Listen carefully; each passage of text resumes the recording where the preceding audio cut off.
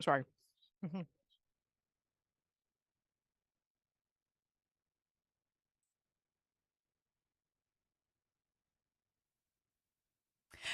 Hey up everyone, it's me, Stef the Alternate, the Alternative, and welcome to a very extra special live stream. The whole Harry and Meghan series, documentary, whatever you want to call it, is now out on Netflix. And I've been working all day, and so this is the first chance I'm getting to get in my eyeballs and my ear holes on the whole damn thing. And the only main question, really, out of all of this is, how savage am I gonna get? I can imagine. Now, just before we get into the festivities, a couple of things to note. Firstly, you can see it down below right now. It's also in the pinned comment right at the top of the live chat. My link tree to my Twitters, my Instagrams, and if you are considering donating, other ways that you can also consider donating to me and this channel. But without further ado, it's who you're really here for anyway. Never mind about me. We've got the wonderful, the awesome Colonel Kurtz! How are you doing, lovely? I'm informally chomping down on my McDonald's, so I'm sorry, it's kind of tacky, but I haven't eaten anything all day, so I'm kind of in between things today. No. You're keeping it classy. Don't worry about that, lass. Oh, yeah. Very healthy.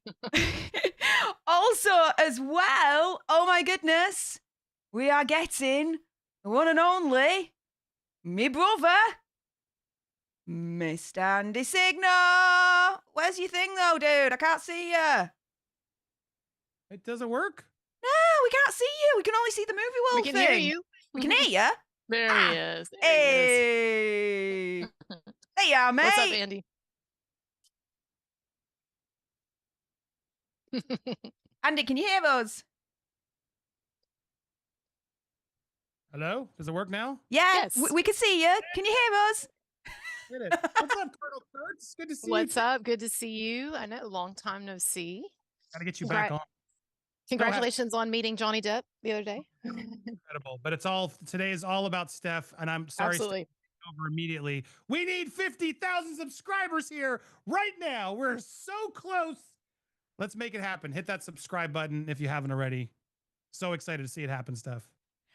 Oh, we are so close, like just over 200 away to hitting the 50,000 for our little alternate tribe. So yes, if you haven't done so already, like, share, subscribe, comment down below your opinion, conspiracies, theories, and whatever's, because you know what? I think we're going to have some whilst we go through this adventure, I would say.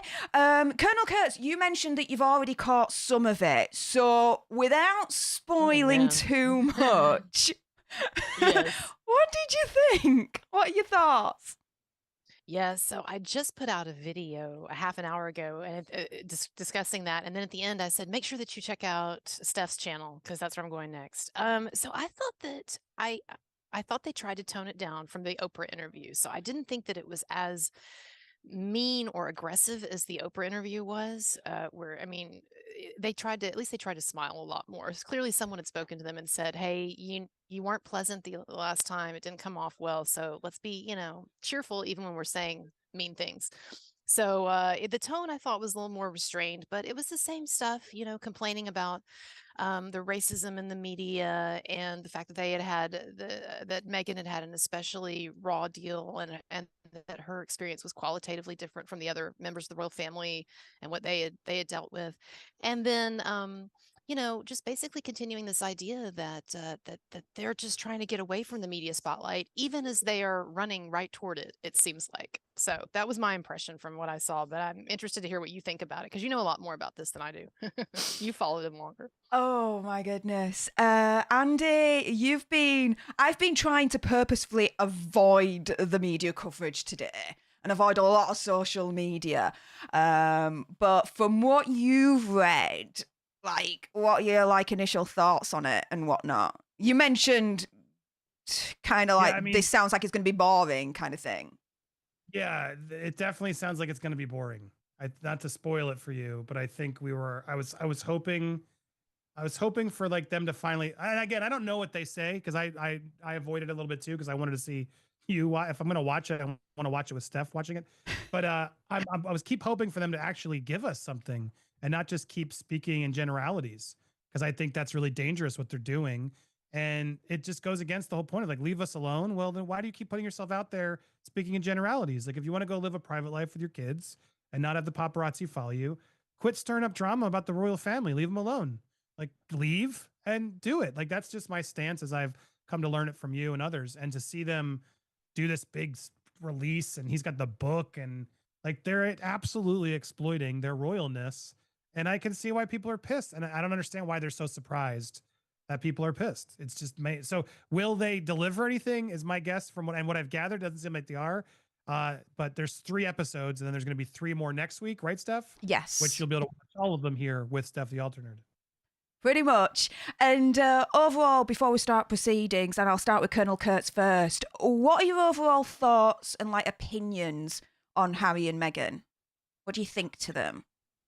So I originally liked them, and I liked them even, or I mean, I liked them together and separately, even after the wedding. But I started to sour, I think, on them when a lot of people did. When it seems, when I got tired of some of the sort of the woke lecturing and the hypocrisies and just the emerging sort of complaintive attitude that they've had.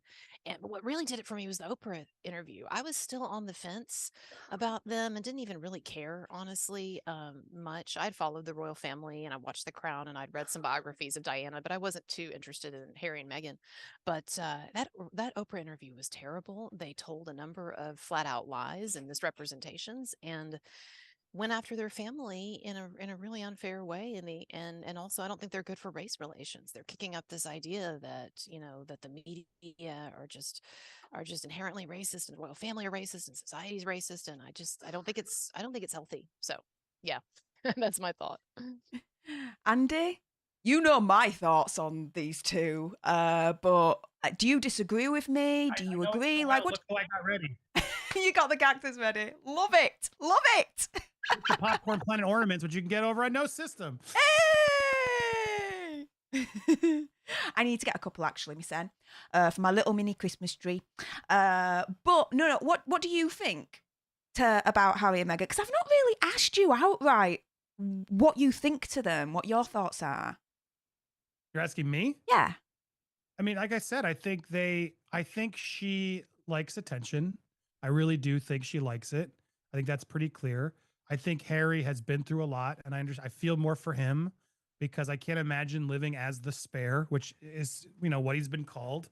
Mm. And that's got to be a lot of responsibility to be like, oh, you're not going to be the king. You're just there just in case. Sorry, have fun. And then you have to live that proper lifestyle so close, but to never get it. Like I feel for him. I do. And I think he's had a lot of relationships. I feel for him and his loss of his mother. And I'm going to be really sickened if they try to turn Meghan into the next Diana, because I sense that also is something that might happen here. They absolutely do. Yeah, like, that's funny. For Meghan to, because you got to remember, Meghan's a producer on this. Like they both are. And if I'm Meghan, I'd be like, no, cut that shit out. I don't want, that's not, don't even, I know that's so sweet, honey, but no, that's not going to help things. And if that shit really comes into this, it only adds to my frustrations with her because she's, I don't think that's helpful in what she keeps claiming of, oh, I'm being bullied, all these things, which I believe happened. Like, I do believe it was rough for her, but I'm sort of more of the school of like, it's rough for everybody in that position. And I don't think she really understood or was prepared for what that role entailed. And I think she did sort of push Harry to revolt against it more than maybe he might have with someone else who could have dealt with it more. I don't believe it's about race. Like, sure, to some it might be. But the whole idea of that, they're treating her different because she's black is what a lot of people are sort of saying. Like, I never saw her that way. Like, I just think it's a frustrating thing. I'm sure some maybe did. But it just, there's always feels like a little bit of a stretch with her, an over exaggeration with her, a little of like, I want everyone to leave me alone, but let me give you all my feelings on things that are going to make everyone freak out. That's sort of my issues with her. Whereas I feel like he's in love, and sometimes we fall in love with someone who's annoying, but we still got to support him. And so I'm more team Harry than Meghan, but I'm not really like hating Meghan. She's just a person. I'm not here to hate anybody, but I can see why people are annoyed with her. Fair enough. Well, guys, I'm going to give you a couple of minutes just to get your Netflix set up to watch this Harry and Meghan situation with us. As you can appreciate, I'm not able to actually literally show it to you on YouTube because of copyright reasons. But you got Netflix or, you know, whatever. Make sure you get it up and it's primed of episode 1 right at the beginning because we are going to be starting in a moment. So this is pretty much your 2-minute warning, guys. With that being said, Colonel Kurtz, have you noticed anything in the media in terms of, you know, the coverage of Harry and Meghan? I mean, over here in the UK, admittedly, it is a little bit, let's say, on the sour side with these two. And for good reason, really, to be fair, you know, with our country and our culture and the way we feel that they've really treated us as a country and the royal family. Do you feel that over in America, the coverage of them is more positive, negative, neutral? Is the tide shifting? Do you know? Do you get a thing over there of that?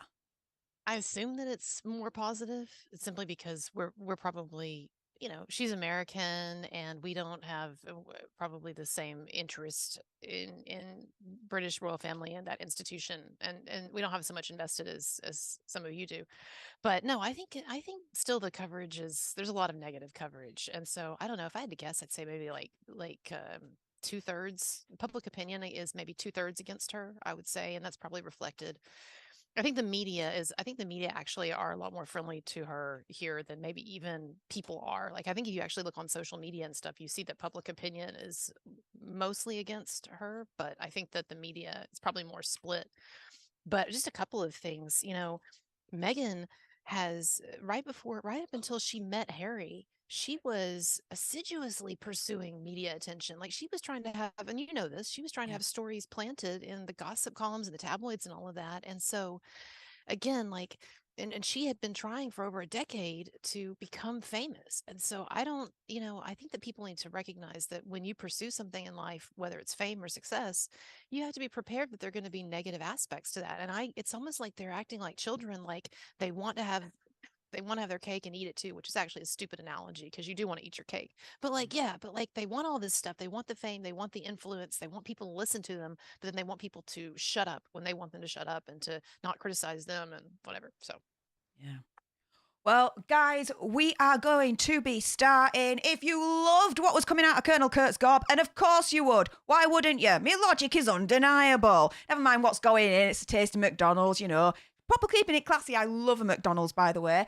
Make sure her link is in the description bar below, right at the top. You go and subscribe to her straight away. She is awesome. She's one of my favourite people on YouTube.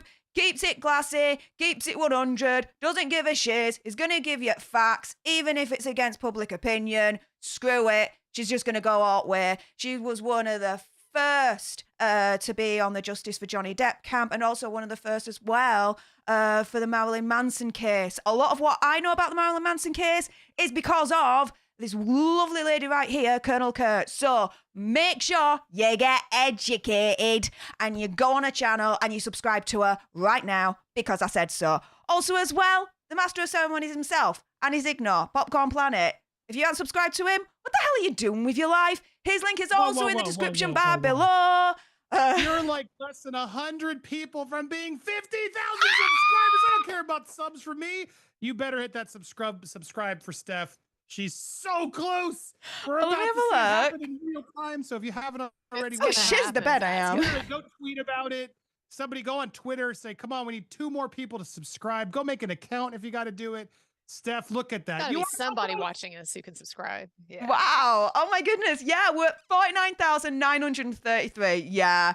We are less than 100 away. This is nuts, guys. So yes, subscribe to join our alternate tribe for your daily dose of sass and gobbiness when it comes to news and pop culture, because I keep it 100. I keep it savage. I'm going to say what I'm going to say and not give an absolute shiz. And you're going to be pretty much experiencing that right now as we watch the Harry and Meghan Netflix documentary. So guys, get ready. The timer is literally in the corner right here above me noggin right there. So We are going to go in 3, 2. Oh, wait. Mine doesn't work. Ah! Andy. Ah! It's even Andy time, even on my own channel. Okay, that was a false start. Well, so I'll say something that Andy brought up earlier. We're going to see this in the in the documentary, is that Harry does compare Meghan to his mom repeatedly. He even says, like, Meghan is exactly like my mom. He says that several times. No. So yeah, that's one of the big themes that I think that and people No. get tired of that. They keep trying to push on us this idea that she's Princess Diana, and in some ways, there's similarities, but in other ways, no. Princess Diana was universally beloved and loved. Meghan Markle ain't. You could probably argue the notion that Meghan Markle has a similar relationship to the media that, let's say, Princess Catherine had right at the beginning. In the UK anyway, in the UK, the media towards Princess Catherine was a little bit hit and miss, and sometimes quite savage, just like with Yeah, she Meghan got a lot of Markle. shit. She did, yeah. But the thing is, it sounds a little bit, what is it? But when you're in the royal family, when it comes to media, you got to play the freaking game. It is what it is, right? I've always explained this, and it's something that I don't think a lot of Americans understand or actually know. When we pay our taxes in the UK, some of our taxes actually do go towards funding the royal family. When it comes to the upkeep of the castles and stuff like that, because the castles, we can visit and stuff like that. So when they have, let's say, big momentous kind of events, such as, for example, Archie's birth and, christening, for Meghan Markle to turn around and say, no, you're not going to get any christening photos, you're not going to see us walking in, we're going to tightly restrict your access. Yeah, people have got a problem with that over in the UK. But, there we go. Before we start, Andy, are you ready, mate? Yeah, did you see that super chat? I've just seen it. Oh my goodness. DUI guy. Shiz the freaking bed, mate. Thank you so much for that $100. Wow. Lovely to meet you too. Thank you so much for coming onto my little channel with your eyeballs. I really appreciate that, mate. He says, let's get you to that 50k subs. Oh my goodness. That would be amazing. Thank you so much. I really appreciate that, my friend. Wow. And maybe, put this out in the universe. Maybe you want to come onto my channel sometime. Oh no, I'll put that out there. DM me, mate. Also as well, Barbara, thank you so much for the $1.99 super chat saying, what would Diana truly say today about Meghan Markle? I think to a certain extent, Princess Diana might like a little bit of the rebellious nature that Meghan Markle does have. But I think she'd be wincing, as in, you're not playing the game right. I mean, Princess Diana, when you look at how she worked the media and how she had that relationship with media, it wasn't by accident. It was by design. She knew exactly what she was doing. And there was an element of manipulation when it came to Princess Diana with the media. So she knew how to play them. Meghan Markle, as Colonel Kurt said, wanted a cake and eat it too. And you're not going to get that with Media Machine. What do you guys think? I'll go with Colonel Kurtz first with that question. Yeah. I mean, I think that I don't think that Diana, she certainly had her issues with the media too, but I don't remember her going on an extensive campaign against the media or her attributing it to sexism, with this constant referring to of sexism and racism that we get from Harry and from Meghan. And so yeah, I think that Diana would say the self-pitying approach, that image is not working for you, and that's not what people want to see, even if you really are hurting, even if this is really your perception. Like, there's just no mileage with that. And the other thing I want to say is that, you know, Harry, I do have sympathy for him being born into this, that initially he didn't have a choice, but I would point out that we are all born into shackles, various kinds of shackles in our lives. And just because you and I were not born into a media fishbowl doesn't mean that we weren't born with disadvantages, with family issues, with constraints that Harry has not had to deal with, you know? And so again, it's this I take issue with their fixation on this aggrieved status they have, that like they're suffering in a way that other people aren't, and that it's the media and racism and the royal family's fault. And maybe the media to a degree, but not racism, not the royal family. And certainly Meghan is not getting any kind of special, terrible treatment from the media. No. And Andy, you div. Thank you so much. Oh my goodness. Andy be like, do you know what? It's my turn now. I'm going to drop. Here's another 100. Thank you so much, brother. Oh, I love you, my brother. He says, let's get Stef to 50k subs. After me, too. True, but I never expect it back. You know what I'm like. But he says, let's get Stef to 50k subs. So proud of you. All nerds for life. Oh, I'm proud of you too, my friend. Thank you so much, honey. Also, as well, Marcella in the house. Oh my goodness, Marcella. Thank you so much, my friend.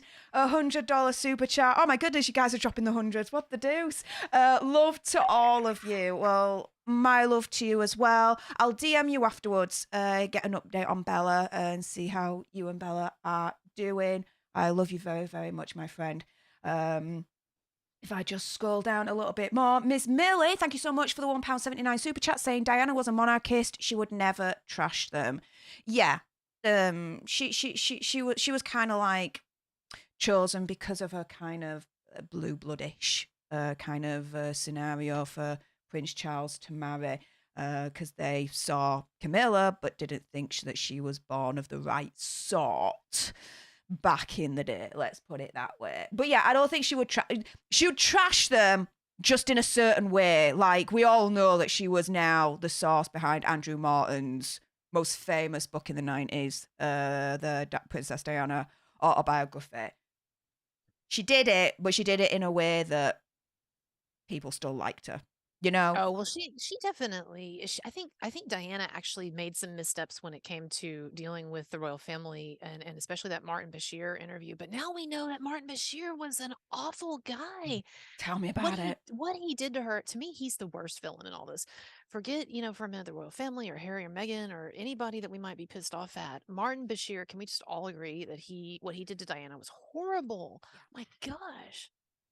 Absolutely Lying to insane. her, telling her that even her own brother was conspiring against her, the royal family, that they had infiltrated her press office with their people and their security team and all of that. Like, that man, he should be socially ostracized or canceled or something. But anyway. Well, he did it to Michael Jackson too. Yeah. Yes, he did. He did it to MJ as well.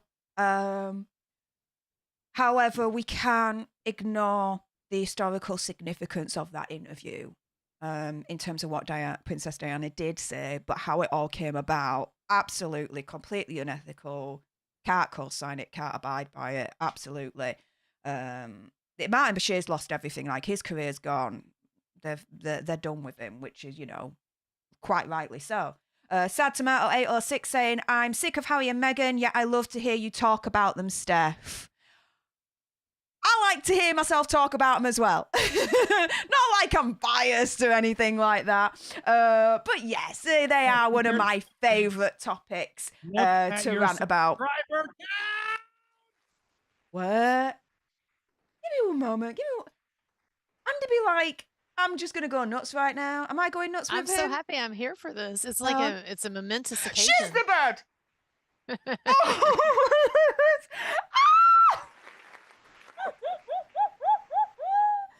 Oh my goodness.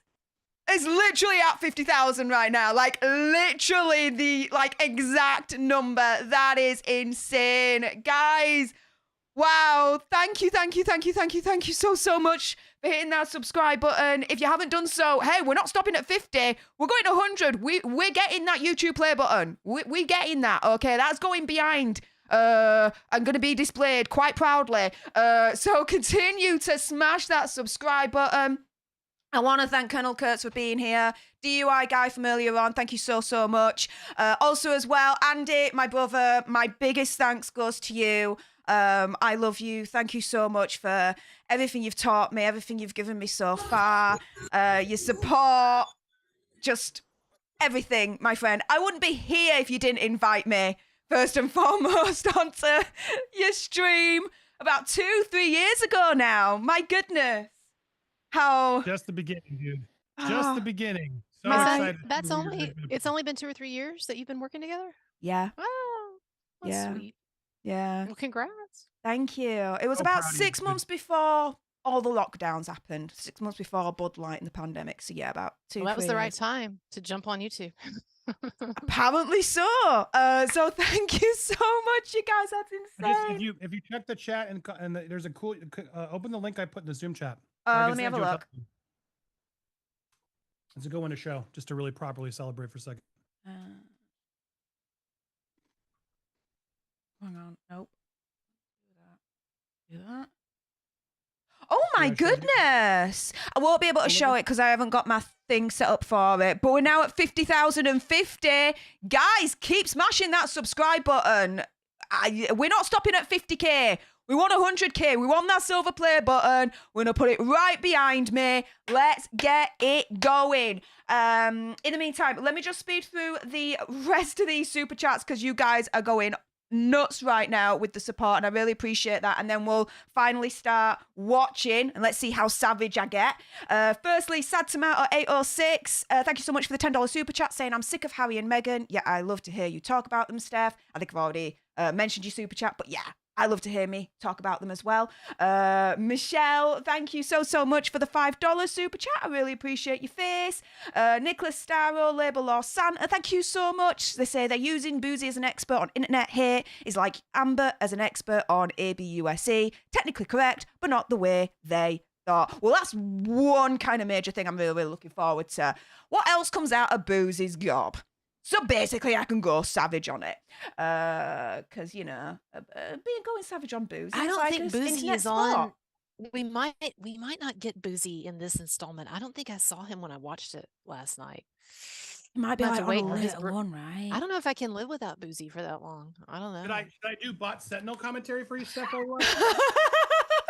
Go on. He is biased.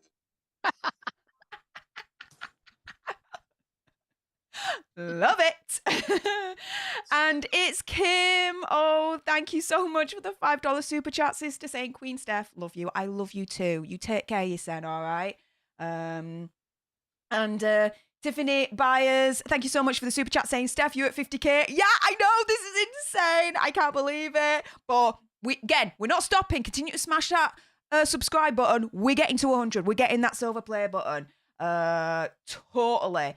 And if I just scroll down a little bit more, oh my goodness, Debbie Doubles, thank you so much for the $9.99 super chat, saying Steph, Andy and Colonel Kurtz, much love. Much love to you as well, Debbie. Thank you so much for the support. Keep the support coming for Steph. She just hit 50k, people. 50k, it's like insane, guys. Oh my goodness.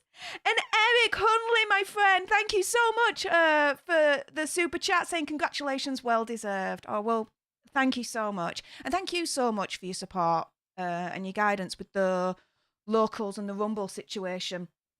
And oh my goodness, Teresa Stewart being like, do you know what? I need to be in the $100 crew as well. Thank you so much for that wonderful super chat, saying congrats on 50k. Here's to the next 50. Oh yes. Oh yes. By end of April, so by year 2 of this channel, that is my goal, that we hit 50k. So let's get there together. Smash that subscribe button for more savagery, sass, and gobbiness from me. Sorry, what was that, Andy? In the chat, Rebel Girl Media said, I was here for ASMR, Steph. Who in the chat has been here since the beginning, since ASMR, Steph? Let us know. Oh my goodness, that is proper OG. Jacqueline Whiting, thank you so much for the $5 super chat. Really appreciate your face. And I think we are up to date. Okay, so Andy, are you ready to rumble? I'm ready, but I just want to say for real, Steph, I love you. You've come so far, literally whispering in your basement or whatever it was, in your home, on just a lark, talking nerd stuff with me. And look what we've built. Look what you've built. I am so proud of you. Now you're in your own. Look at this studio, guys.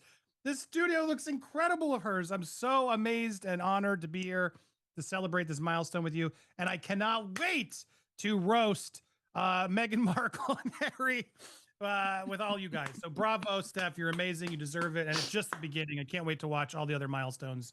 You know I got your back for life. Oh, I have your back too. Thank you so, so much. Before I go proper out and cry, because no, No, we're not dating. crying. We're going to go savage.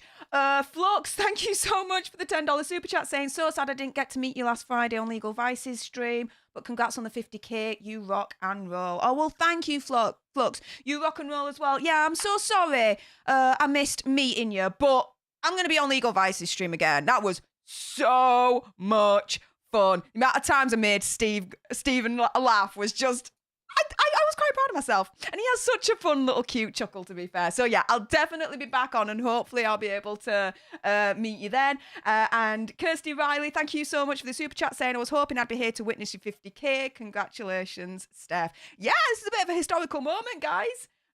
Reaching the 50K. So my goodness, you're all here to witness history for our little alter nerd community. Okay then. So with that being said, let's start in 3, 2, 1. Booyah! Dong. I heard the Netflix sound. This is a first-hand account of Harry and Meghan's story, told with never before seen personal archive. All interviews were completed before August 2022. Yeah.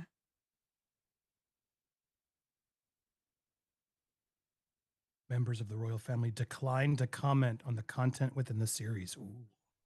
They're starting serious stuff. They're proper like, well, of course, members of the royal family aren't going to comment. Why comment on BS? That's where we are, guys. We're in an airport. We've got a timer in the top right-hand corner so they know exactly where we're at. Good. So, episode 1. Away we go. Why is he filming an iPhone? I don't know. You'd think with, Netflix money, it'd be better than this. Wednesday, the something of March. You don't even know the date. It's like an episode of a 90 Day Fiance where they gave him the phones during COVID.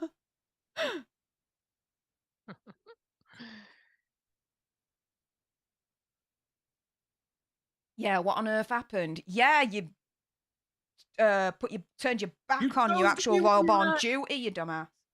Well, that's an issue I have with them too, is like everything, it's like they were born yesterday. It's like, I don't know, how did this happen? Why do people not like us? Why don't people like our hypocritical, woke agenda or our constant complaining about the media and racism and everything? Why?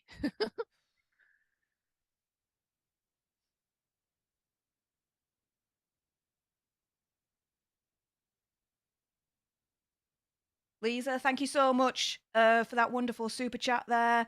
And my goodness, Janet Canfield has just joined the $100 super chat ranks for the stream. Thank you so much. Congrats, Steph. Also looking forward to when Colonel Kurt start doing lives. When are you going to start doing live streams, Colonel Kurtz? I am after the holidays. So I've decided to bow to the will of the people and start doing live streams. One of the rare times you'll bow to the will of. That's right. Yeah. I'm giving in. Yeah, let's not make it a habit, eh? Oh, look at her. Are you at the same spot I'm at? Yeah, That's right? yeah, totally. Yeah. Dude, guys, when you film iPhones, go this way. Yeah. Don't film for TikTok, for What the Netflix. hell? It's very strange how many people still do that. You're shooting this for Netflix and you didn't think to turn your phone sideways? Idiots. Everyone's telling us to shush. What's the rules here, Steph? No, talk. Go for it. But your I've got a gob that talks. Put your subtitles on. It's always Yes. the trick on watch parties. Yeah, it's what I do. And Mickey, happy This holidays to is you as awful, well. for Thank the you so record. much for the $10 super chat. No one knows the full truth. Yeah. Come on, they've been trying to push the full truth for the last 2 years since I left the royal family. Bog off. Anyone else This is a in the very situation would have done exactly the same thing. opening. Well, no one else has quit the royal family, you dumbass. Well, actually, tell a lie, they did. It was a And the opening's king better. back in like World War II times with Wally Simpson. Opening. This opening is like the queen. What is happening here? What? It's Why are they? insane. Why are they? Look at her placing. Oh my god! They're putting like her in her cut next to shots of Diana. Oh come on! Oh yeah, of course. What? Oh, this opening's ridiculous. Oh, these like fake kid shots that they clearly were filming for this document. Oh my god! I This already is don't all like them. freaking staged as hell. Of course it Come is. on. Harry and Meghan. Oh, come on. Shirley, thank you so much for the $9.99 super chat. Congratulations, Steph. Well deserved. Well, thank you so much. Appreciate that. Again, keep smashing that subscribe button. We're getting to 100k. I don't think you guys have done this before. Yeah, they have. The Oprah interview. Bog off. Never done this before. Question We're is, have they virgins, guys. stopped doing this? When will they stop doing it is the question. Ah. Oh my god! Watching Meghan watch herself. This is what this documentary is, and she's all Really? smiling. Look at me. Like the narcissism here is on full show right now, guys. And we're only like 5 minutes in. We need HG Tutor. If we could ever get that narcissist HG Tutor to actually come on someone else's show. He's too narcissistic to do it, I guess. But I love what he says about her. He's got some interesting theories. Who? Do you know HG Tutor, the YouTuber? Yes. Yeah, so he's a self-proclaimed narcissist. Like he says he's a narcissist, and so he has like the inside track on her thinking. Oh, we're looking into that. I love the body language guy. He is so cool and so like sassy when it comes to Harry and Meghan. I love him. Did you watch that? Did you see that stuff? What just happened?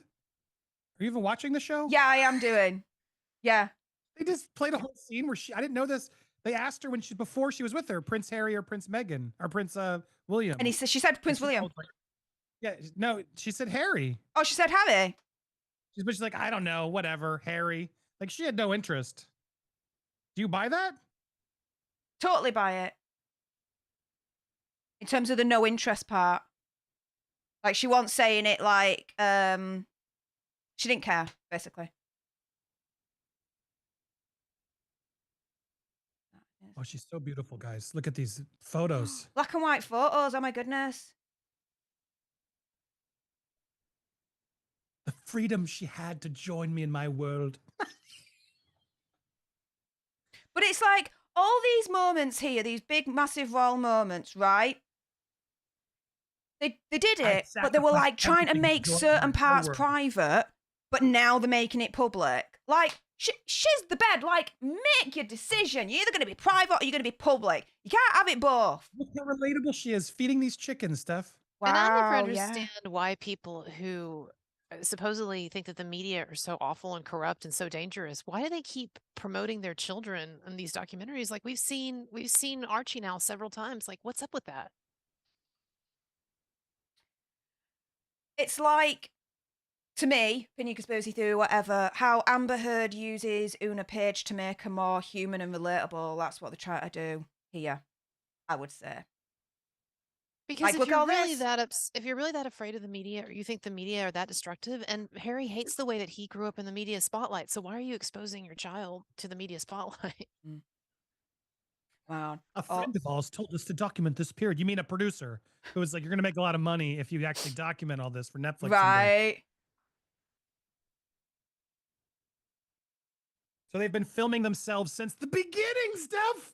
They knew from day one That they were going to do this. Well, release this later. How telling is that? Literally like 2 weeks after Megxit, right at the beginning of this program, is Harry saying it's been 2 weeks since we left. They started literally from the get-go.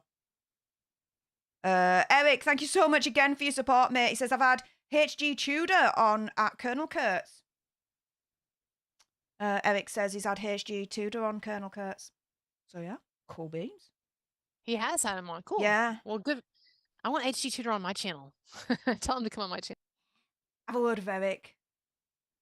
I'm sure he'll sort you out with an intro. Oh, nice calm night. Think we're gonna meet her nannies, or is she gonna keep playing like she's the only mom in their house? Oh, nah, I don't think they're going to show them nannies. And look at her picking roses. It's such a hard life. Does it make more sense to hear our story from us? No, when you're a manipulative son of a biatch. Thank you very much. Hello? Oh, my goodness. We've already heard your damn story from you. It was called the freaking Oprah interview. And then freaking Archetypes, the podcast. It was every single week. It was stupid things Meghan Markle said this time. Oh my goodness, that was insane. And all these people that they're showing now in terms of these pictures, I bet she ain't in contact with them anymore. She's very much, from what I read from the Tomboa book, Revenge, I believe you've read that book as well, Colonel Kurtz. She's very much once she's got everything that she needs out of you, you're gone. Yeah, there was definitely a lot of interesting information in that book. And that was not like that book. I thought he was very fair to her. He said a number of nice things about her at times in that book. That was not just a hit job, but yeah, definitely a negative impression of her from that book. I had my she's path so and then I came to hate. Girl summer traveling across Europe, you know, like all girls do. She wanted an English boyfriend. Not I had my path and then I came to H. It was very calculated based on what I've read. This ain't freaking some serendipitous kind of situation that just happened. Oh, look at her. Looking like an actual dog. Well done, lass. One of the most accurate things I've seen on this show so far. Jean Rick, thank you so much for the super chat. Really appreciate your face, my OG. Who is it? And she said it's Prince Has. Come on, you knew who it was, you stupid cow. When people say, did you Google him? No. Come on!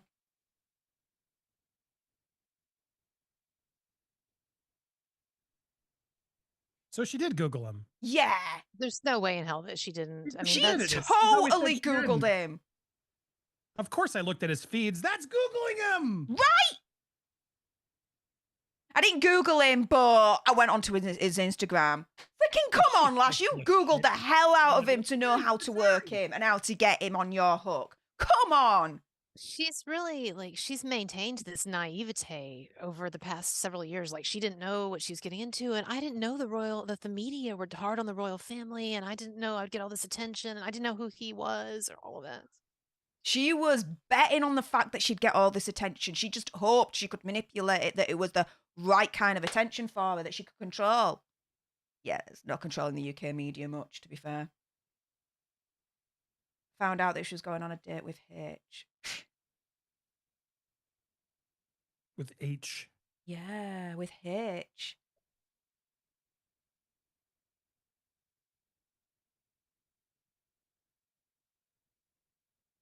Thought it was really funny. In what world does this happen?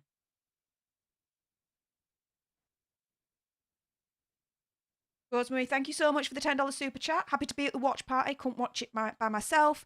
Can't wait to see your reaction. Oh, it's pretty savage right now, but I'm sure it'll get more savage as time goes on. Stay tuned. I'm sure there's going to be a few Stef rants. Ginger Snap Girl, thank you so much for the $10 super chat. What's Harry going to do when they split, as they will eventually? He's burned all his bridges with his family after this mockumentary. Yeah, it's screwed. He's gone. I couldn't believe you were late. I know, right? You couldn't believe it. I'd be shocked if he was on time.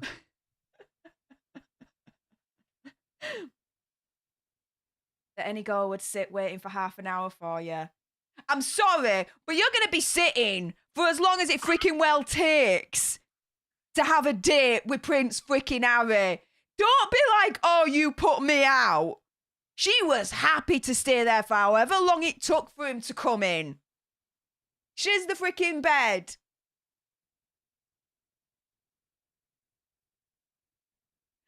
Oh. Hang on. Where is it? Claire, I'm watching this so you don't freaking have to, in a way. Just watch me commentary. It's all you need to know, really. She's saying I'm really struggling to watch this shiz. It's a specialised sport. Well, that's what I can say. Then I called him that evening. I was like, I'm leaving the day after tomorrow. Okay. I love this reactions week. I'll be him. You play Meghan, I'll play Harry. Okay. I'm sure he told me it was so forward and American. That was having an American accent there. That did not. Soft music playing.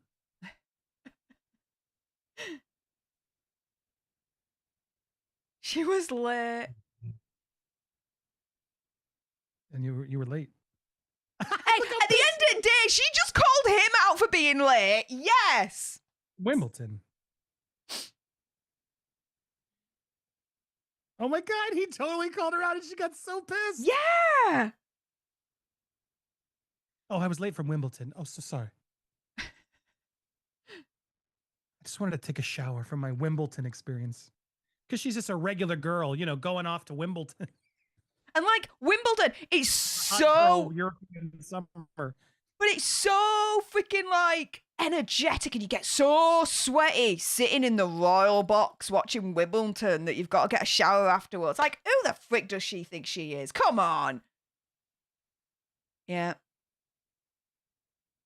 Miss Millie, thank you so much for the super chat. She turned our prince into a frog, Stef. Pretty much, yeah. This woman God, it's is so amazing. easy to take a bunch of cute photos and put it to really good music and have a little smiley while you talk back. This is so manipulative. Totally. They're producing it, guys. This isn't made by a third party who's like judging this. They're doing it. Yeah. Actual Productions. That is Harry and Meghan right there, guys. Make no mistake. I will say I do like Harry. No, I can't stand him. He's done. Why do you like Harry? He just seems a little more he's fun and I don't know, just the persona. I can see why girls have dug him. Girls dug him because it was Prince Harry. Sorry. You could tell right away that those two had fallen in love. Yeah, okay. Maybe Prince Harry fell in love, but Meghan Markle, opinion conspiracy theory, whatever, no.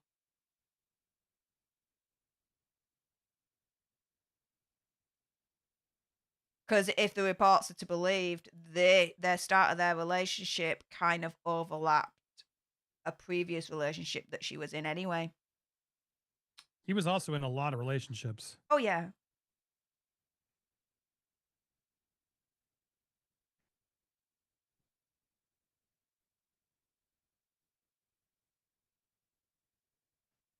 Have we really been only 16 minutes into this? Jesus Christ. I know, right? It's like an hour.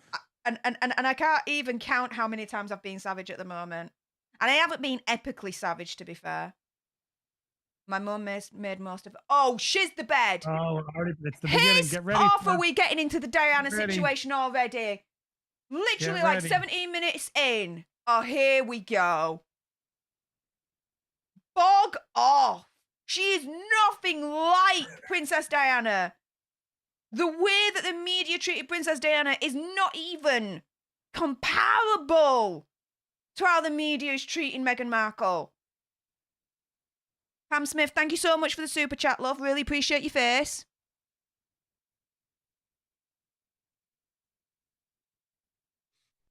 Princess Diana got hounded every single day. She was legitimately stalked every single day by the media.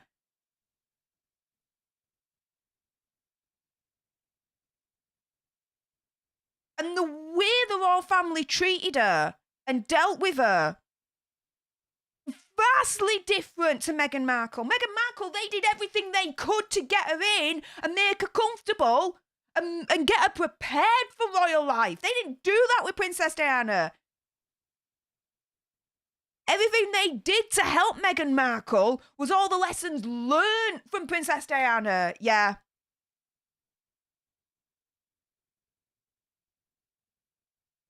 Piss the hell off.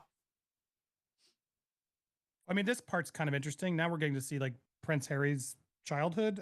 I'm not opposed to this.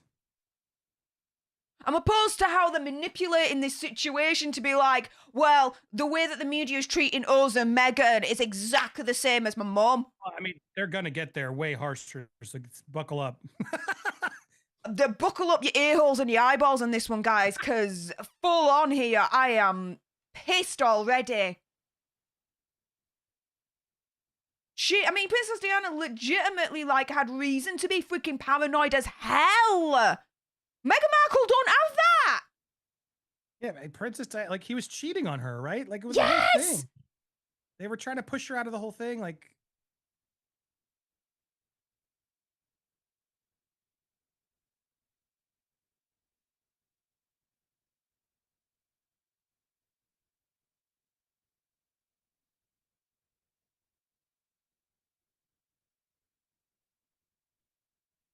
I mean, the whole marriage in the end was a sham. It was loveless. No matter how hard Princess Diana tried to, get it back on track and get the feeling back in. At least with Prince Harry and Meghan, I don't know. Well, Prince Harry loves her. Meghan, on a certain level, loves him. I have to believe that to a certain extent, but... They're so cute. Oh, look at him, yeah. This footage is cute. I'm just annoyed It's it's so with wonderful. Meghan. I'm just, Let's see her granting. When I see this, I just feel sadness. I miss Diana. Right? But I'll tell you something, in UK, no one freaking misses Meghan Markle. America, you guys can freaking keep her. You can have her. You can take her back. We don't want her. Now, that's true. He will always be that cheeky person inside. That's why people like him. Exactly. That makes him a little bit likable, yeah. Adorable. He was always he was the little bit of an outsider one. Yeah. I believe that. The paparazzi was like crazy to him. Yes. So I can understand why he has this anger, this mistrust, this with the media because of what happened with him and his mum when they're growing up and whatnot. But how Prince William was able to adapt, get over it to a certain extent and start playing the game with the media, Prince Harry never did that. And so has made it worse for himself. This is the thing. He blames it on media. There's got to be a certain element where you actually take responsibility as well. You're not helping matters. You're not helping things.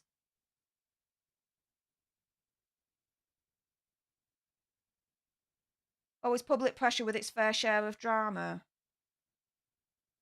Stress and also tears and witnessing those I find it tears. interesting. He's like, they raised him saying, "Don't react." I believe that. Yeah, totally. There was that mantra, never complain, never explain, when it comes to royal family. That's starting to die down now. And starting to open up more, which is great. But I'm sorry, he says there were always tears and whatnot. Well, that's what happens in a dysfunctional family wherever you are.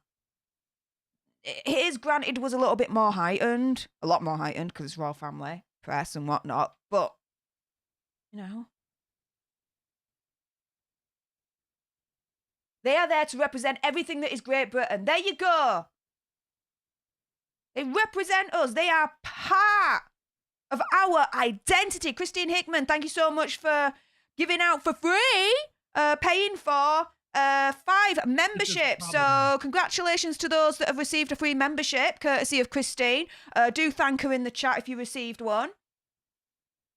After a month, that free membership will go. So if you want to continue with that, consider joining long term. Hard to overstate the cultural significance of the British monarchy. Here you go. What they're saying here is proving and confirming everything that I've said.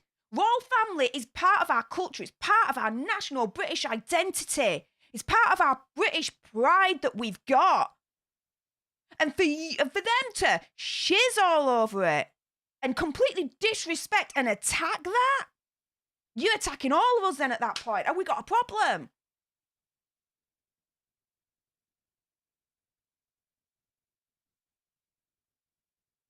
I mean, hearing those experts say what they said there, do you understand that a bit more now and get that, Andy?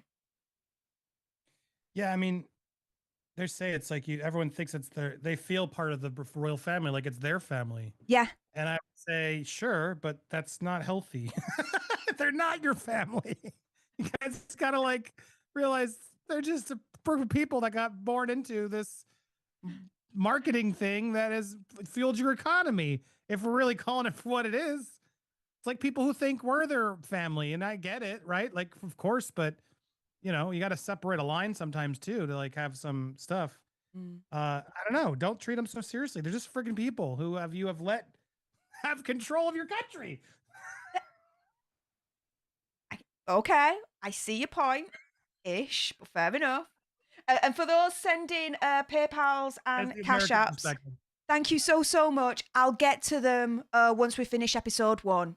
So keep them coming. If anyone wants to Cash App, PayPal, or Stream Elements my way, if you're considering donating that way, all those options are in the link tree, which is pinned right at the top of the live chat, guys. Yeah, it has to modernise and have mass support. It needs the mass support. That's the problem they're in, right? So they are modernising and they still do have mass support. And we saw Meghan Markle being, you know, incorporated into the royal family as a big, major, massive step to modernisation. She was a person of colour, American, you know, foreign in that regard, right? Entering into the royal family. That was unheard of before. She was a massive key for modernisation. We were so freaking happy. Sorry, what was that, mate? I mean, it's really their job is to go make press appearances and shake hands. I mean, that's true, right? Just to keep high royals, we like you. It's like a big PR campaign. To a certain extent, yeah. Hi. Ooh, thank you. Was that Jamie? Mm-hmm. Hi, Jamie. Steph says hi. Says hi.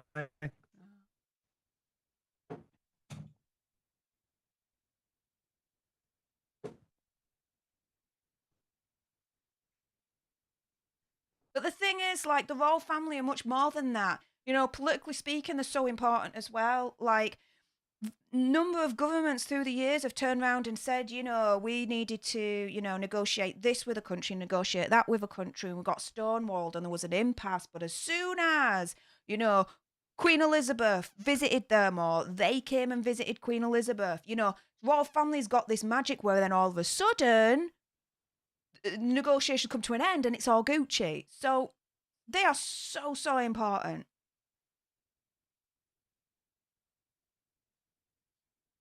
I mean, this is fucked up that your press is like forcing these kids to do this. Like, Jesus fuck.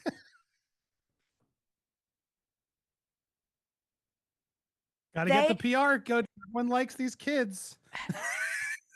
I'm like, we don't, they do. Like, the president's kids are usually high. Like, Trump didn't have his kid all over. What's his name? Barron. Barron. We didn't see him out there doing press ops like this at this young of an age. Yeah, but the thing is, again, with the royal family, they're slightly different, and the children are taught at a very young age, you know, what the situation is, and what's expected and what needs to be done.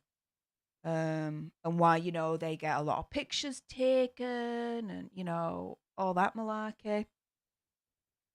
So to them, even though from an outsider, it's like with what you said, oh my goodness, they're forcing these kids to do this. Actually, they're conditioned in that sense for it to be as somewhat normal. And even then, those kind of situations are tightly controlled.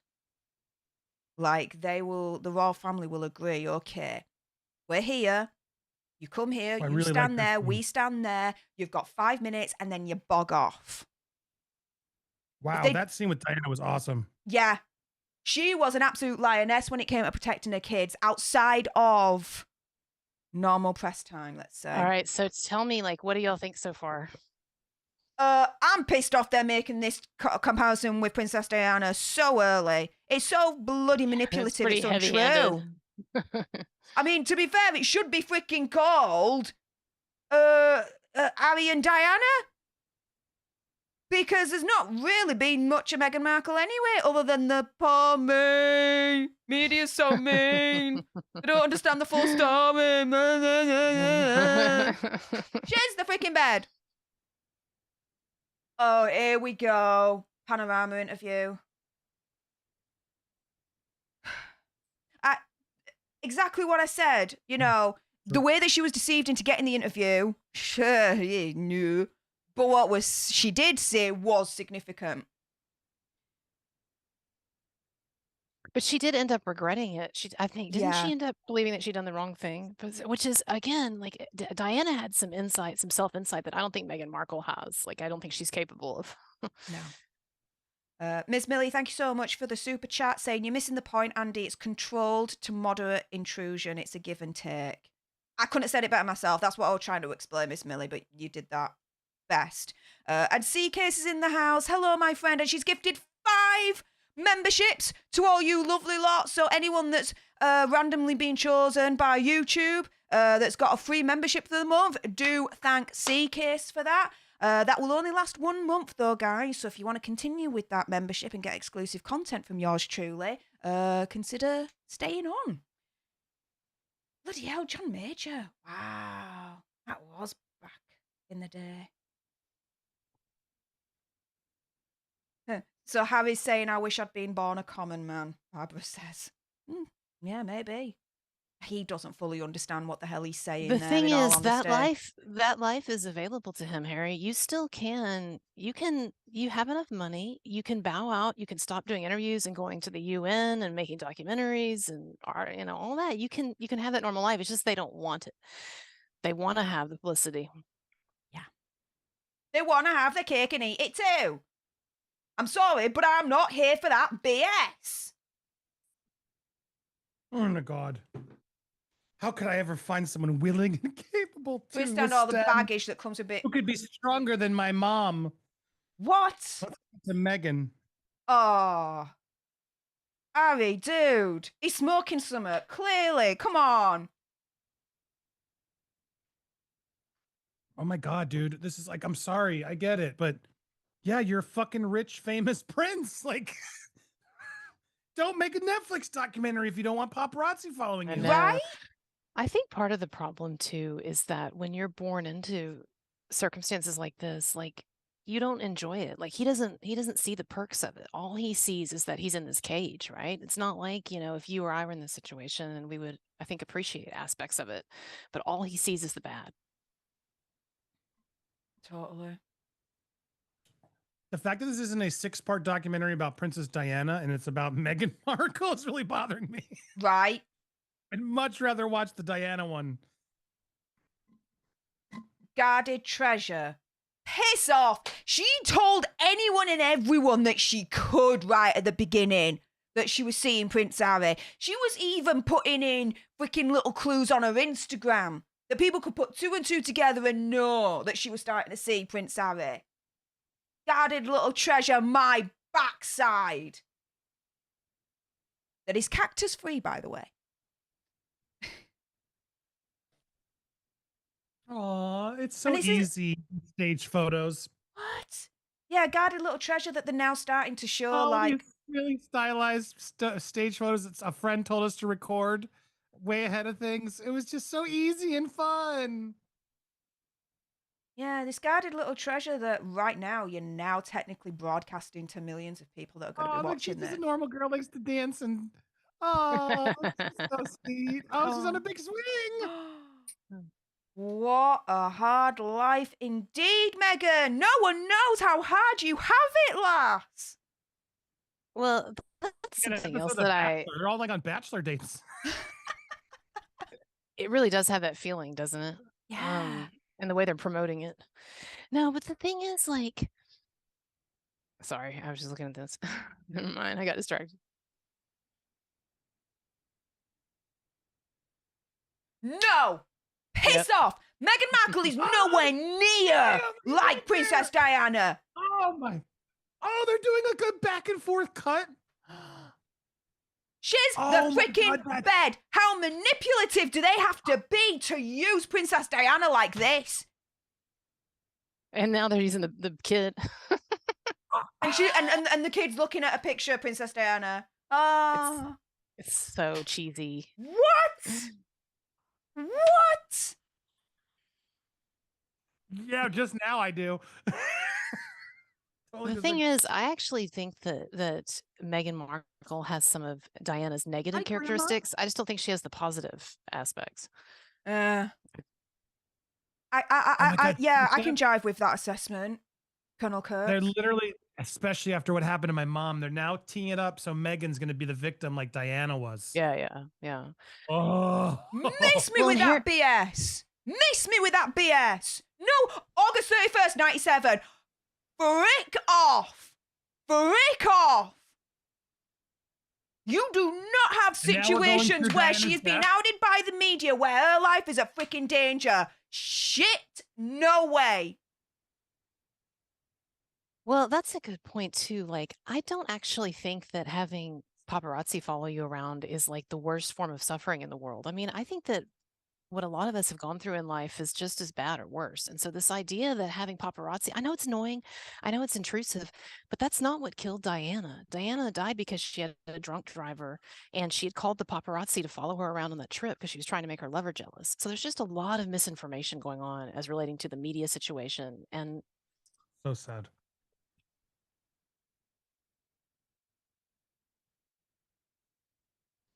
Oh, it's so brutal. Yeah.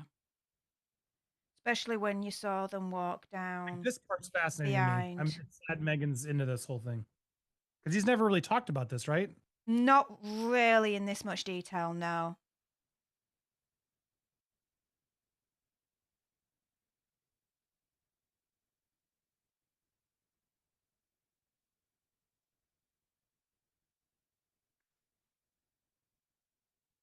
It's true. At that after the mom died, everyone loved those kids like their own. Yeah. That's why I guess it hurts you guys even more that Harry's turned. Yeah. Because we had that kind of element of wanting to protect them. You know? Especially with what happened with Princess Diana. I think watching them walk behind her, the coffin, was like, it was that moment, I think, that then the British public were like, no matter what, you know, to a certain element, they were our sons, our brothers, our nephews, whatever, you know? There's that like emotional connection that we had to them. We still have to this day.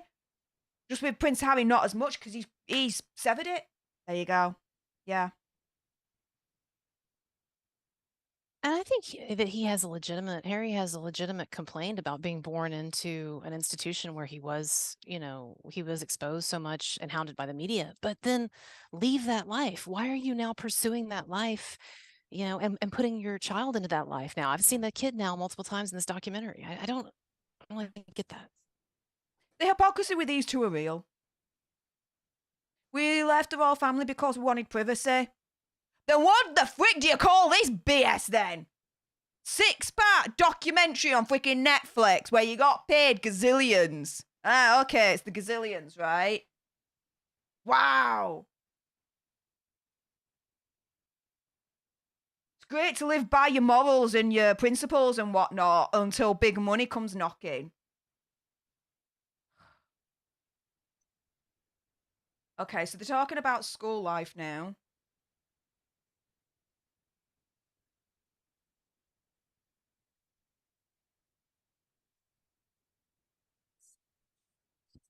Scrum. Yeah.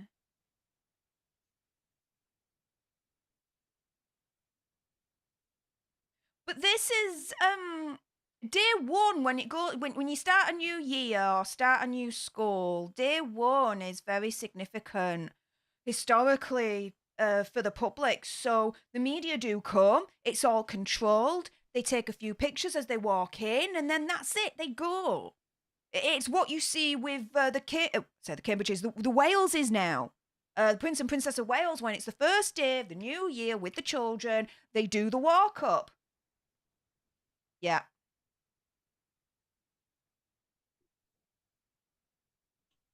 I'm sorry, but Prince Harry's like, during my wild years, that there was this and that being printed. Yeah. As well as every other famous person that was doing exactly the same thing. Kate Moss comes to mind. I don't agree. I know, even from my end, the only royal I was really seeing over here on my end was Harry's out again. Harry's doing this again. But what they're quoting here in terms of the media, I believe, is UK publications. Yeah, but they're obsessed because he was trying to live a life. Mm. But there's a way that famous people can get up to whatever they want to get up to and it not get out. That is not unheard of, people. Everything that was happening in the UK was so intense. Yeah, in the UK. Just like every other famous person that was going to nightclubs, falling out of nightclubs, doing the illicit substances, all that lot. He's no different in that regard when it comes to the media intrusion back in the day. I disagree. Fair play. He just lost his mom. He's going through a lot. He's the second prince. I bet you he was getting more than a lot of celebrities were. I feel for him. I don't feel for Meghan. My problem is not with this part of the narrative. Like, again, I understand what he's saying and everything. My problem is where it's picked up now with him as an adult and with the way that he's conducting himself in the media and with her. And I agree. Yeah.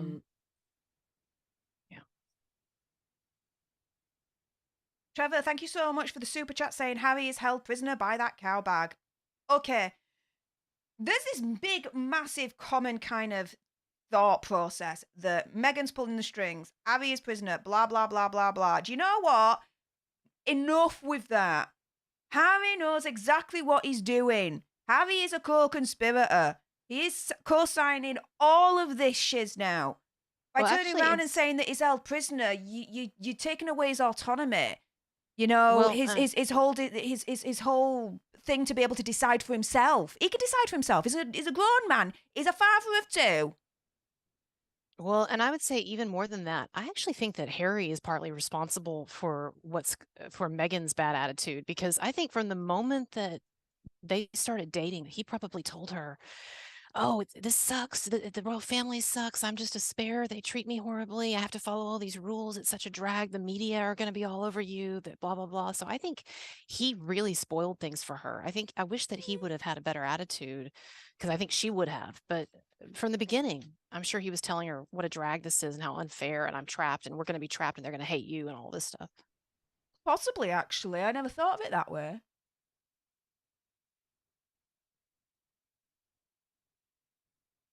Now, the work that he did in Africa. This is all fascinating. Yeah. And as you can tell, he's just trying to find his mom. He's like doing the same thing she was doing. Like, again, this makes me like him. He wasn't just continuing the nightclub, being a celebrity. He left. He went to go do the work. Yeah. He started to do good. He started to rehabilitate himself, get out there, forge his own path as a royal, and find like his thing in life that was missing. He didn't know what to do. He didn't have an aim. He didn't have a purpose. That's it. And he started to find a purpose. What we're gonna do, right? Oops, sorry. That's cool.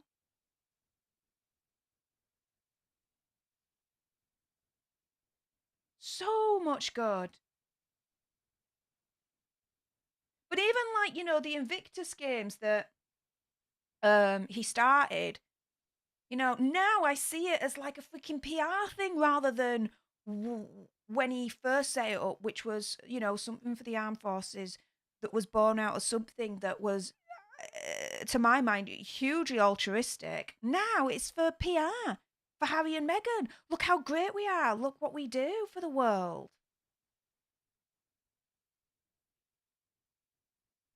Toronto, summer 2016. You going to be on a hiatus for work? Bog off. The only work she had was freaking Suits, and that was the only thing that were paying bills. You thinking she was going to take a hiatus or off for something like that, where she was chasing for the clout, especially to try and break in Hollywood? No freaking way.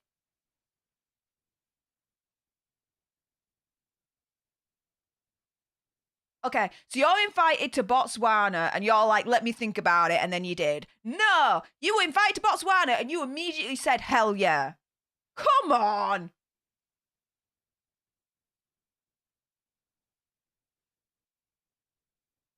It does look pretty though. Look at that. Beautiful. I was gonna say, I don't know. Yeah. Looks... Is it even gonna work or not? No, she was gonna make every effort for this to work.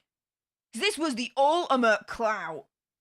Marrying a prince, getting into royal family in the UK, that would automatically make her world famous and give her all the famous what's it she wanted and needed.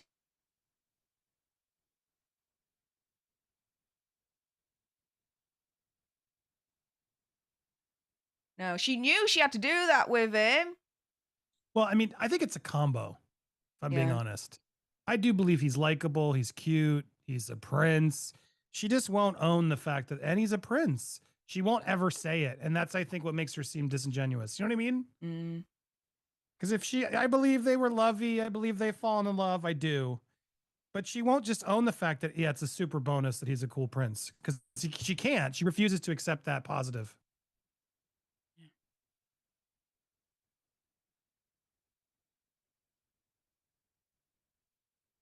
It's like if I married a princess and I fell in love with her for who she is, but then I'm like, I couldn't do an interview and not be like, yeah, it's really cool. She's a fucking princess. You know what I mean? You'd own it. You'd just make it a joke and be like, yeah, I mean, of course that's cool. Of course I looked him up. Of course I was like, what? This is amazing. Come on, right? But again, you know, they want all this privacy, guys. And look at what they're showing us behind the scenes shit that's so precious to themselves, you know?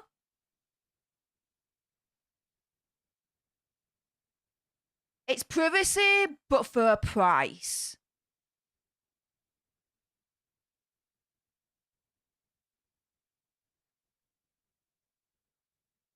I mean, it's cute. I believe this is where they fell in love. I do. In my opinion, conspiracy theory, whatever, she could be in love with him, of course, but I suspect that she's not.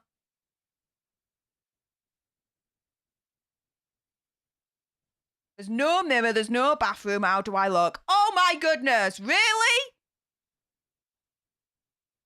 Dude, this was a chick on Suits.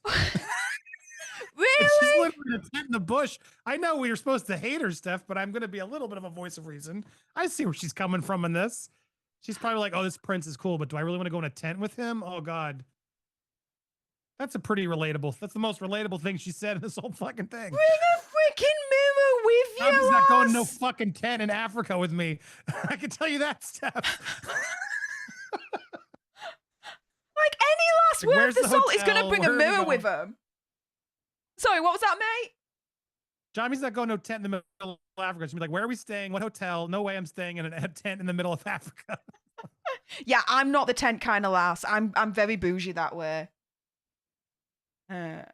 American Mama Bear, thank you so much for the $10 super chat saying love your passion and pride for your country, love from across the pond. Well, thank you so much. Yes, I am passionate and very, very prideful of my country. Hell freaking yeah.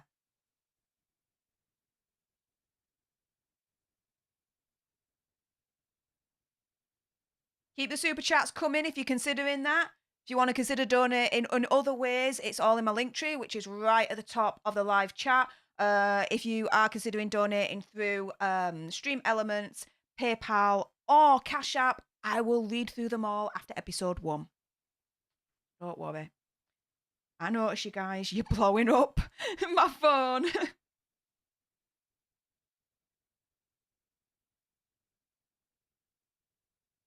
Oh, you're not going to see him that much. Oh.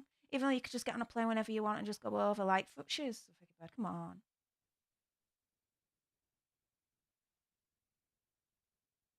Those few months, it made more sense for her to come to me. You lazy div.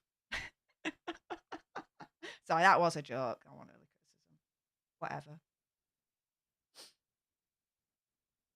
Interesting how they're filming all of this, like right at the beginning, they're taking pictures and whatnot.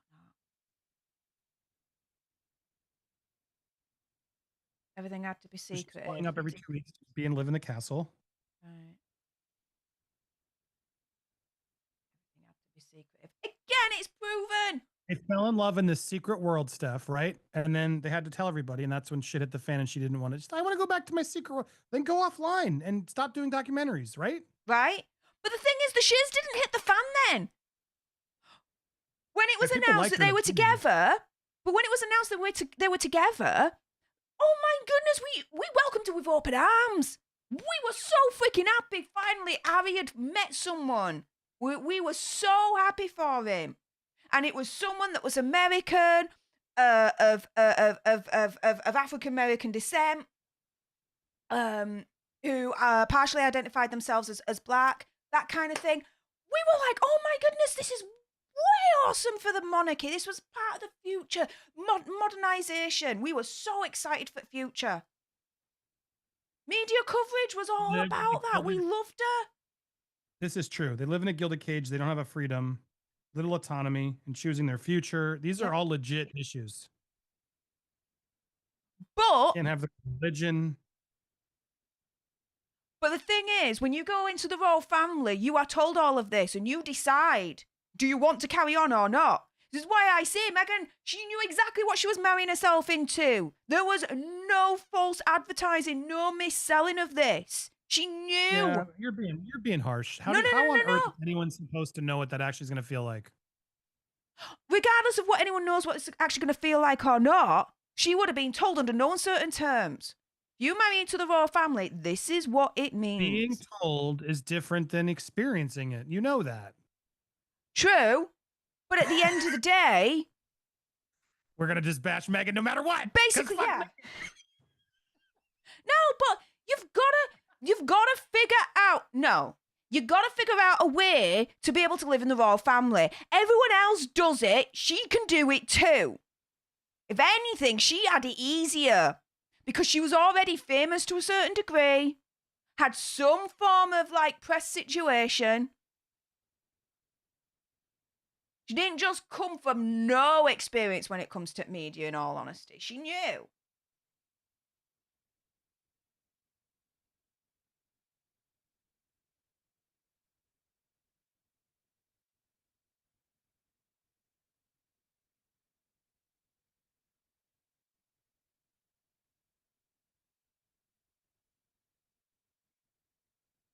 You see? Harry tried to prepare her for what it would be like. Like Colonel Kurt said earlier on, right? She would have got more of the lowdown from Prince Harry anyway.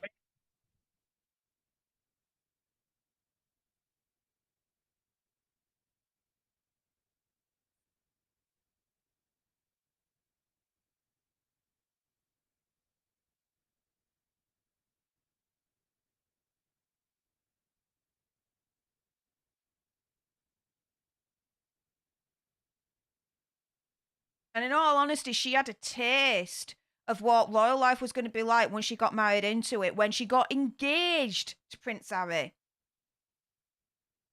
Pull a pin on the fun grenade. Wow.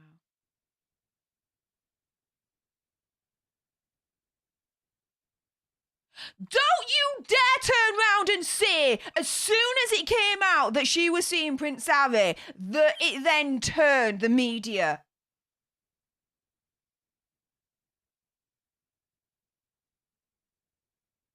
Next morning, it was so overwhelming. Yeah, now this is too much. Look, I'm Piss! trying to hear everybody, but she sounds ridiculous right now. She's playing victim. Already? She describes herself as mixed race, straight out of Compton. Jesus. Naively didn't know what I was working into. Piss off, Harry, you knew. You freaking grew up in it.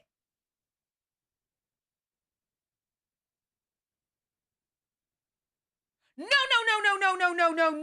All these things that are coming up now did not happen straight away.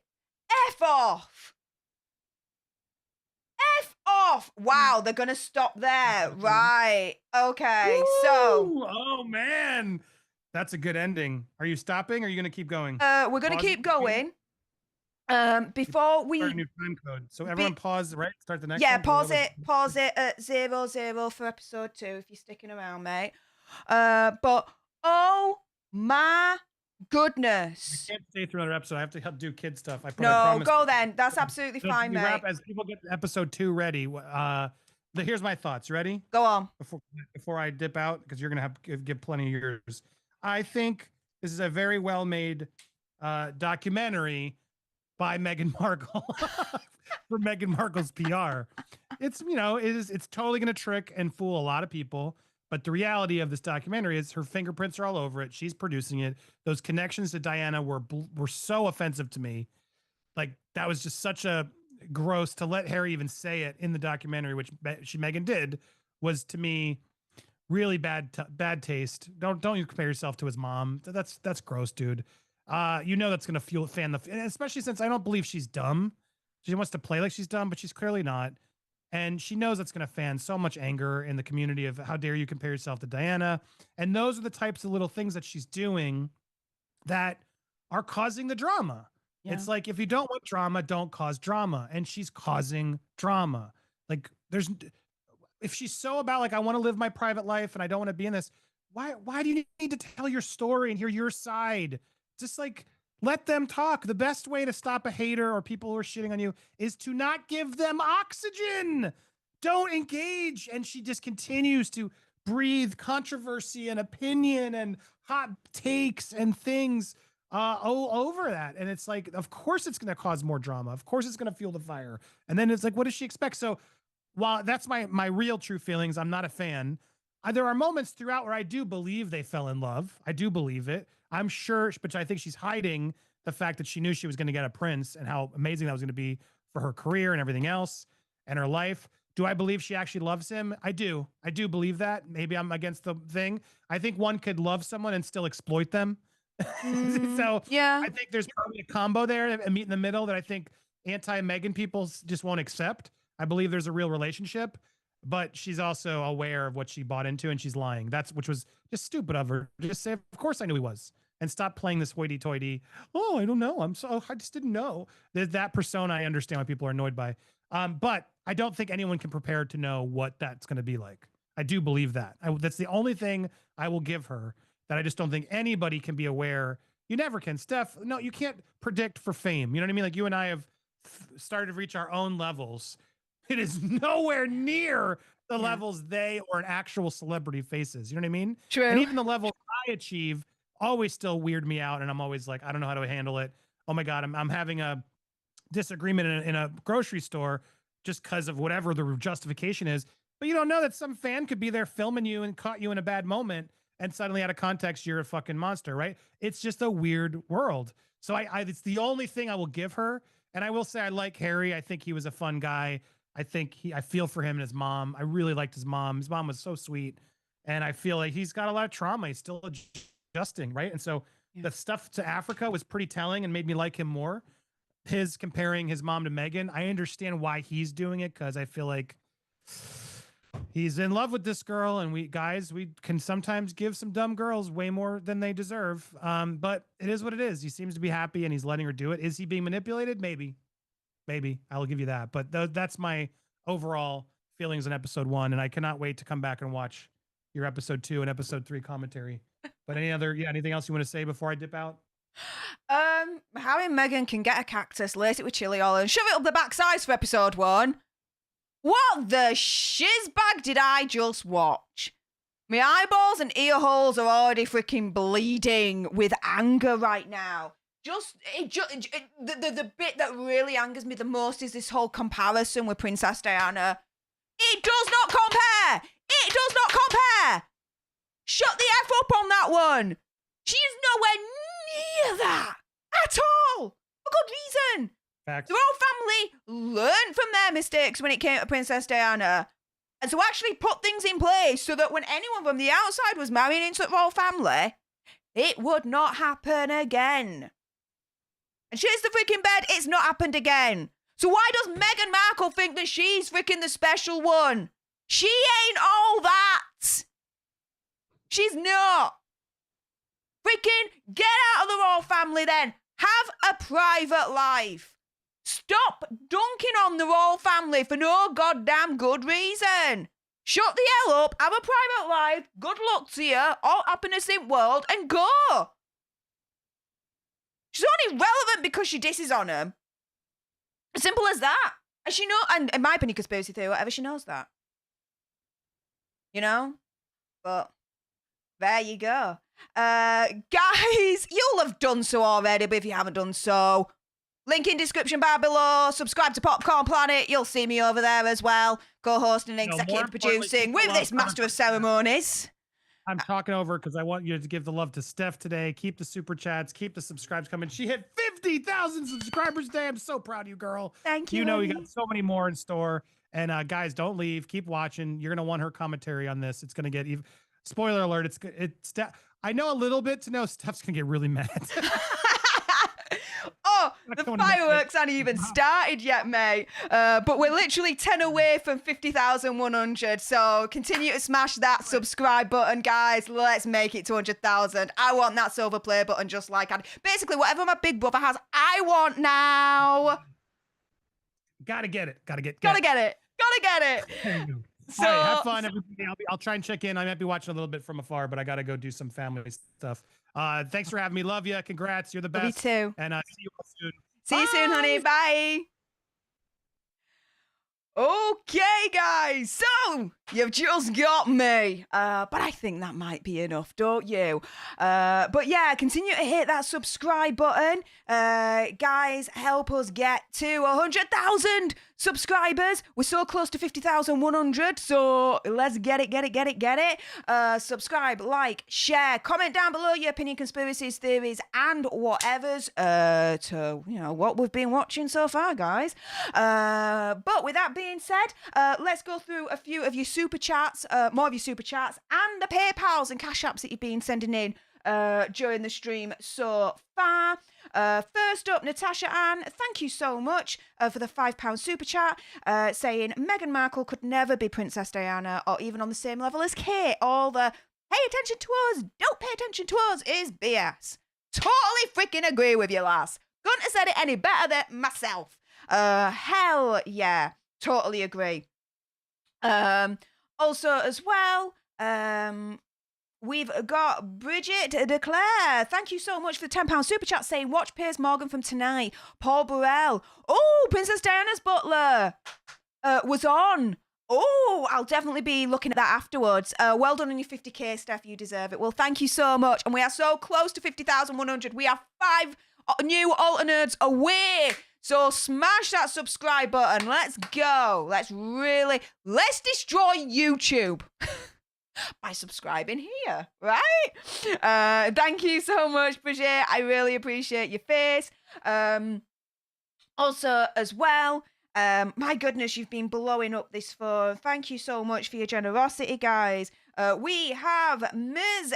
M. Thank you so much for the £2 PayPal saying from Ms. M. Hi, Steph. I'm look for when I get my teeth back in because I'm so freaking like feeling savage right now. It's untrue.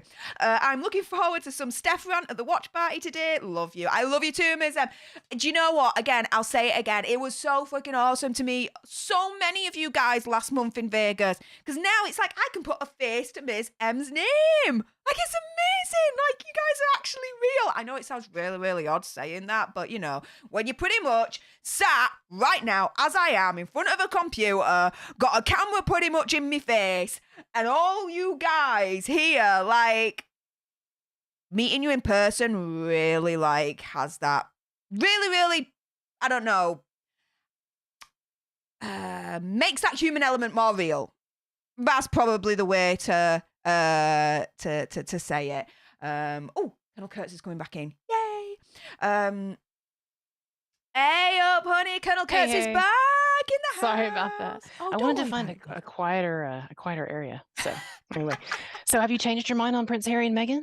No, they can still get a cactus, lace it with chili oil, and shove it up the backsides. I'm absolutely like pissed off at them for doing this, particularly for the whole Princess Diana kind of comparison that they really tried to shove down your throat. It's like, I know I swallow, guys, but I ain't swallowing that. Like, piss off. That ain't happening anytime soon. They laid that on really thick, that's for sure. They really did, didn't they? Oh my goodness. I know my gob's big, but I ain't taking all of that in. How about you, Colonel Kurtz? Okay, Did that change your mind from what you thought originally of Harry and Meghan, or what? no, I am glad like that it was a little more restrained than I thought in terms of it wasn't as bad as the Oprah thing. Like I just thought the Oprah thing was just such a low point. And so and I do feel sorry for him that he was born into that institution and that he had the press hounding him and his mom died. Like there are legitimate things to be upset about, but what I have a problem with, and this is what I keep saying, is that it seems like instead of like dealing with it and then moving forward or making changes in his life or whatever, it seems like he just wants to keep pursuing, they want to keep pursuing media attention, but then complain about the media attention. And then I just can't abide this focus on racism, attributing this. They take a few stories in the media, that stupid straight out of Compton thing, and a few other, things that were going on. Of course, the media are shady. They're shady in all kinds of ways, but they take that as representative of this great racism in the media and in British society and all of that. And really, that's not what it was. That stuff, those stories were outliers. There was an avalanche of positive coverage. People were thrilled about the fact that she's Black and that she was marrying into the royal family, and people were crying and all of that. So no, I don't buy that they were the victims of this horrible racism, that's entrenched in British society and media. Yeah. I just don't buy it. Quite Where are rightly you as right well. now? Did you finish part 1 or are you Yeah, still so we watching? finished part 1. We're just going to start episode 2. Before I do so, Okay. though, I just wanted to go through the PayPals and the Cash Apps that everyone has kindly sent me way. And whilst Colonel Kurtz is here, if you haven't done so already, do subscribe to her channel, because if you like what's coming out of her gob, and of course you do, because my logic is undeniable, her channel link is right at the top of the description bar below. No matter what you do, you gotta subscribe to her as well. Otherwise, I'll kick your ass and get a cactus laced with chili oil and shove it up your backside. So, if you don't want that and you want a happy Steph, subscribe to Colonel Kurtz. Really nice lass. I don't know where you get your energy. I envy it. I wish I had like a fourth of your energy. I'm giving it to you right now. There you go. Yeah, bring it.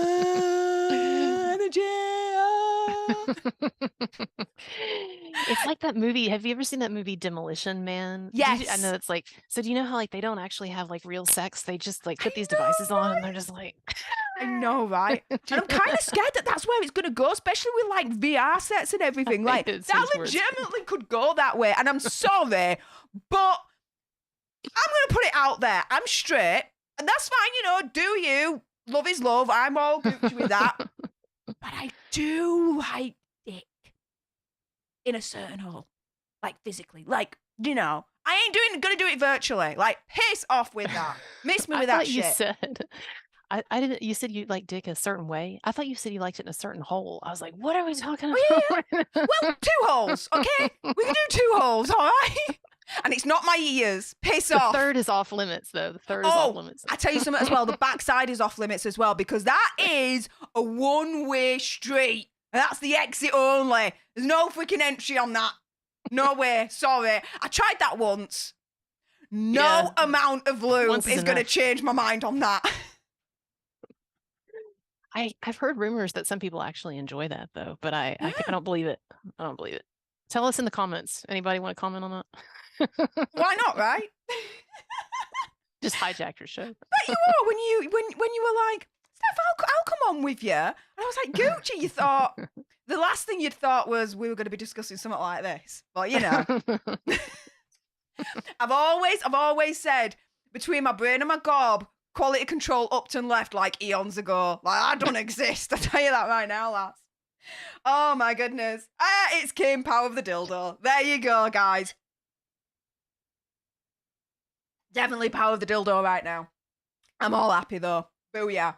Let me just quickly go through the rest of these kind donations you guys have considered. So I've already read that, so let me just go up here. Oh my goodness. Jean Rick, thank you so much. One of the OGs for the £5 PayPal saying, happy Thursday, Steph. It's great to see you streaming. Well, happy Thursday to you too. I'll also be streaming next week when part 2 of this whole travesty comes out, because I'm sure there's going to be some more ranting at that point from yours truly. So stay tuned for that. Subscribe if you want to see the next installment of the live stream next I think week. part 2 is going to be worse, actually. I think that's going to be, I think they're saving the really offensive attacks for the end, for the second part. And I think they're going to really get after the royal family. That's when we're going to hear about, oh, they asked if it would have afro ginger hair. And apparently that's just like the most racist. You can't make jokes like that, or you're just like a KKK member. So anyway. I'm kind of dreading it in a way. I don't know what to say. Carlos, thank you so much for that wonderful PayPal, my friend, saying congratulations on hitting 50,000 subs. Thank you so much. I knew the Duchess of Yorkshire would make it. Here's to 100,000 more. Love you, Steph. Happy holidays. Happy holidays to you, Carlos. Thank you so much for your kind words. And Jill, oh my goodness, thank you so much for the £15 PayPal. Really appreciate that. Colonel Kurtz, where can they go if they want to consider donating your way? I can't hear you, lass. Are you on mute? I was going to say, that's really sweet. So yeah, I'm on PayPal and Venmo. And I tell you what, I'll just put my links in the chat. Please do. That'll be easy. Oh my goodness, yes. Thank you. No, put your links in chat. And what I'll do as well is actually, before you put the links in chat, can you just say something in the chat first and foremost so I can make you a mod? Because I think it's only mods that can now put links in chats, because YouTube have changed the rules, because it's YouTube, right? Oh, okay, cool. Yeah, no problem. Yeah, so what do I need to do? Just put anything. Basically, Steph stinks. Steph's a bitch. Oh, in Steph's the a cow chat. in I need real to put life. something Like, in the whatever chat. you want in the chat. Just so then I can mod you. 1 second. Okay, 1 second. Here we go. Okay. Marcella's already on the lookout. What's her cash app? We'll get it. Oh, it's telling me it's telling me I have to wait for like a few more minutes before I can post, because I've only been back on 5 minutes. So I'll come back to you in 5 minutes. Oh, okay. No worries. Sorry, guys. One moment.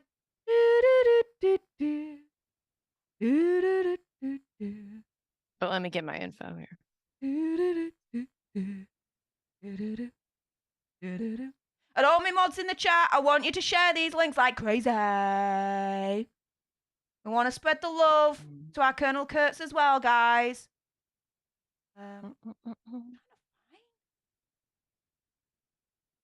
Here, I'm gonna grab it here.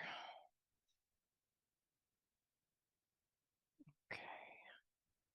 If you can put them in the Okay. Zoom yeah, I got chat, it now. and I'll share them for now, and then Oh, that's a good idea. once Okay. your minutes are up, I can then mod you, and then you don't have to care about the minutes anymore. No, Okay, cool. Here we go. So I'll sort you out. there you are. Woo! Right. And yes, that is my real name there. It's fine. People know it. That's Yeah, all right. I was just about to Yeah, ask it's that all right. actually. Great minds. No, it's fine. I'm sure that I'm sure I have some deranged fan on the way to attack me right now as we speak. Yeah. We Some Meghan Markle fan. Are you able to send a message on chat yet?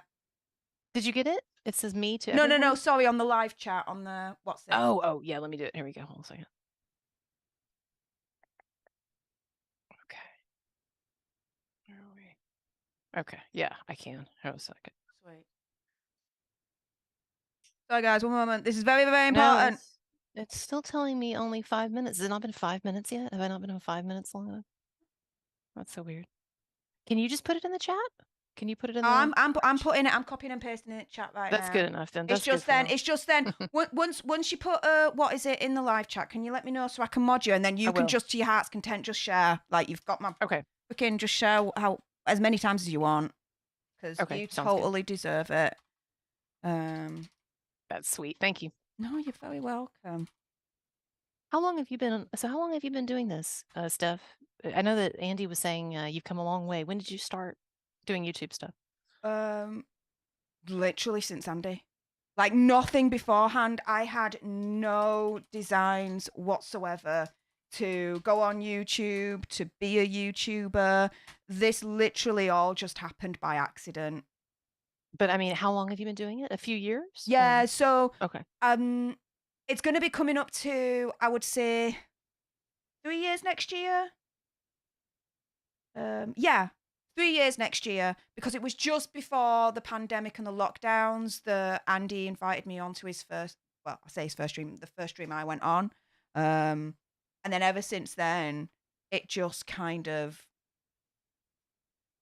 snowballed from there Mhm. to going Mhm. onto his channel more, doing more videos with him, more streams with him. Then it kind of went into the whole, oh, what do you think to this title? And what do you think to that title? He'd ask me and get more advice from me for some reason.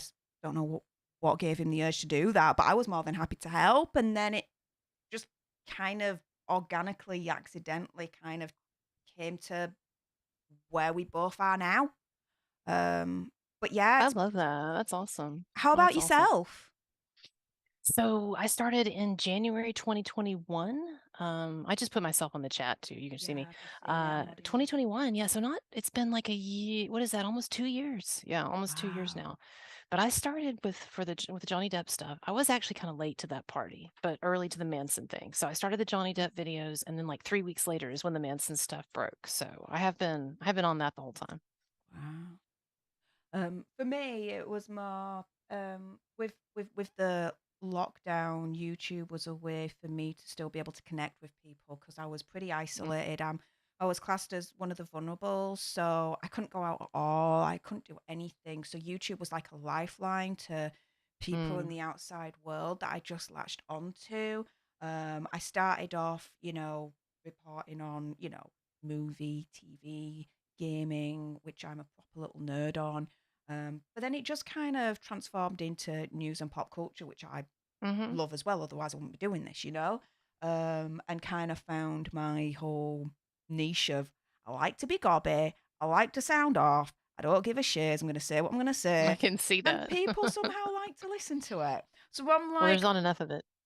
why not? Why not? So here we are at this point. The whole, justice for Johnny Depp really kind of, spoke to me personally because to me it was like here was a survivor that was able to, take his monster to court and win.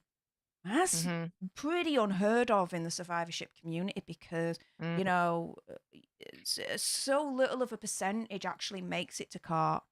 And then even littler still then where the survivor actually wins. Um, so, that's kind of why I was so like heavily invested, personally, emotionally, into all of that really. And it's why, I'm starting to little by little, read more about the Marilyn Manson case. Your videos help a lot, especially the ones where you Thank do you. like the overviews, like basically the idiot's guide to the whole Marilyn Manson situation. Colonel Kurtz is brilliant about. I especially loved the one where you did the whole, you went on the other side and you were like, well, let's give the other side the benefit of the doubt. And you did that video as well, which was quite illuminating and enlightening to watch. And the other the other source that I love, Stand By Your Manson on Oh Instagram. yeah. Oh Yeah. my That's goodness. Her well. infographics on Instagram and Yeah, just those handouts are great. it's If yeah, if any of your viewers are not familiar with the case, mm, my channel is a good resource, but also Stand By Your Manson on Instagram. They've got great handouts, like all the information's there. And then there've been some other people who've joined the party, the Manson cases and Justice for Manson, and yeah. of course Marilyn Manson Uncancelled has been doing it a while. But I really appreciate how people have opened their minds on the Marilyn Manson thing because I know it was kind of a tough sell at first, and I know that for a lot of people it was kind of counterintuitive, like how could this many women be accusing him, and he's got this terrible image and all of this. But I do think that as more time has gone on, people are starting to wake up to the truth. So I do appreciate people, being open minded and checking that out. Yeah. And guys, I mean, opinion conspiracy theory, whatever, the whole thing's orchestrated. They are all connected. If you turn around and say, well, how many of how can it be all these women, right, that are accusing this, Right. that, and the other? Well, they're all saying exactly the same thing, right? They're pretty much verbatim. It's like they're reading from a Yeah, script. they actually wrote their statements together. And they Exactly. There sound the you same. go. Yeah. And that's why. And B, they are all connected. They all know each other. Back in October, prior to that February, when the shiz hit the fan, and they all literally, it was like a PR move. They all Mhm. timed it. Yep. Right. You had the Coordinated hit. Phoenix Act that then passed through. Then at that point, you had Ilma Gore that then started sending out those emails with that checklist to various women. I think it was Ilma Gore, wasn't it? As in, if you felt that Marilyn Manson did this, tick it off, and we'll organize and band together and all this lot. Like, guys, the way that this all came together is shady as hell. Yeah, Right? and it is shady, and that doesn't mean that it's automatically false, that they're automatically lying. But you put that together with a lot of other things and a lot of other inconsistencies and a forged FBI letter. That's the thing that I think for most Just about people to put is that up. so amazing. Yeah, Evan Rachel Wood and her friend, her conspirator, they forged an FBI letter. So yeah, there's a lot of shadiness there. So people don't know about it. Check it out. It is the Amber Heard 2.0, and she and Evan Rachel Wood is, and it's a bigger group of conspirators. And when it does go to trial, probably sometime in the summer, it's going to be a big story. So Yeah. yeah. So, guys, do your homework now, and you can do so by subscribing to my mate, Colonel Kurtz. Literally, her link is at the top of the description bar below. Also, as well, Colonel Kurtz, please feel free, grift away, put in your links as much as possible in the chat.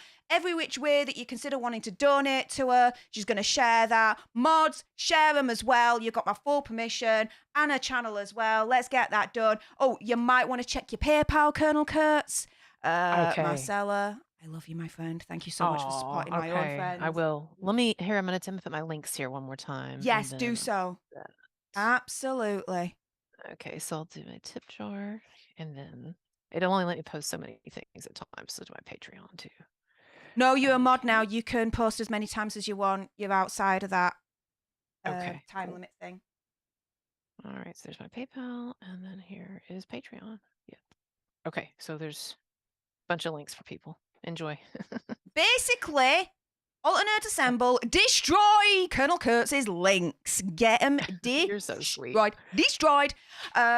Righty-ho, guys. So, Steph the Alternate, her Cash App says to contact her.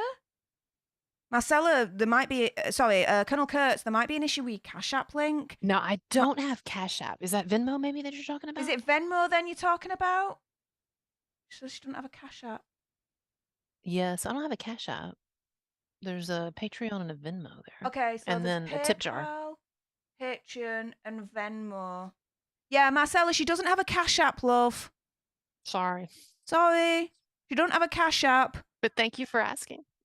But I think Marcella's gone to your Alright. PayPal anyway, to be fair, from what I see. Oh, thank you to whoever just donated. Love grows everything. That's Is that one of Marcella. you? Oh, Marcella. Wow. Do we know each other? Have you just started watching me recently, or? She's part of the Alternate and Popcorn Planet community. Oh, thank you. Wonderful. And now part of your community, because of Very, very course she's kind. so lovely, and she will obviously subscribe to get a piece of Colonel Kurtz in her daily as well. You. As well as all of you lovely lot out there, of course. But with that being said, guys, let's continue. We're going to start episode 2 in a moment, so this is pretty much your 2-minute warning at this stage. With that being said, whilst we are watching, any super chats that come in during the time, I will be able to acknowledge anyone that is kindly considering donating to me via PayPal, Stream Elements, or Cash App. I will get to those after episode 2 during the lull in between, so do bear that in mind. But with that being said, have you watched episode 2 yet? Well, if you count like being really sleepy and falling asleep multiple times and not really remembering much of it, then yes. I watched it late last night. So technically, however, attention span extremely low. Got Ready it. to watch again. Ready to watch again. Ready to watch again. Oakley dokily. But guys, if you haven't done so already, the least that you can do, because I'm having to watch this so you don't have to, make sure you subscribe to join our alternate tribe, like, share, comment down below your opinion, conspiracies, theories, and whatever's. I mean, come on. You gotta appreciate me rants and appreciate the gorgeousness that is Colonel Kurtz right here. So, let's get it on.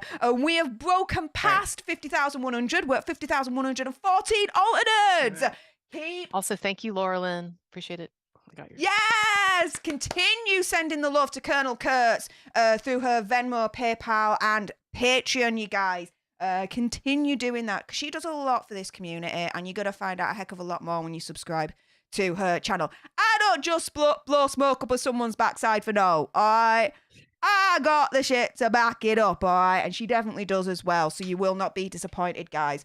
But with that being said, I think we should crack on last, don't you? Let's do it. This is going to be Let's do so it. much fun. Rightio. Episode 2. How much more savage will I get? That's the main question, really, as far as I'm concerned. So we're going to go in 3, 2, 1. Booyah.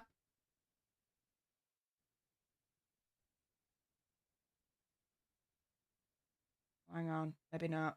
It's just, oh, why is it doing that circle jerk thing? On. One moment. That was a proper Circle false jerk. start there. Oh, my goodness. Right. Oh, here we go. All right, I'm ready. We're in. Have you started it now? Mhm. Yeah, I'm cool. good. Oh, New York, November 2021.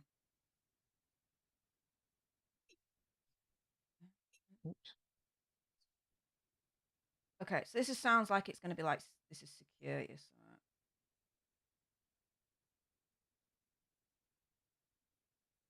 And they're filming this.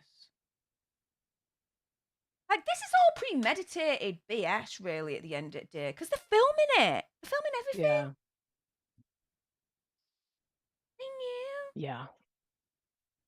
I mean, that's one of the problems that I have with like these types of documentaries or Phoenix Rising or even Yeah. Leaving Neverland, right? Is that they're not interested in objective truth. Oh, Marcella says Venmo. It was the issue with Venmo instead. Oh, okay. I will check on that. I just got my Venmo, so that might be why. Let me check into it and Okay. see what's going on. Yeah. Thank you. Cool. Also, as well, thank you so much to Janie for the $2 super chat. That's extremely kind of you.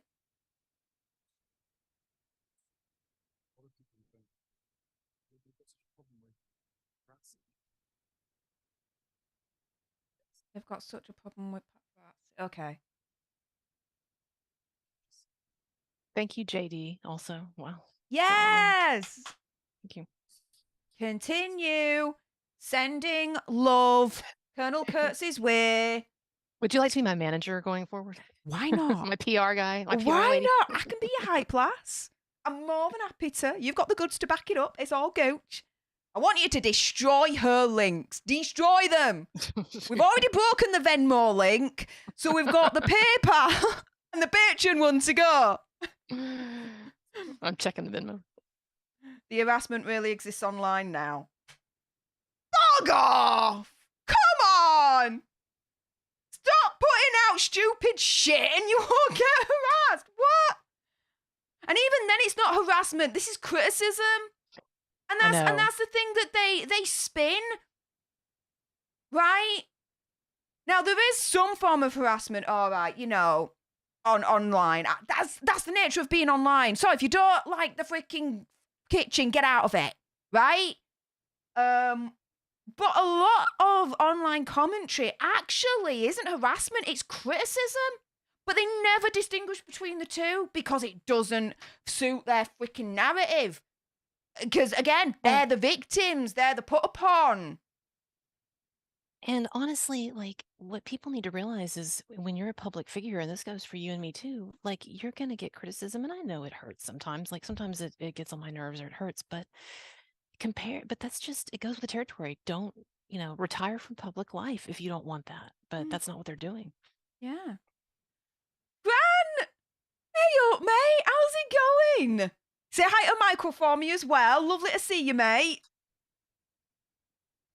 Hopefully we'll have a catch up soon. It's been a couple of weeks.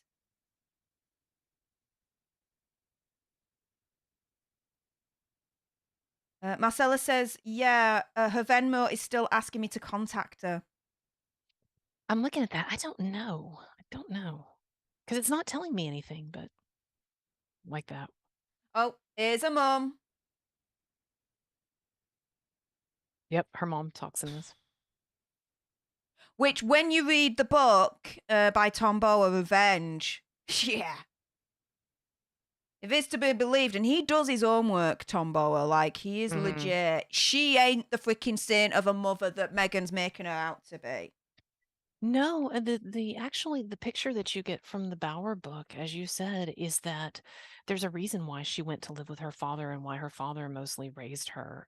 Is that her mother was kind of into extracurricular activities that maybe weren't so good for raising a kid. I mean, I don't think there's anything wrong with what she was doing, but smoking some weed. But anyway, apparently she was a big pothead, but was not too into like raising her kid. And so that's why Meghan's dad, he was a good father. I know that lately he's sold stories to the tabloids and is kind of flaked out and stuff, and I don't approve of that. But he was there for her, and he spent a lot of money on her expensive college and all that stuff. Right. Yeah, he's the bad guy. And she's the good guy. Like, talk about freaking role reversal, you know? It is unfortunate that the dad did sell those stories to the tabloids. I mean, his conduct the last few years, it's not been great. No. So I'll concede that. No. And I understand that as well.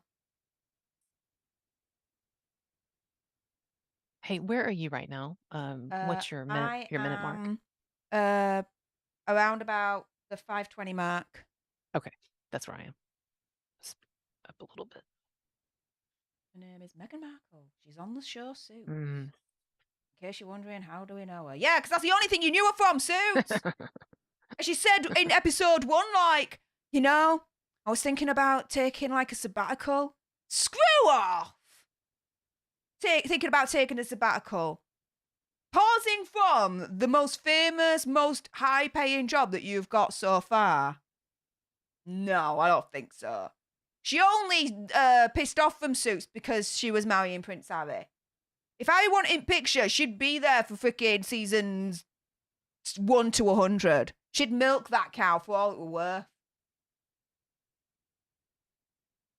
See? Wearing matching bracelets and everything. She put out little clues that she was seeing Harry. She wasn't trying to guard this for shit.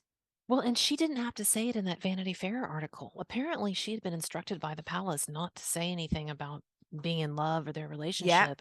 And she let it slip deliberately. And so then the title of the article was Wild About Harry. And then she pretended like she was upset about it when she really wasn't. Yeah.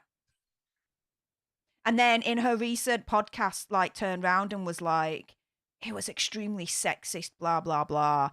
It's like, dude, this is the media. You weren't freaking interesting enough until you went out with Prince Harry. It was who you were then bonking that you were then interested in. I'm sorry, but let's call a spade a freaking spade here. And yeah, don't even get me freaking started, Grant, on the whole deal or no deal criticism that she then freaking had on her Archetypes podcast. That was another weekly stupid thing that Meghan Markle freaking said. Oh, they were so misogynistic and what's it? They only used me for my looks. They didn't use me for my brains. How many brain cells does it freaking take to open up a freaking suitcase and even look surprised to be like, what? I mean, come on, lass. Right? Exactly. Colonel Kurtz can do it, but she can do it better than Meghan Markle because she's got class and she's got style and she's prettier. Booyah. Oh, my goodness. Thank you, Julia, for the $4.99 super chat, honey. Really appreciate it. Sorry, Colonel Kurtz, what did you want to say, hon? No, I was gonna say, like, I do think Meghan Markle is really beautiful, right? Like, I think she's got a lot going for her, and you can see in this, like, she's very polished and very like sophisticated and all that. It's just too bad she's got such a victim mentality and is so narcissistic. Yeah. But it's like all of a sudden it's like the world knew. She freaking contributed to that. Right. They could have kept it as secret as they wanted for as long as they wanted. Come on. Felt like all of the UK media descended upon Toronto. Not really.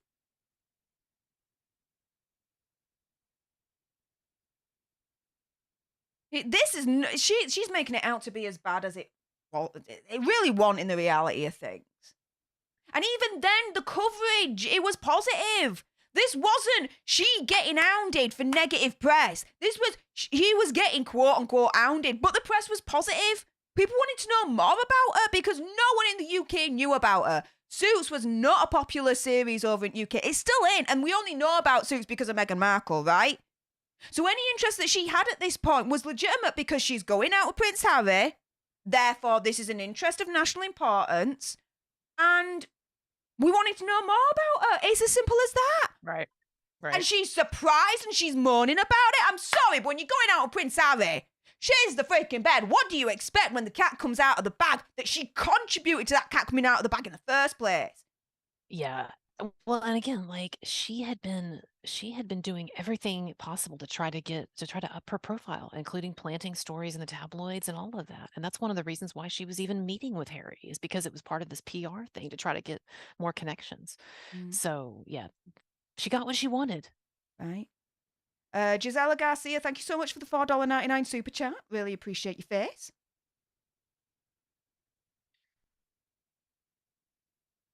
And it's like all of the press pieces that they just threw out right there, it was all negative. Okay, yeah, there were a couple of negatives. Fine. The majority, though, was positive as hell. And no one denies that there were some negative stories or that the straight out of Compton thing was annoying or whatever. But I just do not believe that there is this deep-seated racism that is fueling this cavalcade of negative stories. There's just not that much. No. Before, and it was like 95% positive press that they were getting. Yeah. Through and after their marriage. Yeah.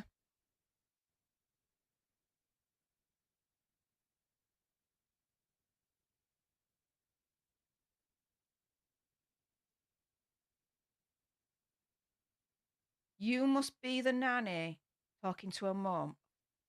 Miss me with that, Shiz. Come on.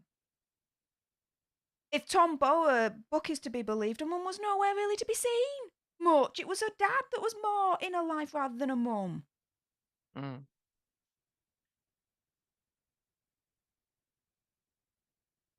time it was mostly a black community where my mum and I were living. Okay, so what about your dad when you were living with him?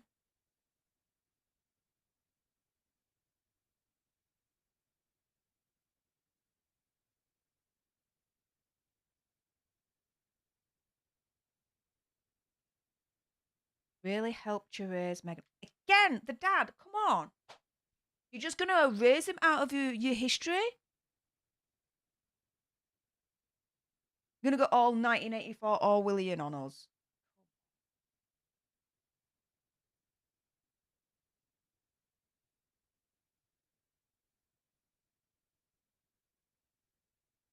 Older controlling sister? Nah. No. Come on. Meghan from an early age knew how to manipulate and control the environment around her. Again, if Tom Bower's book is to be believed, which, to be fair, I believe it. Exactly, Laura. Meghan went to expensive private schools that were paid for by her father, who she lived with the majority of her life. Exactly. This is spinning it that it was just a mum. Miss me with this bullshit.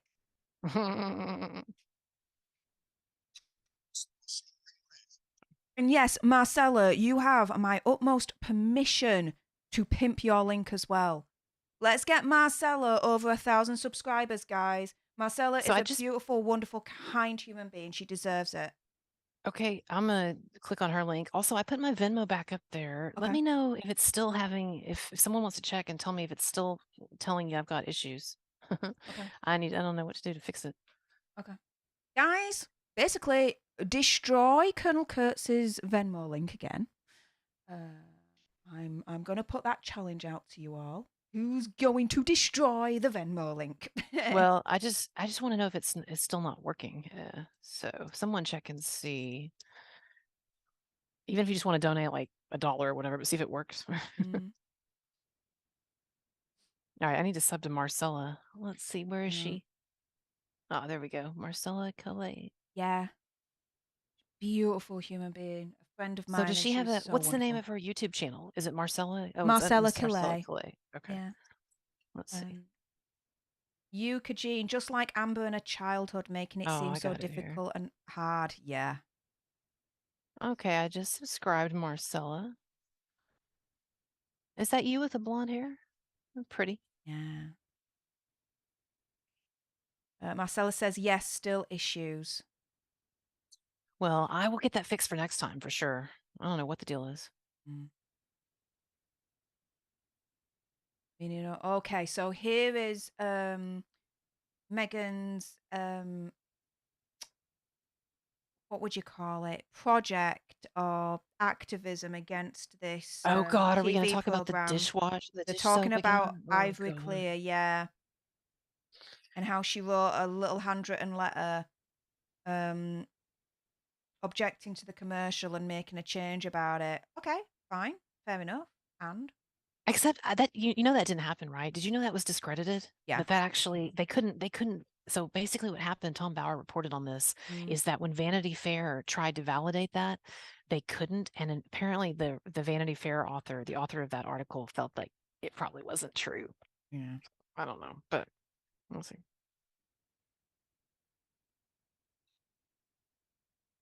Claire, thank you so much for the £10 super chat. Edward and Sophie managed to have a private life, so it can be done within the royal family. And exactly what I said earlier on. You can have a private life in the royal family. It is not unheard of. It can be done. Royal family has an element of control to be able to do that. But she wanted the cake and eating it. You mentioned Wallace and Edward, you know, the king who abdicated. I mean, when they went away, they had a fairly, relatively speaking, quiet life in France and in the Caribbean. They weren't out there trying to shove their political agenda on people or give speeches at the UN or whatever. And the World War II bad guys, I would say maybe they try. That's true. That's true. There's That's true. a certain element don't to say it, but not as bad as this. Calling Kanye. Yeah, they were trying to do a Kanye. Yeah, They're trying to do a Kanye. try to do a Kanye. Bloody hell! How he has fallen. Bloody hell. What I think is so hilarious about the Kanye thing, sorry, just one thing, is No, how go he for it. said, especially Hitler. That's what made it. It wasn't just like, well, you know, Hitler has some good things. It was like, especially Hitler. Dude, take your meds, get help. You need it. Oh my goodness. When Milo Yiannopoulos is like, dude, I'm out. When you're too much for Milo and for Alex Jones. Yeah, I think then so. dude, you definitely crossed the line. Poppy, thank you so much for the $5 super chat. Really appreciate your face. I'll get this girl behind me off TV. And screamed the no word at her mum. Okay. Now, you know, if that did happen, that you can't. It's inexcusable. It's disgusting. Sure. It's awful. Anyone that uses the no word against anyone, dude, you need to slap yourself. You need to punch yourself silly. Agreed. It's just not on. Do I believe? Sorry, go on, last. Someone said, no, I was just saying, someone says plastic surgery. You see plastic surgery that Meghan's done? Where? Or what do you see? Possibly maybe a little bit of Someone mentioned that. I don't Botox. see it actually. But if she has had plastic surgery, it's tastefully done. And even if Yeah. someone wants to do plastic surgery, even if it is Meghan Markle, I'm not going to criticize her for that. No, You no, do I'm not doing you. Like, you I do. know. My viewers know I do all kinds of laser stuff, so I'm all about the skincare. But it is true that, and I don't think it's racist to say this, it is true that Black people age much better because they have more melanin in the skin. And so, it's not unusual for a woman her age to look, I mean, she looks like she's in her 20s, it's not that Yeah. unusual. Ninja Vestos, thank you so much for the super chat saying not watching on Netflix as I don't want to give them money. Watching for your reaction though. Oh, well, thank you so much. If you haven't done so already, subscribe to join our alternate tribe, like, share, comment, all of that jazz. We are over 1,105 likes. Can we get it to 1,200? Come on, guys, let's go. You appreciate these rants and the thoughtfulness that is coming out of Colonel Kurtz's gob in comparison to my gob. randomness. Yeah, come on, like this. Freaking entertainment value, even just for that alone. Yeah? Yeah, gob, English slang for mouth. I'm like, Yeah. I like the word bloody. I wish we used that. Ooh. You bloody well know that. You bloody Lovely well know. lass. I give you permission as an English-born lass that to you say it, to use can it. say it. Yeah. I can appropriate it. Yeah, you Is can that appropriate cultural it. appropriation? I don't know. Yeah, you can culturally appropriate the shit out of it, lass. I give you permission. This whole cultural appropriation, I'm sorry, I really don't understand. Like, someone's using something out of someone else's culture. That should be actually like a celebration. A compliment. I know. A sign of more tolerance rather than, no, you can't use it because it's for our tribe only. Like, what is that mess? So I'll tell you, I really love braids and tight braids and like even cornrows on white women. I wish that I could do that to my hair, and I've been told by multiple people that that would be considered racist because it's cultural appropriation. I'm like, wait a minute, some of my ancestors were Vikings, like they were from that part of the world, and they you look at them like they got all the braids and everything. Yeah. I don't understand why braids are seen as just belonging to one particular group. So yeah. Anyway. The thing is, here they are now moaning about, the coverage of Meghan's mother and where she comes from, this, that, and the other. Like, why are you moaning about this? This is what the media does. Like, Someone made an interesting comment here. Sina Ulker, I'm sorry, I don't know how to say her name. Sina Euchre said, I'd like to know what you guys think about Meghan claimed in her old casting sheets to be Caucasian. So did she pass herself off as totally white in her allegedly, auditions? yes. Okay. Yeah. Allegedly. Which, I mean, that's fine. I don't actually mind that. Whatever. The thing is, it's like, do you know what? However you want to identify as, I've always said, you got that freedom of choice to be whoever you want to be, to identify however you want to identify as, because as long as you're not encroaching on my freedom to identify who I want to identify with, you do you, right? It's a very existentialist way of looking at it. But that's how I am. But, if it's true that she grew up and in her career, she kind of pivoted towards being Caucasian and then all of a sudden changes side and is like, no, I'm mixed race. I have American Black heritage, this, that, and the other, which she does technically have. That's absolutely fine. Sure. I've got a problem with her, in my opinion, conspiracy theory, whatever, weaponizing that and using it as a stick over us. As in, no, your criticism isn't actually criticism. It's racism. It's racist. Right. It's like, Well, no. it's a shield. Yeah, it's the racism shield, and like women use that too, the sexism shield. Oh, don't criticize me, you're just being sexist. I hate that. I actually think that very little to almost none of the criticism that she has received has had anything to do with race. Now it's had to do with them accusing other people of being racist. I think people get tired of that, you know, but I'm gonna run to the bathroom. I'll be right back. Go for it, lass. I'll go on to main screen.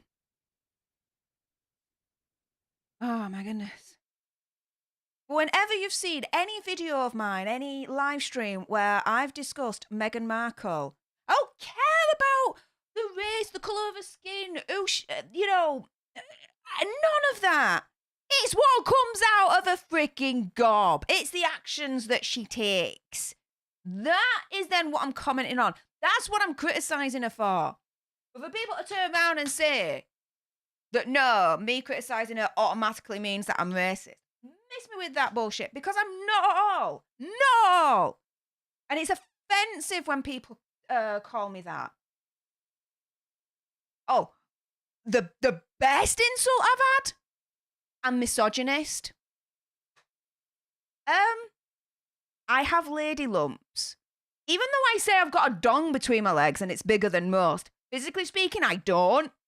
How can I, a female, be misogynistic? I'm sorry, but the logic in that doesn't make sense to me. Please, can someone make that make sense? Because to me, I'm like, someone's taking crazy pills there, calling me that. Oh, but here we are, back.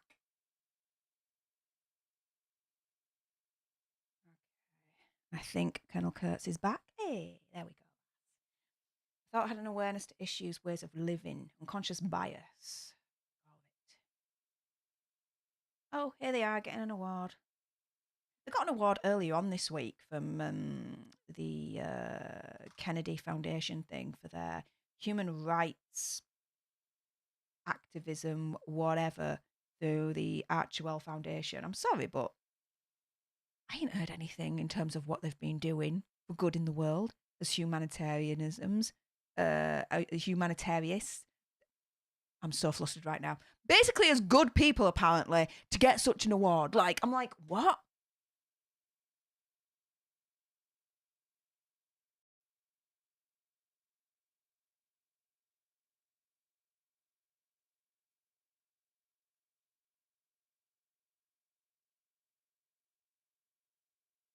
Okay.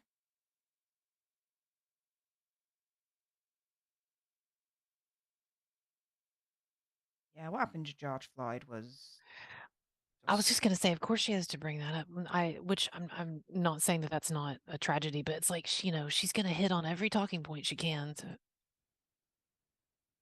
emphasize her. Wait a minute. Love grows everything. Marcella, did you send me more money? What are you doing? No. Guys continue to destroy. Marcella's like my new favorite person now. No. Marcella, thank you. She's such a That's so lovely sweet. friend. That's so sweet. And I'll get my Venmo fixed. But you should start watching my stuff, Marcella. Have you never seen it before? You should start watching my channel. Yeah. Alternates destroy every single Colonel Kurtz links that's being shared about. We already destroyed her Venmo. I'm going to take credit for that. You did literally destroy it. Yeah, we literally destroyed that. Let's try and destroy her PayPal and her Patreon and her YouTube channel as well. Are you still demonetized from YouTube at the moment, actually? What's going on with that? Well, my channel is not demonetized. It's basically, and I know you understand this, like any videos on Marilyn Manson, on that situation, they automatically get demonetized, and then you have to wait for the review. And then a lot with the Amber Heard stuff too. For some reason, the Meghan Markle stuff doesn't get demonetized. I don't know why they don't demonetize that, but I've decided though I'm going to start holding more of my videos, and just, even though it's not as current, and I know people like stuff to be current, but I'm going to start holding for the reviews so I can get more of that money instead of having to, give up 95% of the YouTube income because it's not monetized in time. You'll also find as well that when you wait for it to be, this is a little bit of YouTube shop talk, guys. So a little bit behind the scenes, you get to learn a little bit more about the life as a YouTube content creator.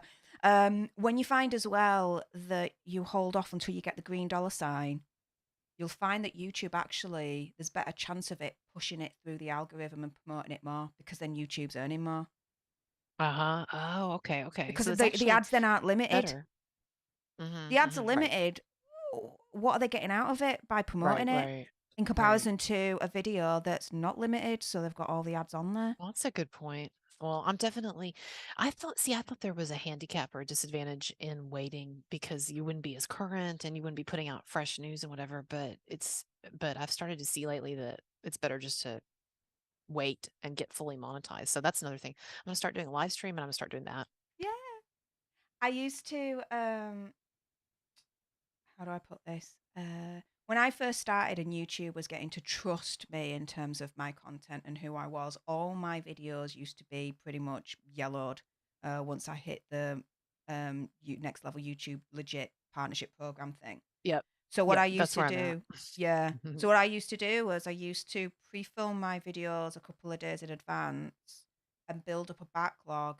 So then as I started to release them, they were already green at that point. So Yep. there's so And much still to release every day. that's what I've realized I've got to start doing. So, no, it's definitely true. Oh, here we go with the dad. Oh, so the dad does exist. Here we go.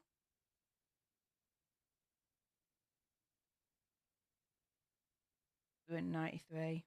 Wow. And then go fishing. You see, this is nice. Do you remember also feeling lonely when I was a kid? Like by all accounts, she was like the most popular person around at school.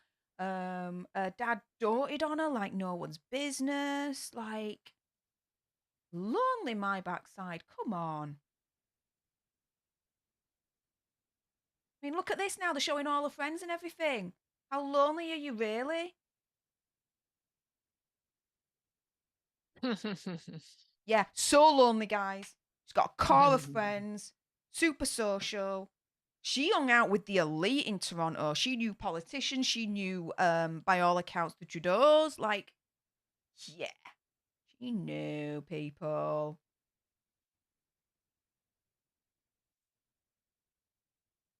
And yeah, admittedly, she did have a life before Prince Harry. Of course she did.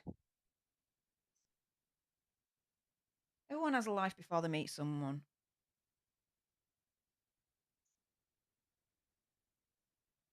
Yeah, aren't you that girl from Suits? Well, are you surprised that people were going to say, aren't you that girl from Suits? Because that's really the only thing she was known for at that point.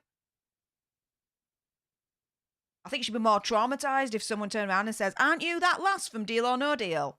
Come on, could have been worse. Could have been worse, right? Yeah.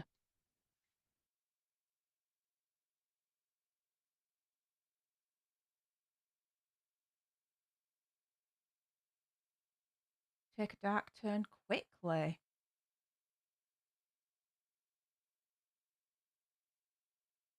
Didn't take a dark turn quickly. What are they chatting shit about? It took a dark turn when Meghan Markle tried to really control the media and the access. And tried to put two fingers up at it. You bite the hand that feeds. I'm sorry, you're gonna get slapped back to shittery.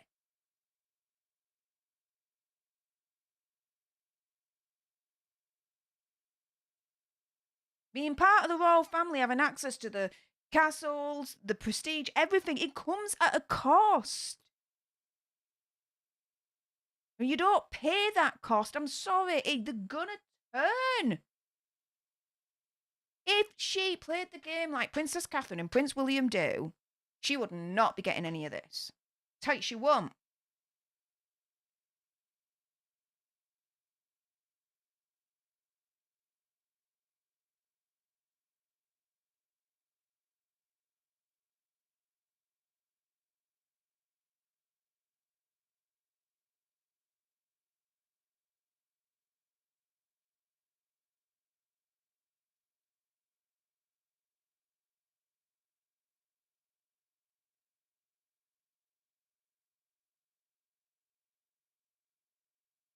Well, yeah.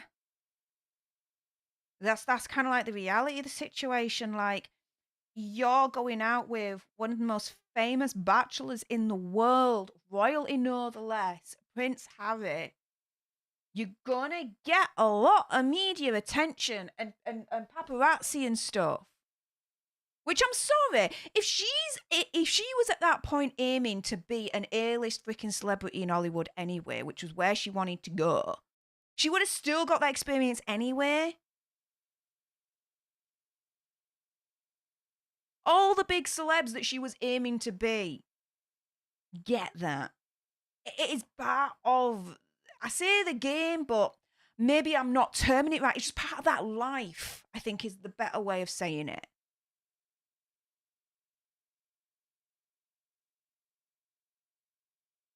But don't you dare then say, oh, there were 6 paparazzi outside of my house and they're following me, this, that, and the other. Wouldn't you consider that as stalking and think that's anywhere near close to what Princess Diana had to deal with when it came to paparazzi? Nowhere close. Zero. Zilch. What reality show? Oh, I think you're silent, love. I said this in my most recent video, but I think that there are much worse things in life than having obnoxious photographers following you around. Like, I get that it's annoying, but again, that is not the thing that killed Princess Diana. And there are a lot of complicated factors with that, including a drunk driver and a bunch of other things. And also, like, look, if I had the kind of influence that Meghan Markle and Prince Harry have, like, that's what I wish that I had, like a YouTube channel with that many people watching and all that funding and all of that. I could put up with the paparazzi. And it seems like they think there's this perfect world that everyone else lives in that they don't have access to. Like the rest of us, we get whatever we want. We don't have to put up with bullshit, Yeah. or they think. Grant, my mate, says, did I hear that there's another baby on the way with Meghan, or was that just me? That could be you and more specifically Michael. Let's talk afterwards, mate. For those that don't know, Michael Grant is a psychic and medium. His spirit guide is called Michael. I'm very skeptical about the whole thing. I am on the fence of all of that. But I met Grant through Instagram. Lovely dude. Spoken to him a few times. He is a mate now. Hoping to get him on the channel at some point. And yeah, maybe we discuss that for our first video, Grant. Be another baby on the way. What's Michael telling you? We'll talk about it afterwards, mate. But So, a couple of make things. do make sure you follow him on Instagram, Grant Collier. He's on there. Sorry, love. What were you saying? I was gonna say someone said that they got 20 million per episode. So they're like, there's 6 episodes. They got 20 million per episode. Is that Maybe right? not. No, because I think the whole series cost about 82 million or something along those lines. So I know don't think they got like 20 100 million per from episode. Spotify. I know Spotify gave them 100 million, right, for that podcast deal. But I don't know. Yeah. That's still a lot of money. I'm sure That's they like get a lot of money. multi-podcast. So that ain't just archetypes. That's for a shiz ton of things that they need Yeah. to be doing. Yeah. Also, thank you, Juanita, for the PayPal. Thank you. Hey! Continue to destroy Colonel Kurtz's PayPal and Patreon and her YouTube because we already destroyed Venmo. Like I said, I'm taking credit for that. Venmo's dead. Venmo is deceased. Power of the Alter Nerds. We are awesome.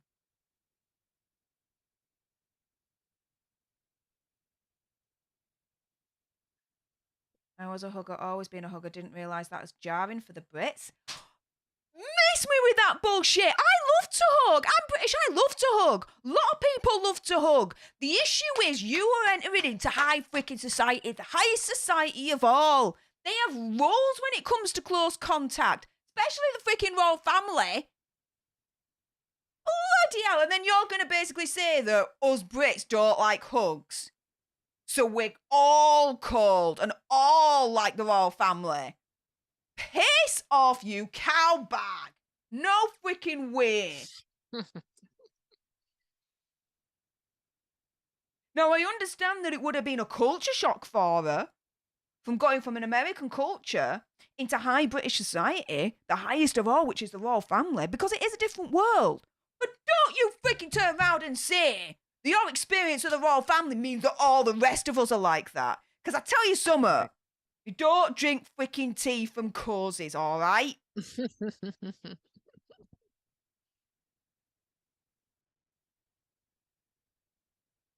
Just thought it was a joke. BS.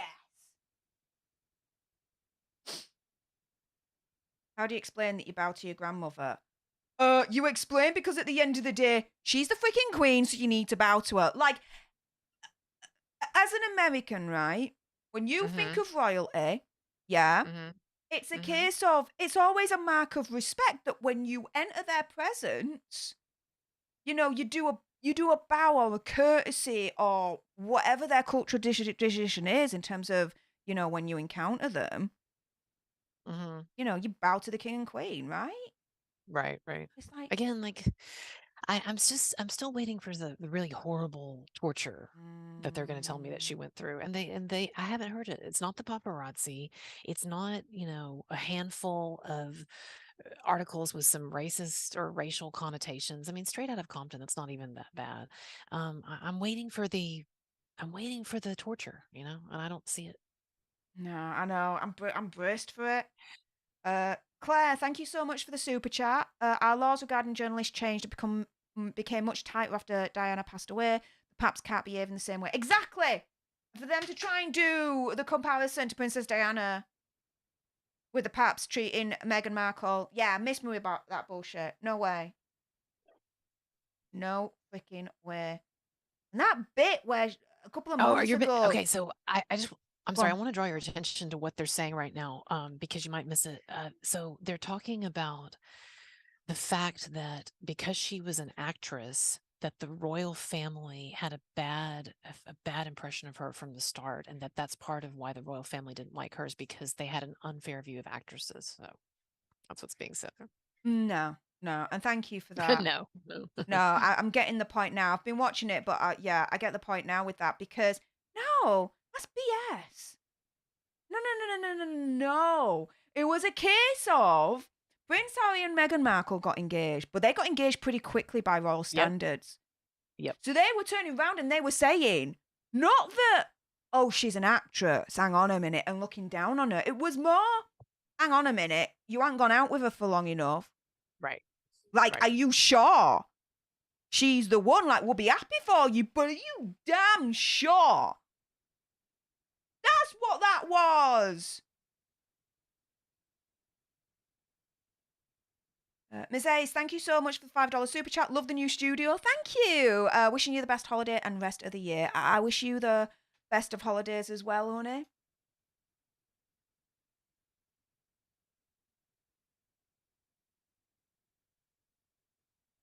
But damn, at the end of the day, it's like everything in her past.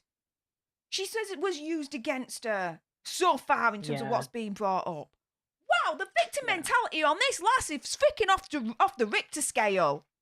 All I wanted was to be on a TV with longevity. But yeah, in the previous episode, it was, well, I was considering taking a hiatus, and then all of a sudden Prince Harry came along. In the contradictions, come on! She's got lots of convenient stories that she tells us and tells others. Right? And there's something else that I really didn't like. I think we've already passed it. But we haven't gotten there yet. There's a part, well, wait, there's a part where she talks about how she couldn't even wear colors. She had to just dress in white and beige, and that was the royal family's fault. That's an interesting story she tells. White and beige. They wouldn't have enforced that on her because Princess Catherine wore red, green, sparkles. I know. Yeah, no. And see, that's the thing, is you get all of these self-serving, self-pitying, distorted impressions of things, and so I can't trust what she's saying. Like that story about the fire. Do you remember the fire in Archie's nursery? Yeah. And then we come to find out that it wasn't some big fire, but it was like a heater was giving off some smoke. He wasn't even in there, and it was turned off. Like, end of story. But everything with them has to be so dramatic. As dramatic as possible, in my humble opinion, conspiracy theory, whatever, to completely discredit and shiz on the royal family. Right. And here's some Suits situation. But I don't think acting was actually a true passion. Yeah, I think she wanted to be. I just think she wanted to be a famous and an influencer and all of that. And I guess she's become that now. I don't know. I think. What do I you think she think? wanted to be an actress. She wanted to get into Hollywood. She wanted to be an actress. She wanted to be A-list. She wanted to be celebrated. She wanted the awards. She wanted the accolades. Actress. But when she knew that Hollywood was like, who are you? We don't give a shiz about you no matter what you do. And then Prince Harry came along. It was like, yeah, you're definitely going to give a shiz about me now. And exactly that's happened, right? Right. Exactly that's what's happened. So, and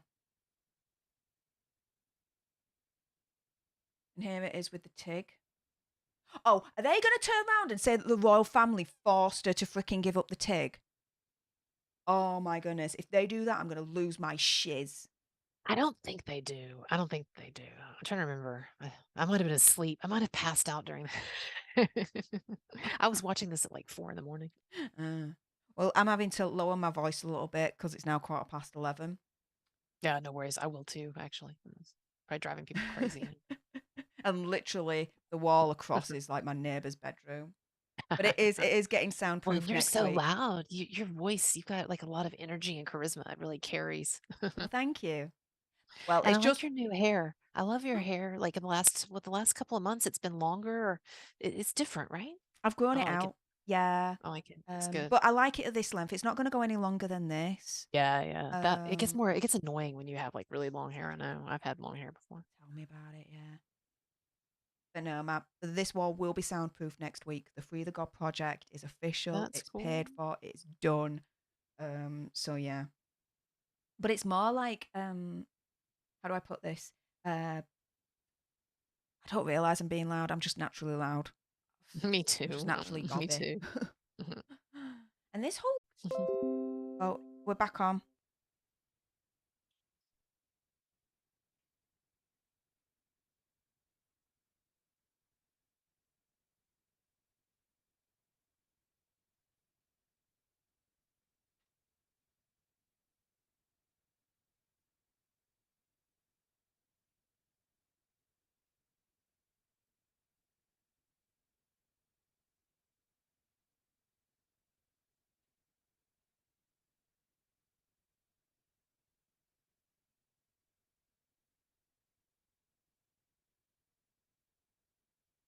Why has that happened? It's rare that it does that. When it does, it's not good. And everyone that'll be watching this now after the whole delay thing. Oh, hang on. I think we're back.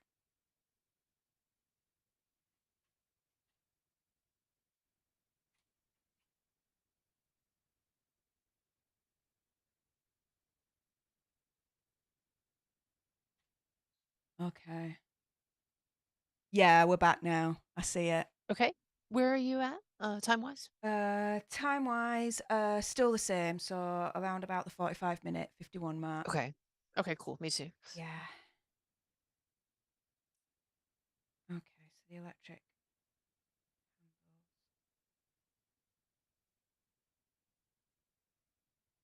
told me not. Downward dog. Okay, that was funny. That was funny. Oh, okay, and the dog's there as well. Okay, that's cute. Do you think, if you had to guess, do you think that they have a good relationship? Like, do you think Meghan and Harry get along well and they're in love and all that? Because if she is a narcissist, like H.G. Tudor says, then they can't have a good one, right? What do y'all think? Tell me in the chat. Do you think it's a good relationship or not? Curious. Because that's part that I actually don't know. Like, I know that I don't think Meghan is good for him, and I don't think he's really necessarily good for her either. But I do think that they think that they're good for each other. Yeah, so oh, give my love to Bella Bing Bing, Marcella. So um I think she loves him to a certain extent. I just think she loves the clout that he brings to her more, in my opinion, conspiracy theory, whatever. If he didn't bring the amount of clout and recognition and fame that she wanted, this relationship would have gone ages ago, and she would have gone on to someone Oh, else, in my absolutely. opinion. Absolutely. Well, and one of the things that I thought was interesting in the Tom Bauer book is he talked to some people who were friends with her ex, and her ex did not say bad things about her, but per se, really, but he did say that he did not recognize the really like sweet woman that he was seeing on TV because, in fact, behind closed doors, she was pretty demanding and nagging and high maintenance and had a bad temper. So that's definitely not something that we've seen, you know. Narcs. Yeah, someone said she's a narc.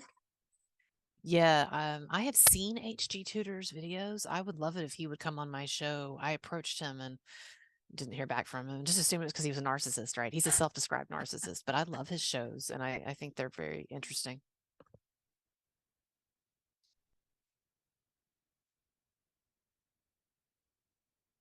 You see, look at all this positive press.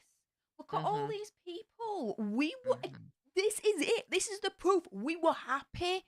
We were so joyful. We were like, oh my goodness, yes.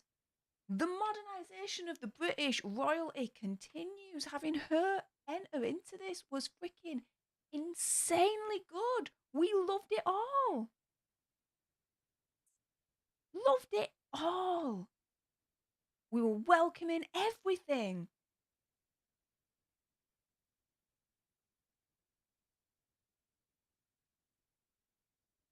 Okay, so why are they conflating this with Brexit? Okay, so this is something that I really didn't like about this, what they're about to get into, and not just here, but in the third episode, they really go hard at this.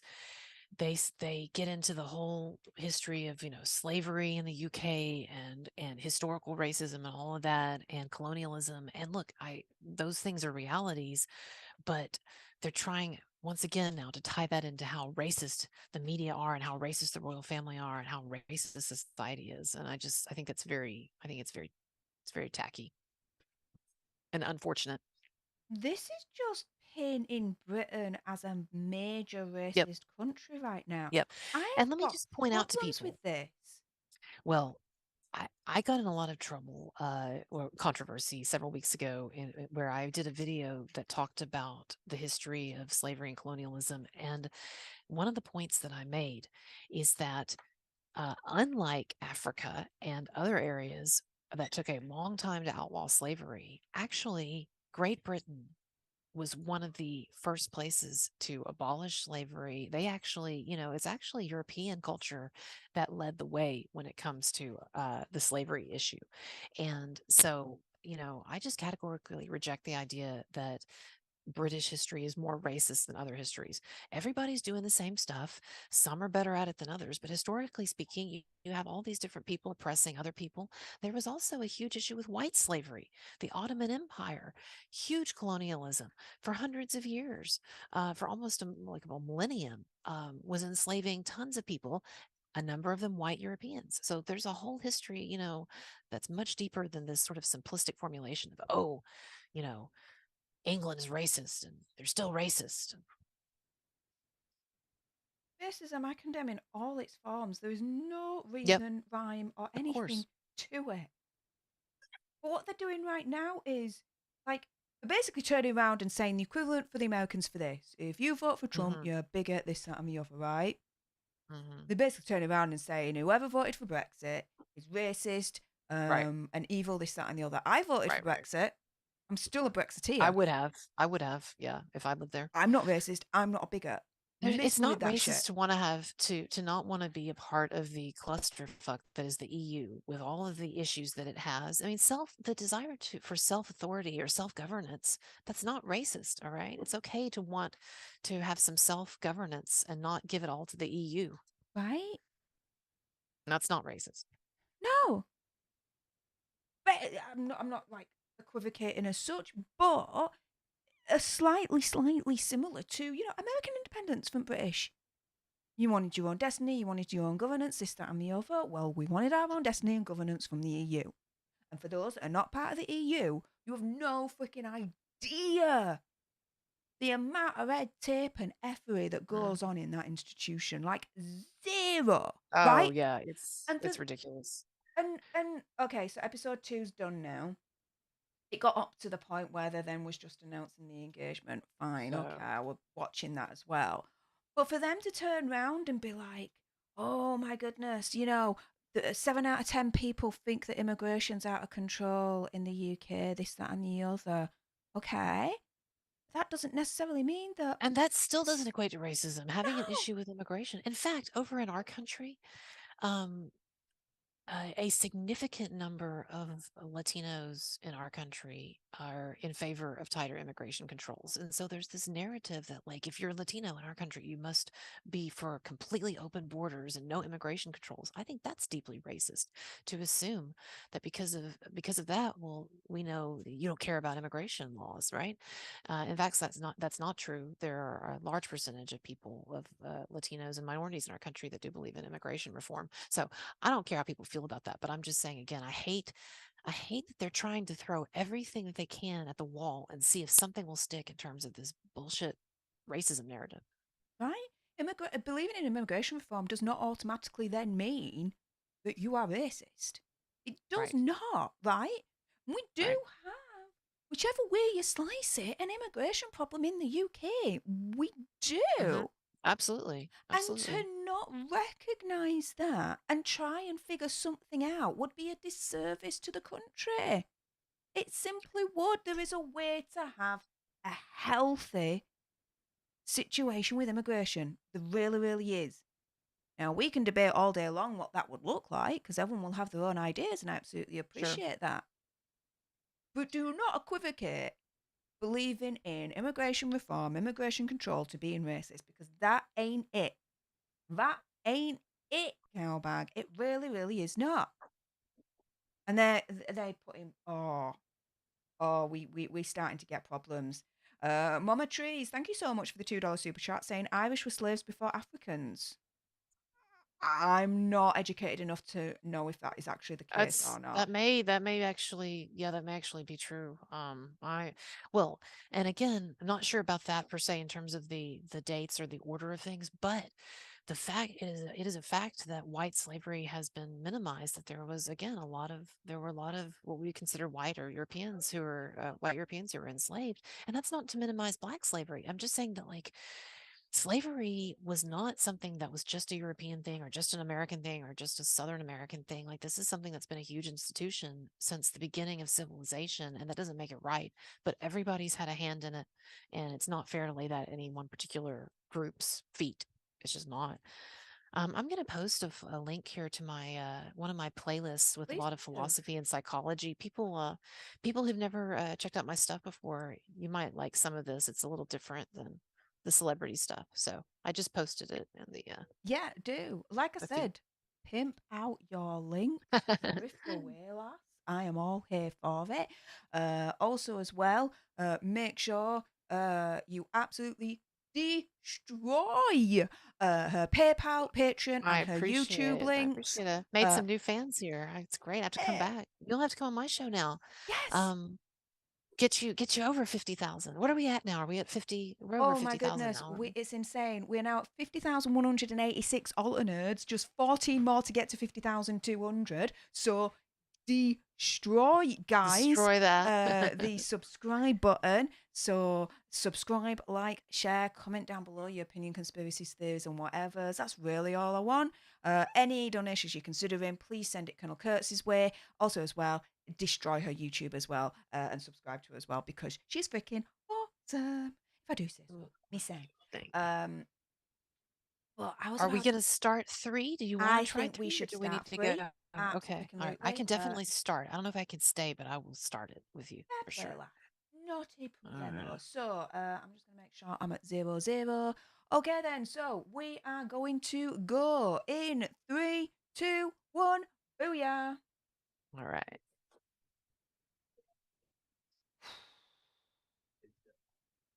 And I will be. Okay. Go on to main screen for now until Colonel Kurtz comes back, guys. You just get all of me. All of me.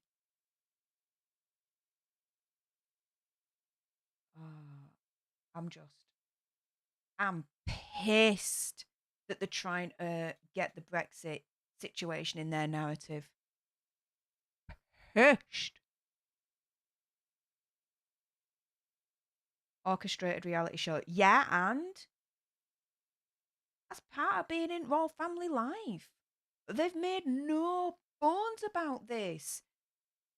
It's a symbiotic kind of relationship between royal family and the media, and the media and the royal family. You marry into that.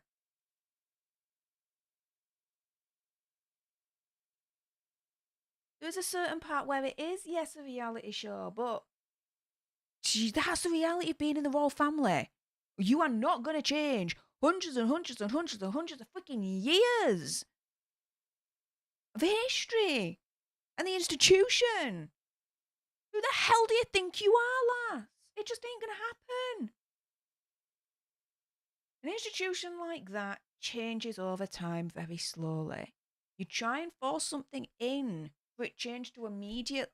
It's a shock to the system. It won't work that way. Claire, thank you so much for the £2 super chat. Britain was unsaved by the Romans 409 years ago. Okay, I'll take your word for it. I'm not too great with history. I got actually a B in history. Quite surprised at that in my GCSEs. There we go.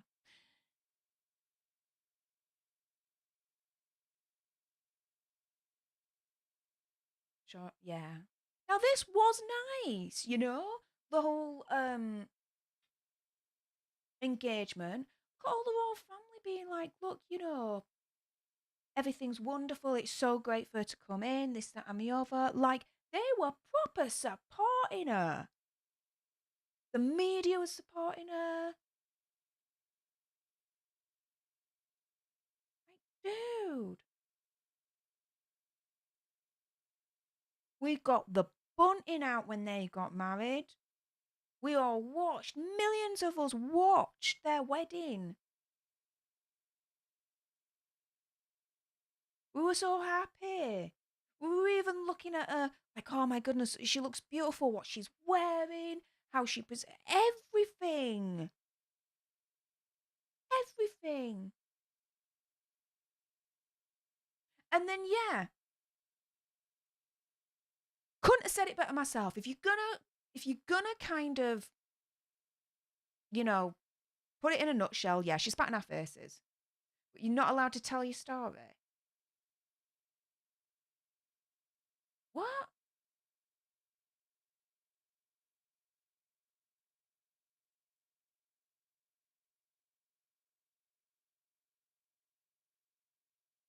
I think ever since Megxit, they've definitely been telling their side of the story. That's why you're there at the documentary. Like, I'm sorry, you've been telling your story for the over freaking 2 years since you left. This ain't just the first opportunity where they're all of a sudden able to tell their story. Hello? Oprah much? Have we forgotten that?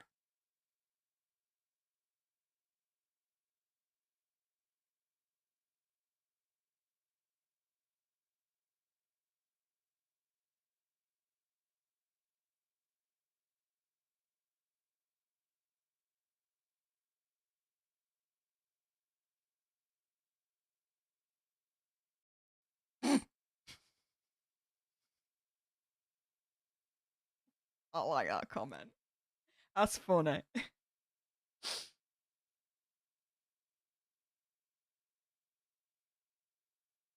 Okay, here we go.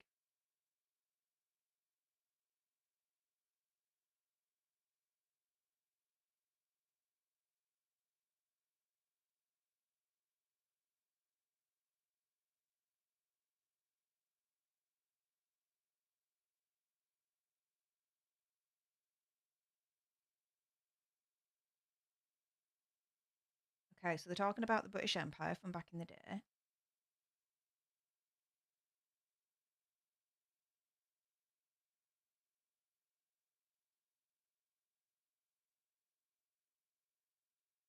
Okay. So they're now talking about British history with slavery. Okay. How does this then play into Meghan and Harry's story? Is kind of where I'm like at with all of this right now. Slavery fueling the British Empire, as it did any empire from back in the day. Okay. It was abhorrent. It was evil. And thank screwballs that it's outlawed.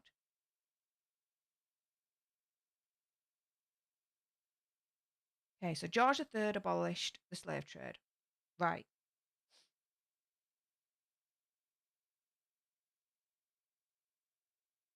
abolished in 1807.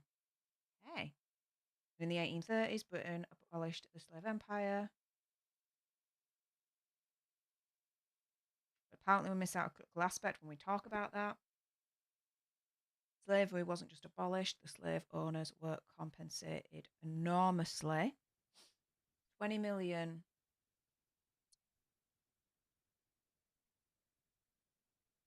UK taxpayers had been paying to them up until 2015.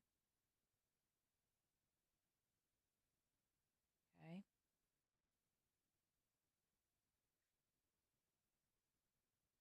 Don't know how to feel about that. Rewarding evil people that did evil I don't, things over others, but I you just know, don't like if how there was this is any being. way to be able to abolish slavery and, you know, lessen and remove the slave owners' control over them, wouldn't you do that at any cost, I suppose, for their lives? I just I'm don't a bit understand what conflicted any of with this. this. What does any of this though have to do with Meghan Markle? That's the thing. Is like, What I've if just you want to asked. do it, yeah, if you want to do a documentary on problematic history of different countries, you know, then great. But like, I don't accept the argument that they're making that because of this history, that Britain is this hotbed of racism and that that was directed toward Meghan Markle. I just don't accept those things. Right? And what I said as soon as this came on, I'm like, okay, we're getting a history lesson of the British Empire and slavery. Okay. But how does this fit into Harry and Meghan's story? Where is this Right. going? I mean, we know what they're trying to say, right? But I don't approve of it. I don't appreciate it. What do you think they're trying to say? Because Oh, well, I'm really yeah, I not just think, getting this. oh, I think that they're trying to say that Britain has, the British people and the British media and the British royal family have not outgrown this extensive history of racism, and that that is why they've all turned against Meghan. And it's all of that's BS. Totally. And that's not to say that there isn't racism. There's, of course, there's racism in every society, and there's always going to be some people that have an issue with racism. I'm not saying that, but I'm just saying I don't think that it is this deeply pervasive problem that is fueling anger toward Meghan. As I've always said, when you when you completely disrespect and throw muck at the royal family, you're not just doing it to the royal family, you're doing it to the rest of UK. Royal Yeah. family is part of our national identity, heritage, and pride. And when you shit all over that, you're shitting all over us. Of course, Well, we're going to be angry at that.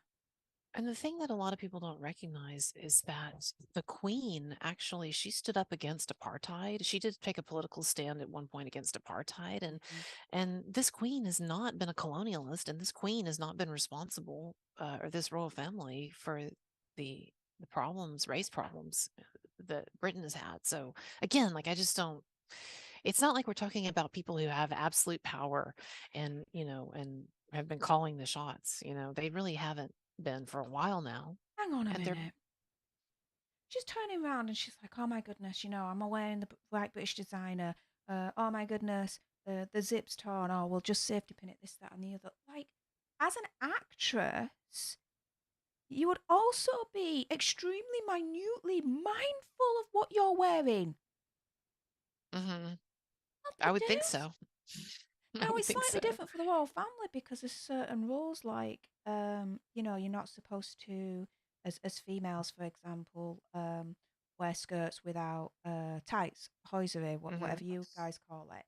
Mhm. For men, don't really wear shorts. It's long trousers and all that lot. But there's still restrictions in terms of like Hollywood and what they wear as well. On occasions that they go out It's and silly. go to It's so event this, that, and the other. silly. It's like, what the hell? It's a formal institution. Of course, it's going to have a certain propriety and a certain expectations, certain level of standards for what people wear. Just like the women are encouraged still to wear tights, as I understand, or stockings or whatever, pantyhose.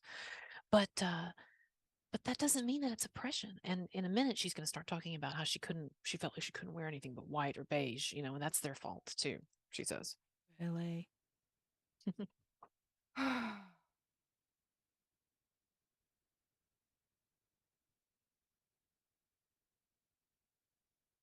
And so now the reason why they're talking about this Elton John stuff is they want us to understand why Meghan and Harry had to take those private jets that their friend Elton John supplied. Because remember, they had been lecturing the public on global warming, and you had Harry gave that speech where he's walking barefoot on the sand and all of that. And then, come to find out that they're taking Elton John's private jet here and there into his villa and all of this stuff. And she's jetting over to watch Wimbledon, no, to watch Serena Williams, the US Open and all of this. So, people don't like that. They don't like that hypocrisy. But, the UK is not stupid. We see this hypocrisy and so many other hypocrisies. I'm sorry, Right. but what did they that naive and that stupid that they expected that this documentary that we're watching right now was going to change our opinions of them? I think they are kind of. Shocking it if it is. Well, look, I don't think that they thought that this in and of itself would change, but I think that they think that over time they are engaged in, I think they hope that they're engaged in an effective media campaign. I think they thought that Oprah thing was going to help them. And that was a disaster. Yeah. Made them look terrible. But do you know what? I'll give you this advice, Harry and Meghan, for free that you'd pay gazillions for freaking PR and whatever, right? You want to be liked, yeah? And you want to have a better public image. Stop bashing on the royals. Yeah. Nobody likes that. Nobody does. Is where their mistake is. We've got to stop. And let me just say that the royal family, they did not grow up in the worst. I'm sorry, Harry did not grow up in the worst family on earth. Far from it. Mm. Yes, his parents had issues in their relationship, and that was rough. Like a lot of us, my parents had worse issues than his parents did. And yes, he was in this institution where they were kind of cold, where his grandparents were kind of cold, and there's a sort of a coldness about that family, and I think that's a problem. But I think that there are tons of people that we know, and maybe even in my family, where there's deeper problems than that. Harry's father, by all accounts, Prince Charles doted on him and was a very warm parent. We know that Diana was a warm parent. I think that the royal family, are fundamentally decent people. Maybe not Andrew, but the rest of them. And so I'm just saying, it wasn't like they grew up in this house of horrors. Yes, there were elements to it that were cold, and yes, their mother died, and that was very difficult, and their parents divorced. It's very difficult. But I'm saying that, like, a lot of people go through stuff. So again, the idea that they, by nature of being the royal family, that Prince Harry was exposed to this just house of horrors and like this awful, extraordinarily awful upbringing, that's just not the case. And one more thing I'll say is that I talk about psychology a lot on my channel because I read a lot of psychology, and I studied it some in school when I was getting my degree in literature. And you can go too far with wallowing in your history. Yes, it is good to be self-aware. It is good to go back and to think about the past and to talk about that with your therapist. But to for decades be wallowing in something to the point where it's alienating you from other people, and you feel like dissatisfied and oppressed and angry. I don't see where all of this wallowing and stuff is helping Harry. Like, I don't see where he's progressing, emotionally. But anyway, all right, sorry, that's my soapbox. No. And that all makes sense. One thing that it's saying here in the program, and it's explained it, guys, is that part of our taxes goes towards funding the royal family, and so there's that expectation. One of the commentators said it. We pay, you pose. There is an expectation that because we invest in the royal family through our taxes, that we have an expectation, a reasonable expectation, to have some part of their life that we get to see. It just says it here. You've got to play the game. Someone's just said it here. You've got to play the game. And I understand and if that you don't, you fall out of favor. There you go. And then any opportunity to write a negative or highlight negative would be taken. Exactly. Right. We can expect if you don't play the game. And like, I understand that he didn't want to be born into that, but like, if you don't like it, then you can, as an adult, leave. But they don't want to leave. Like, they're still like stoking the fire. You know, they're still giving the interviews, and you just can't have it both ways. Renee J, thank you so much for the $4.99 super chat saying, rewatch crew. Love seeing the collab. Yes. I'm so proud and happy for the likes of Colonel Kurtz to want to come on to my little channel. Should have done Oh, it thank you. sooner. No. And you have an open invitation. We'll put something together soon for you to come on my show. Yes, let's do it. Because a lot of my viewers may not have seen your show. I think it's hard not to hear me. I've got a big enough gob, maybe, but definitely need to do that to be able to talk philosophy with you. My goodness. Yeah, well, I was gonna say, didn't you say you studied it in school, philosophy? Yeah, my degree Yeah, is yeah. international relations and security studies. My dissertation was on the philosophy and ethics of international terrorism. Oh, that sounds fascinating. I would love to talk about this stuff. Well, we'll have to do that soon. Yeah. I was going to say one more thing for your viewers. If anyone ever want to have a chat with me, I do offer that on my Patreon, a 29-minute chat for $29. Talk about whatever you want. So I'm going to put the link for that, and that'll be my other link that I'll put down Patreon. Guys, destroy that link as well. And catch up. I can be loud in my new studio once the soundproofing is in, and that will be next week. I think end of next week, actually, just before Christmas. It's all paid for. It's all done. The work's going to happen end of next week, so please bear that in mind. At least I'm not ASMR whispering. That was proper OG of me. So you did start off doing ASMR. I love that, though. I love ASMR videos. I tried too. So I started off doing ASMR. That was my first channel, and I just wasn't very good at it, I don't think. Well, I had a lot of complaints, so I ain't going back to that. No way. All right. But here we go. So here are all like the Princess Pushy headlines and all that malarkey. But this is where, guys, what they're not telling you is this is where Meghan and Harry start to turn around and say, do you know what? We're limiting your access. We want to control this fully. And being completely unreasonable about it all. Like, we didn't get... The first picture we got of Archie was like a hand or a foot or something as they were holding it. That's unheard of. Unheard of. I see Scott Cardinal is out there. Has Scott ever come on your channel? Scott, you should come on and talk right now and chat with us about this. Scott, hey up, mate. We are in talks. Hang on. Why is that jumping? Yeah, we are DMing. Lovely bloke.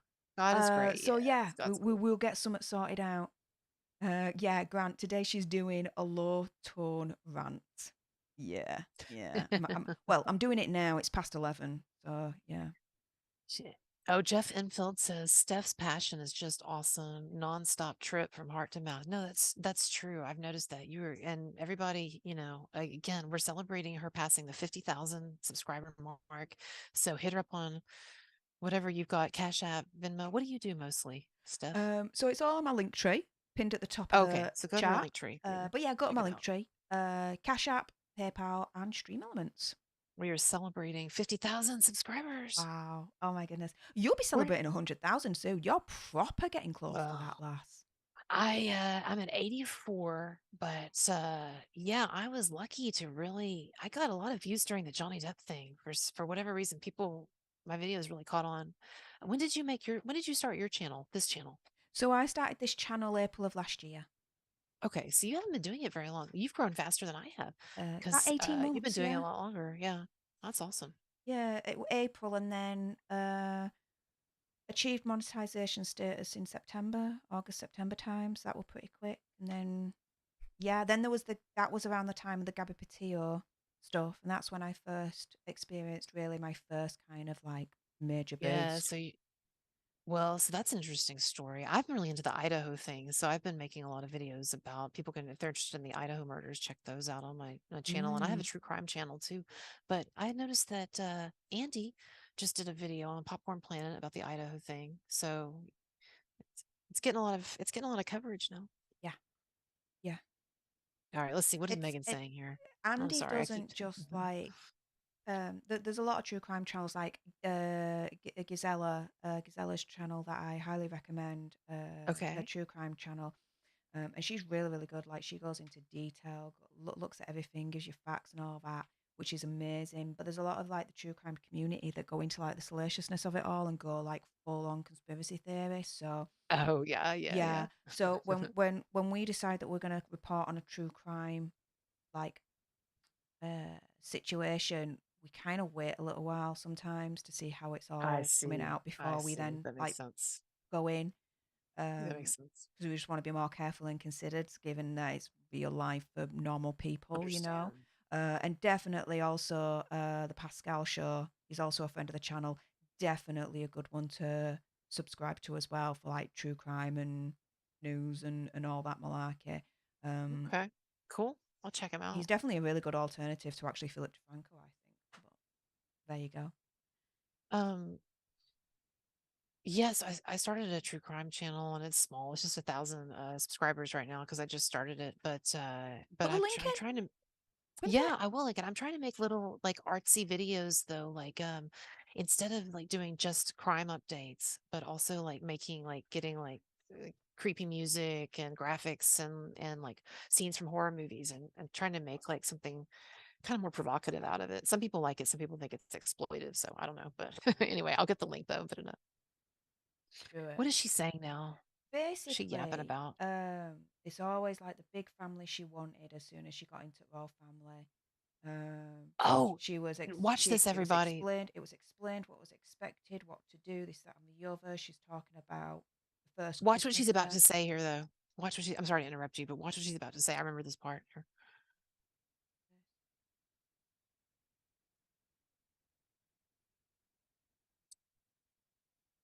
I thought, okay, maybe this is not the part, but at one point she talks about how she's a big hugger and she tried to be a big hugger with the royal family. And then she had to realize, she had to come to terms with the fact after a certain point that they were just cold and they could never just Oh, loosen that up was and before all relax. of this. Was I that already had a earlier? rant on that because it was like she was trying to equate that to the rest of British public, and I'm like, yeah, no, I'm a hugger. Piss off with that. That's annoying. Now they're That's so talking about annoying. Princess Michaela Kent with the blackamoor brooch, Yes. which, yeah, that was not, yeah, It wasn't great. It wasn't a great moment. burn that piece of jewelry. But I'm sorry. again, like these, an old lady who is probably like she's got one foot out the door and whatever. To me, it's kind of like, is that the worst racism? Is that the worst thing that Meghan Markle faced? Is she had to be around someone wearing a Blackmore brooch? Like again, like I don't know, but and now they're going back to slavery, of course, talking about slavery. The- Right.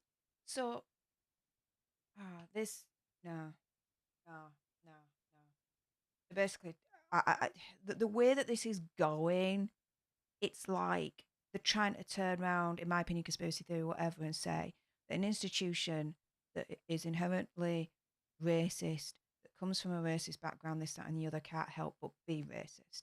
Mm-hmm. Yeah, Because that's the argument they're making. no, no, bog off with that. And the thing is, you can't go all Orwellian 1984 whatnot and be like, do you know what? Every bit of offending painting, sculpture, this, that, and the other that depicts slavery, you now need to destroy. That's actually more Mm-hmm. dangerous to do because you need to have a reminder of the past, of your history, that you don't forget it, that could then end up humanity repeating the same mistake in the future. Like there is an element of Yeah, I'm that. not a huge fan of in general of erasing things from the Mm. past, but at least it's not book burning and stuff. Like like Fahrenheit God 411, I forbid think we it's actually get called. into like destroying, text and stuff. Yeah. I think it's called Fahrenheit 411, that movie. I've seen it before. It's amazing. Mm-hmm.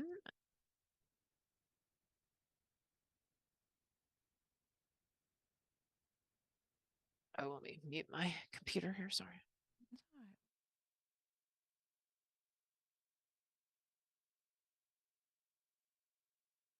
Talking about the Holocaust, which Kanye did happen. You evil twat bag. You and I should probably do a show about Kanye sometime because I think that we're on a similar page on that. And I got some flack from some Marilyn Manson supporters because they thought that I had turned on Kanye after he supported Manson, but he's just taken it too far with this Jewish stuff. And I think it's his right to say these things. And I'm not trying to get him canceled or whatever, but I'm just like, I just don't agree with it. And I think it's just wrong. And what he's saying. I started to do videos on this and call him out like beginning of October, and I remember the amount of flack and hate that I got for those Yeah, videos. you and I'm me like, too. I think we were both early on this. yeah, and which I respect for you. thank you. But I was like, no, because when it's wrong, it's wrong. When you stand up and you say it's wrong, if you've got any kind of platform whatsoever, you stand up and you call out what's wrong, and that's it. As simple as. Yeah. And it Uh, doesn't mean that like I'm not grateful for the fact that Kanye West stood up for Marilyn Manson because Manson, he believed he was innocent and he stood up for him and stuff. But that doesn't give him a blank check to now, because now he's hurting Manson, because now people are saying, oh, Manson must be an anti-Semite because look, his buddy, is Kanye saying this stuff. So it's actually not helping him, unfortunately. At the end of the day, All right. what's wrong is wrong, and for someone to turn around and say, "Oh no, he's not being racist. He's not anti-Semite," I'm like, he's calling death to all Jews. What would you say that is then? Come on, you Right. mad mofo. Right, exactly. If you say, even if it's a joke or it's a metaphor, if you say I'm going to go DEFCON whatever on the Jews, like that is aggressive and it's singling out a group of people in a racist aggressive, like it's obvious. Now, do I Right? really think that he's going to kill Jewish people? No, but I mean, I think that that's a wrong thing to say. It's not. Right. It's Um, And I don't understand what his point is. Well, anyway, we're getting off. We'll go back to the documentary. Sorry, yeah. I'm getting on a No, it's soapbox. cool. He's, We'll he's, see what he's they're saying talking there. about the war at the moment, the 2 wars that he was in, which is, fair enough. He served his country. He did what he did. I've got respect for him on that one. Amanda, thank you so much for the super chat. It didn't show up on my Twidget. It's a program that I use whereby all the comments that you see down there allows to come onto the screen, including super chats. But yours isn't there for some reason, so thank you anyway for that. Really, really appreciate it and your generosity. Thank you so much, Amanda.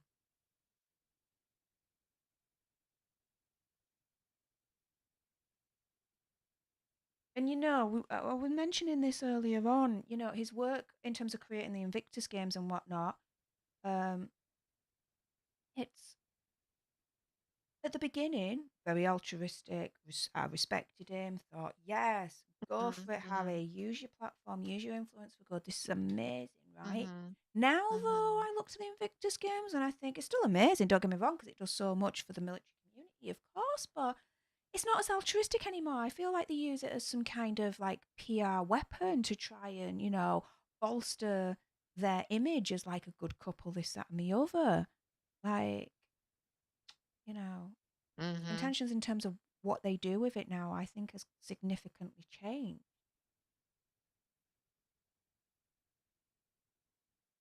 Also, with Kanye is the fact that he's got that religious issue. Like the Black Hebrew Israelites, unfortunately, that's where a lot of this anti-Jew stuff is coming from.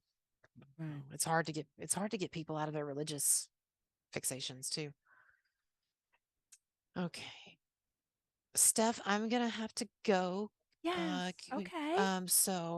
But I just want to say I put my links up. I'll put them up one more time. But thank you so much, and I want to have you on my show soon. So everybody, you can expect to see her on my show. Check out my stuff. Thank you to those of you who subscribed and who PayPal'd me and all of that. And I look forward to seeing you again. Look forward to seeing you again too. All right. I'll I'm gonna DM leave you my last. links, Thank you so much and for I'll be out of joining. here. Thank you. Take care, hon. Bye, everybody. Bye. And guys, in terms of what you can do for Colonel Kurtz, make sure her link is in the description bar down below. Destroy the hell out of her YouTube link right now. Let's get her 200,000 so she can get that silver play button as well as destroy her PayPal and her Patreon links, because we already destroyed her Venmo. Again, I'm going to take credit for that. There you go. Right. So, the final half of this episode, a final episode 3, you've just got yours truly. But let's rant away a little bit more about all of this. Most attention was on Meghan Markle. What sort of issues? Yeah, I mean, look, she was getting the sharing the limelight uh, with who was at the time the Duke and Duchess of Cambridge. Like, feels like they're in competition with the now the Prince and Princess of Wales. You know, like this documentary comes out at the same time that the Prince and Princess of Wales are in America. Yeah, okay, right. That's not a coincidence. As such, it's not a coincidence that the day after Princess Catherine's birthday in January, Prince Harry's book comes out. Yeah, not a coincidence at all, right?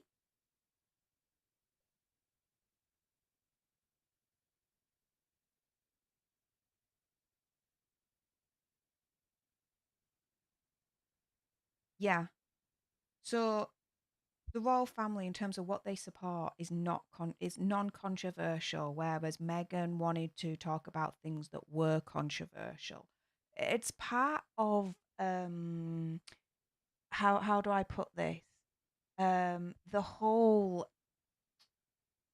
there's a constitution with the royal family that they're not supposed to show political affiliation in any way, shape, or form, or not talk about, let's say, issues that could allude to a political affiliation. They're supposed to be apolitical and completely as non-controversial as possible to support that notion of them not being political at all.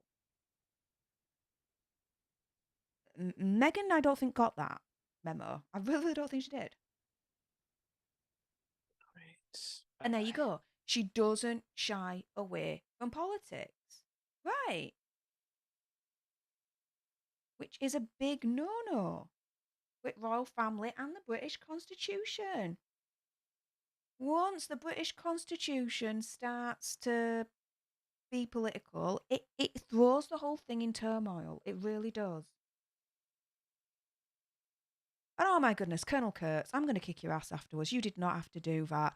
Thank you so much, though, honey, for the $5 super chat saying bye, see you next time, and congrats on 50K. Well, thank you so much. Really, really appreciate that. I'm so glad you were there to celebrate that huge milestone with me. I really, really appreciate you, my friend. And yes, definitely see you next time.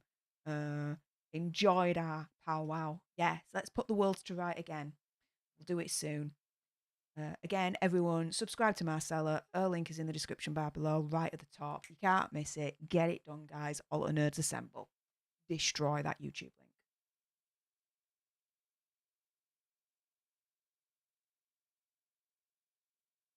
The other thing as well is you are marrying into a different culture.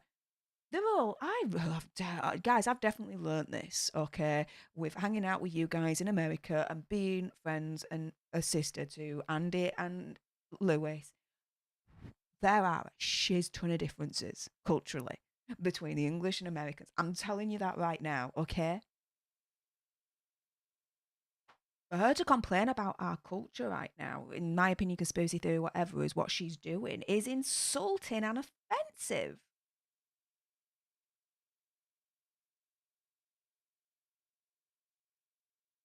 No, you can't wave like that. You can't be freaking, I. Yeah, you gotta be more restrained, more couth-like. It's a royal family. What do you freaking expect? I do not understand this whole business of she had to be more restrained when she was out in public doing royal duties. Yeah.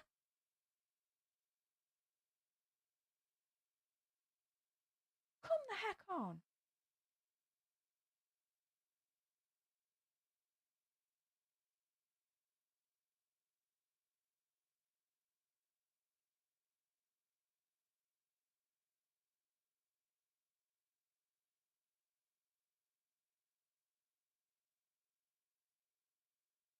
Give me one moment. I'm going to be back. I'm still watching it.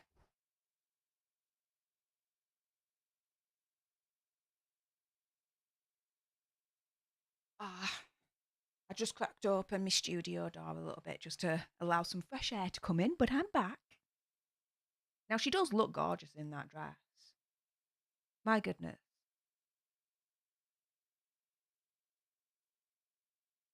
But why we're watching this right now?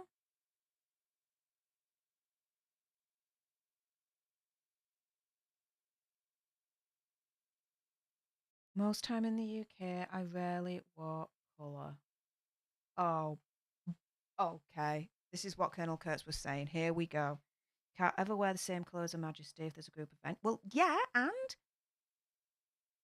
then you should never wear the same colour as one of the more senior members. Yeah, and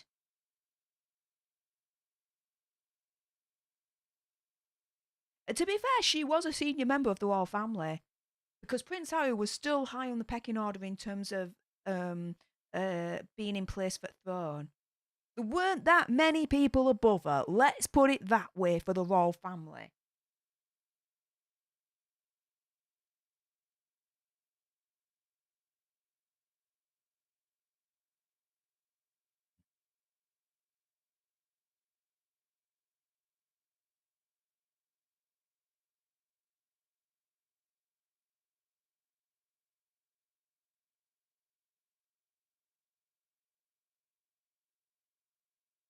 Now, Samantha Markle, the sister for Meghan, I don't know what to make of her, guys.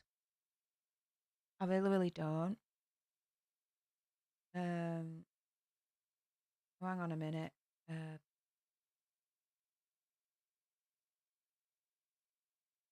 Why is that not working? Here we go. Marlene, quite literally, that little counter that you see there is where I'm literally at for episode 3. So that's where we're at, guys.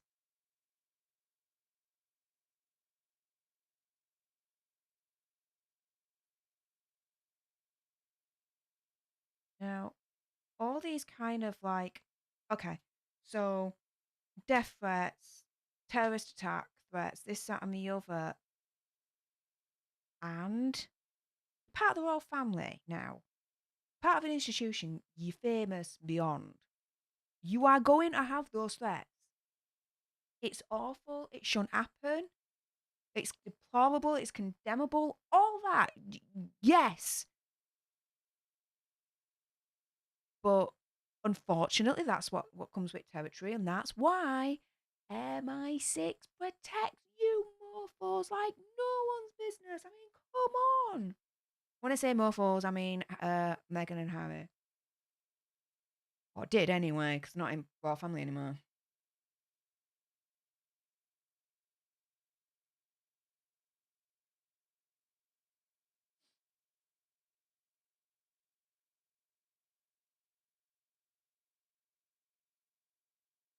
Heather, thank you so much for the $4.99 super chat.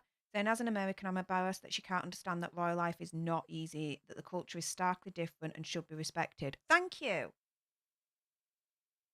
We're told that we have to respect all cultures, and I agree with that. Well, hang on a minute.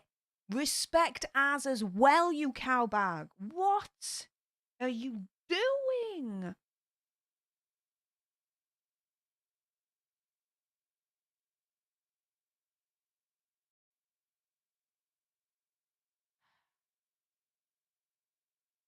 Okay, so small comms team that they were dealing with.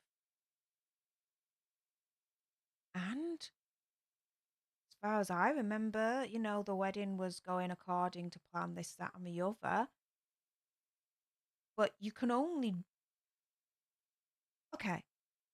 If Samantha Markle and her father and her brother, all the Markles were in the UK, it would have been controlled and effectively managed much better. The fact of the matter is, her family were in America. Freedom of speech, rules, laws, all that lot are vastly different than the UK's.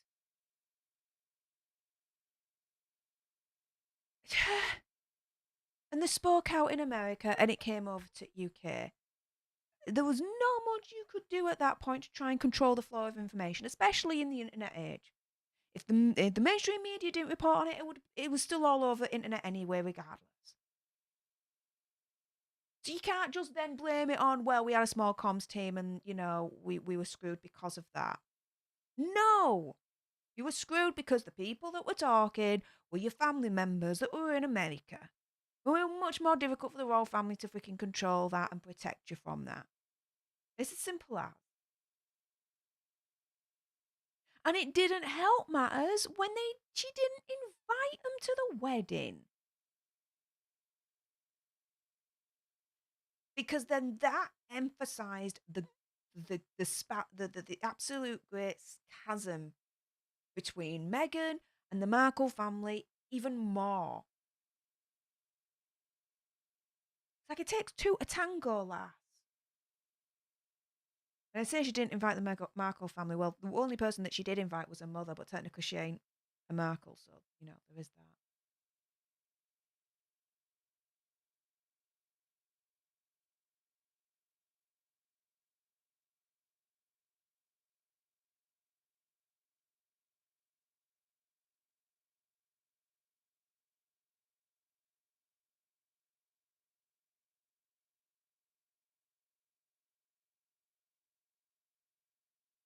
Okay, so 2 months to wedding.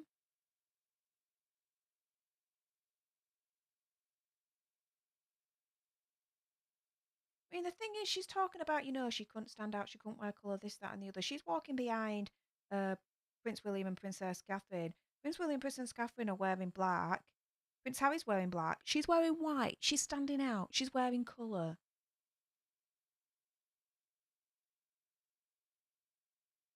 Her Majesty the Queen. Still weird that she's passed. One of those kind of people. You just thought she'd live forever. Oh, here we go. We're back at the British Empire. Okay.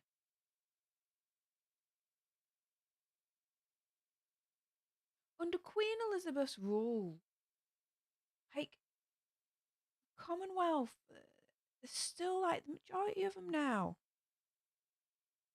have got independence. Like, come on.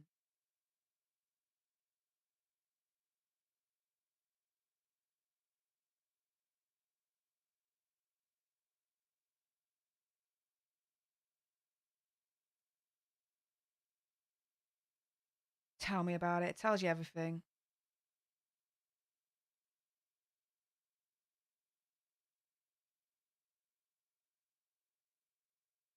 The centre of the argument, the monarchy in this country is the Commonwealth. Really? I live in this country and I don't see that. Yeah, she is deeply respected for keeping it all together. But Commonwealth, yes. And King Charles will continue with that because he understands the importance of the Commonwealth.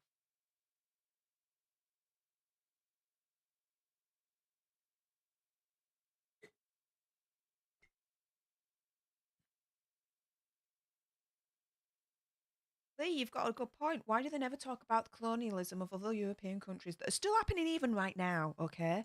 France, again, but yeah, there you go. You've proven my point. That still claims 500 billion a year in taxes from former African colonies. There you go. Because it does not fit their narrative. It's not France that they've got the problem with, it's the UK.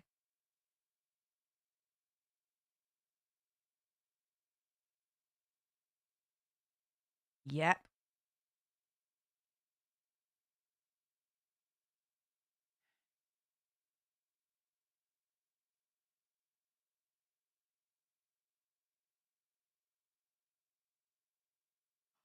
They're talking about the Commonwealth and the colonialism at the time in the Commonwealth and this, that, and the other. Again, I'm at a miss. Why is this relevant to Meghan and Harry's love story? Why?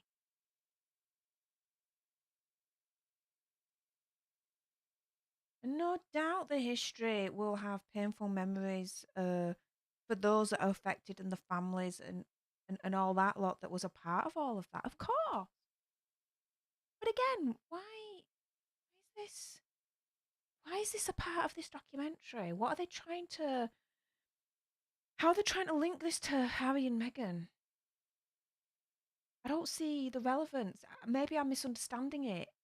I'm not too sure.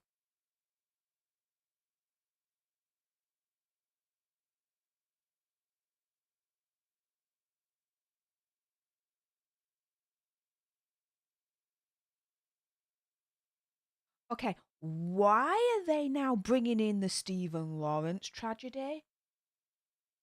Murder of Stephen Lawrence. For those that are not in the UK, Google it. It's it's just despicable what happened and how the police and just Google it. But then again, how... I'm lost. Why are they now talking about the Stephen Lawrence murder and now the Stephen Lawrence inquiry in Harry and Meghan Netflix series? The experience of black people difficult to deny. Okay. But how society was back then against the British black population is not how it is now, and not how it was when Harry and Meghan was in the royal family.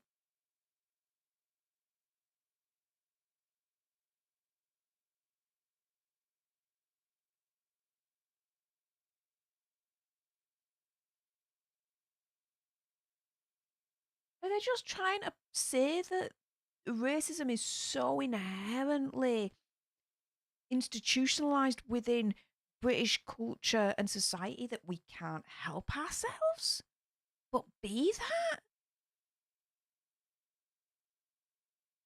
If they are, I mean, is there still institutionalized racism? Yes. Is it still part of the institution? Yes. Should there be more done to stamp it out? Hell freaking yes. But I don't think it's to this extent that I think they're trying to make it out to be like the whole of the country is racist. Because I tell you something, I'm not. I'm not. Someone in front of me was racist, I'd smack the shit out of them. Without freaking hesitation, I would smack the shit out of you if you were racist in front of me. Was that direct enough?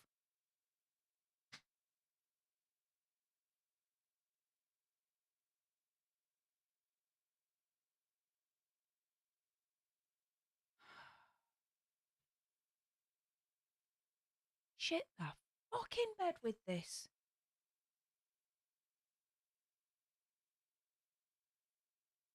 We're not. We have a problem in this country. Every country has a problem with racism. Of course. Come on, let's not be fucking stupid about that. But I tell you something, we are not America. We're not.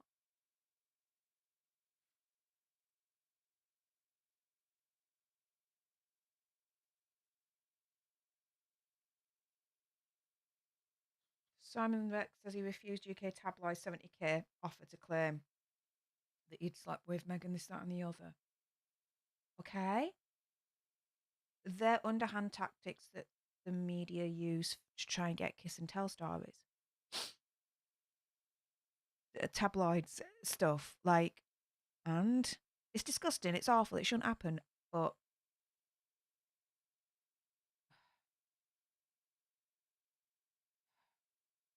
I just think Meghan is any different.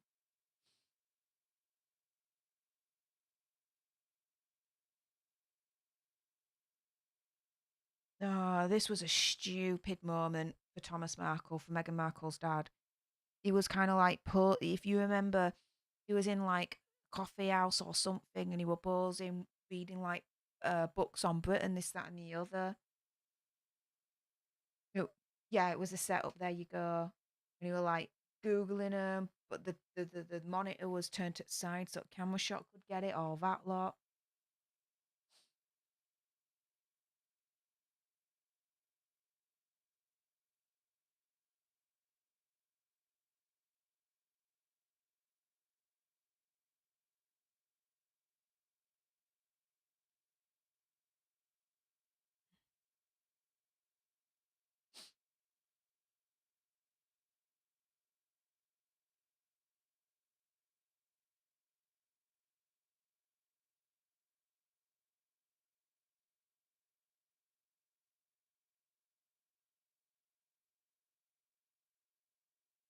Okay, so she's now talking about a conversation with her dad after those. She found out about the photos. Were they staged? Did he get paid for it? He said no, he didn't get paid. Basically, he lied to her. BS move on his part.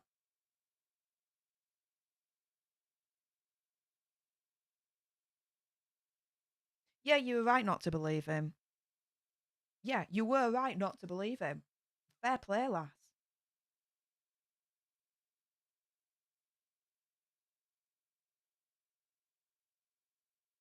Wancho, thank you so much for the $5 super chat. He says it sounds like they're trying to ham-fistedly correlate social issues in the UK to the anti-royal sentiment this documentary is trying to sell. To a certain extent, yeah. It's all about, in my opinion, conspiracy theory, whatever, anything that they can use that was happening in society in Britain or in the past, anything that they can then spin and be like, Meghan didn't stand a chance.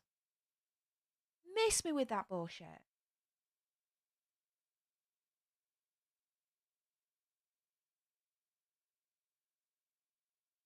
And this is 5 days before the wedding. All the invites have gone out, right?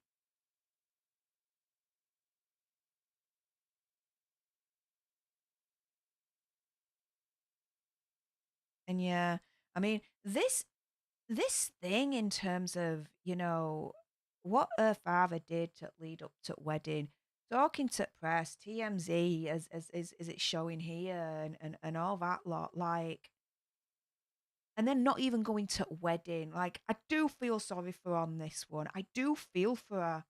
Like, totally feel for her, guys.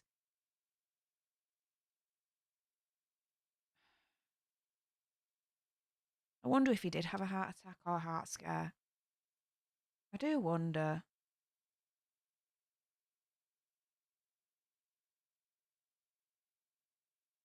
But this was awful for her. You cannot deny that, guys. You cannot. You got the dad leaking photos, staging photos, talking to press, this, that, and the other. Like, shut the hell up, dude. And then he don't come to wedding to walk her down aisle. Like, I feel for her here. I do. And then he makes it all about him. My wedding agony, this, that, and the other. I'm sorry, but you're the dad. Your little girl's getting married. You put your own personal shit to one side, you man up, you step up, you ball up, and you suck it in and you swallow it for your freaking daughter. Even if she is Meghan Markle, you do it. You fly on over to UK and you freaking walk her down the damn aisle. And this is a thing, right? It was Prince Charles at that point. He walked her down the aisle instead. What a touching, wonderful, loving moment. But father-in-law to do that for her. And let's not forget that.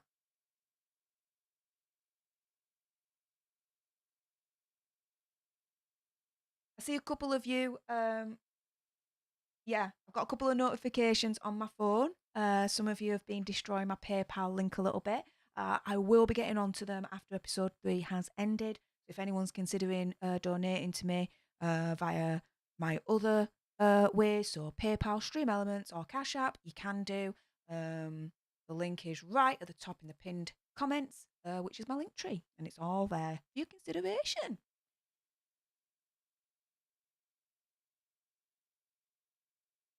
Yeah, I can imagine that Harry was shouldering it for her as well. In terms of her all issues with her dad leading up to wedding. Like, oh my goodness, we all felt for her. We all did.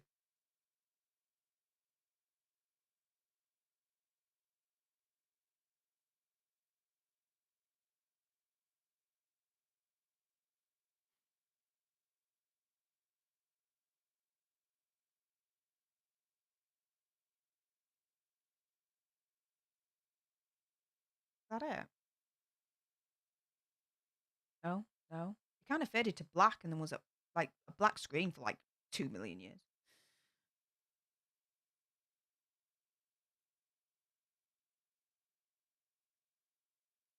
True, Milene. True.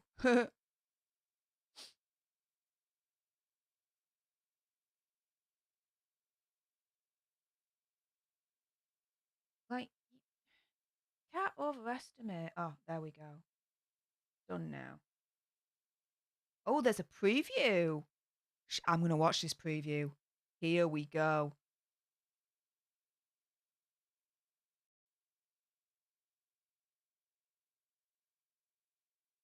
The preview. Oh, here we go. Final 3 episodes, okay. This is when a family and a family business are in direct conflict. Everything that's happened to us was always going to happen to us, Harry says. Suddenly, what clicked in my head was it's never going to stop. There was no other option at this point. I said, we need to get out here.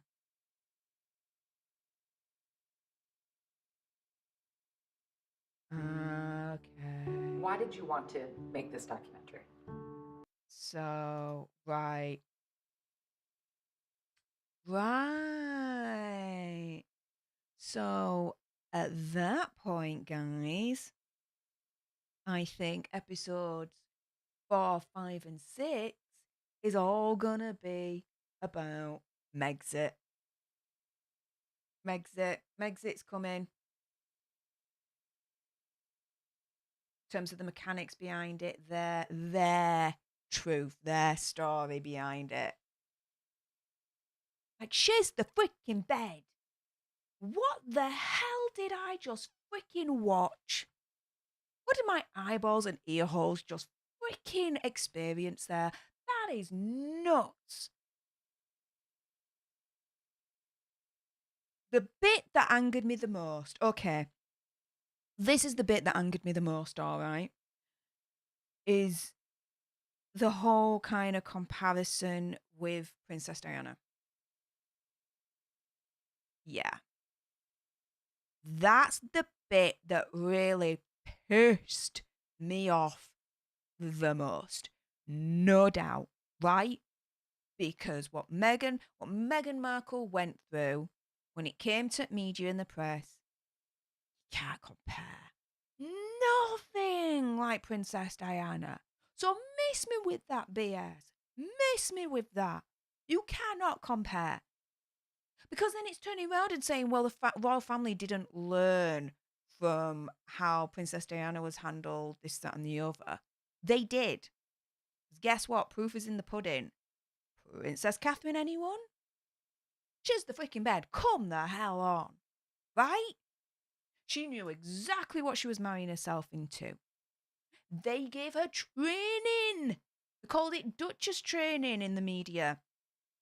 They told her exactly where to sit, the hierarchy, the rules of being in the royal family. Because I'm sorry, you want to marry into the royal family, fair enough. But there comes with rules. You cannot argue with those rules. It is what it is. You don't like those rules, you don't marry into the royal family. It's as simple as. Right? You're not just marrying Prince Harry. In a way, you're marrying the institution. This whole thing of what you can wear, what you can't wear, courtesy in the hierarchy, this, that, and the other. Yeah, and you're saying it's a bad thing? It was like the whole thing. It was like the rules, the culture, the royal family. It's all bad, all bad. If in my opinion, conspiracy theory, whatever, that's what the documentary was trying to put across as well.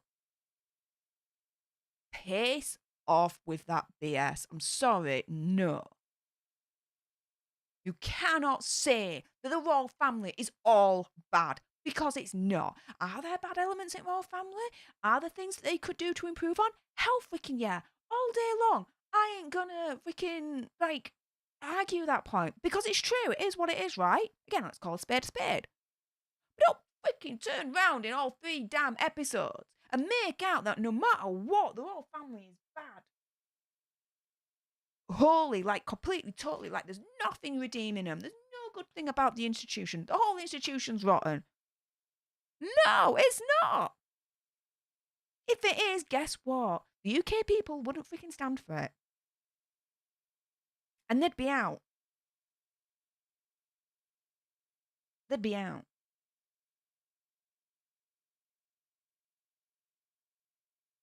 Oh, but that Princess Diana comparison, oh my goodness, that really grinded my gears, guys. To no freaking end, that really grinded my gears. And then I still don't understand fully the point that they were trying to make when they brought in British history, British colonialism in particular, and British history of slavery and the British Empire. I'm still like, yeah, okay, and what's that got to do with Meghan and Harry?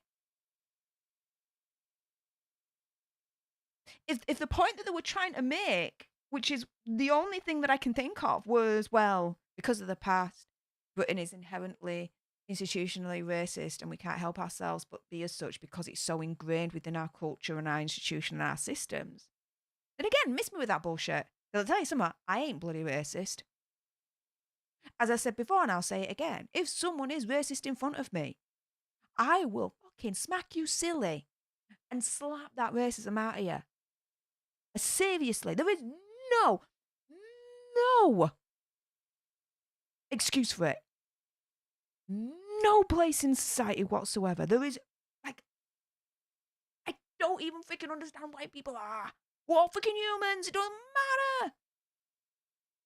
We all bleed the same blood. We all shit the same way. We all piss the same way. I mean, come on, guys. But if that was what they were trying to say, piss off, you cowbag. No way. No way. Because then it would be the sense of, well, because I'm British and I've grown up in British society and the culture and this, that, and the other, then it means that to a certain degree, I can't help but be racist too. Pissed off with that. If that's the case of what they were trying to say. That is insulting. Personally insulting. But like I said before, the funniest kind of insult that I ever got was on Twitter when someone called me a misogynist. I'm like, you do understand that I'm female, right? Like, I've got lady lumps. And even though I say I've got a bigger dong than most men, that is figuratively speaking, okay? Like, between my legs, there's no dong, okay? Like, how can I be a misogynist when I'm female? Like, come on. Get with the logic on that. Oh my goodness. But the other thing as well, it's like, do not get it freaking twisted, yeah? When I talk about Meghan Markle, yeah? It's all criticism, yeah? It's not criticism because, oh my goodness, I'm criticizing her because she comes from a Black American heritage, this, that, and the other. No. Criticizing her because of what comes out of her gob and the actions that she does. Regardless, if she's black, white, blue, green, pink, purple, whatever, don't give a freaking shit of the race and the colour of her skin. Because she's human, like all of us. We piss, we shit, and we bleed all the same way, guys. Do not think that me criticising Meghan Markle equals me being racist, because that ain't the case. It's mental gymnastics that some people do just completely astound me. And the mental freaking gymnastics of what just happened there in those 3 episodes from Harry and Meghan absolutely just freaking blows me away. blows me the hell away. Oh, and by the way, like I said before, this series apparently cost like over 80 million pounds or dollars. First 3 episodes. I don't see $40 million or pounds worth there. Where the did that money go to, guys? Because a lot of it was either stock footage or footage from Harry and Meghan themselves. Where the hell did that money go, guys? Like, what the hell? And her mocking the courtesy into the Queen, yeah, that was definitely, I saw that. Like,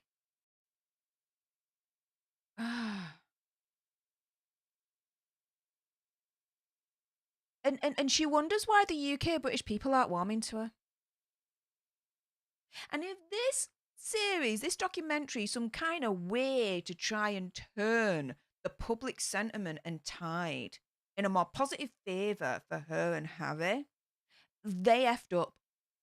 They completely effed up and missed the mark. And if they really truly believed that this would be the start of the turning of a tide for sentiment against them from the UK, what are they smoking? What? And I mean that as a joke. Like, they live on cloud cuckoo land, basically, if they thought that. Live on cloud cuckoo land. They are completely out of touch with reality. Completely. And do you know what's coming in my head right now as I wind things down? Is body language guy. Now I get to watch his videos because I've literally stayed off social media as much as possible, not read any of the articles, and just tried to keep myself like insulated from all of that so that I could watch episodes 1, 2, and 3 with a complete fresh, like, open mind, like all that. Yeah, now I'm gonna be wanting to watch his videos because he's so awesome, guys. If you haven't done so already, do subscribe to him as well. What a wonderful, wonderful gentleman, and he brings so much sass. I absolutely adore that dude. And yeah, now I get to watch his videos on this, and I'll be very, very interested in terms of what he picks up in terms of the body language and everything, because he was really, really good at picking up the little body language signals of Meghan Markle during the whole mourning period and the funeral of Her late Majesty Queen Elizabeth II. I'm really, really impressed with that.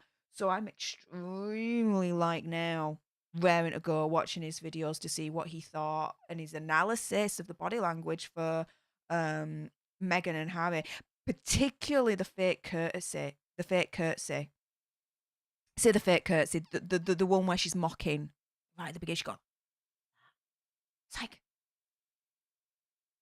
love, like, just quit quit this. Like, stop.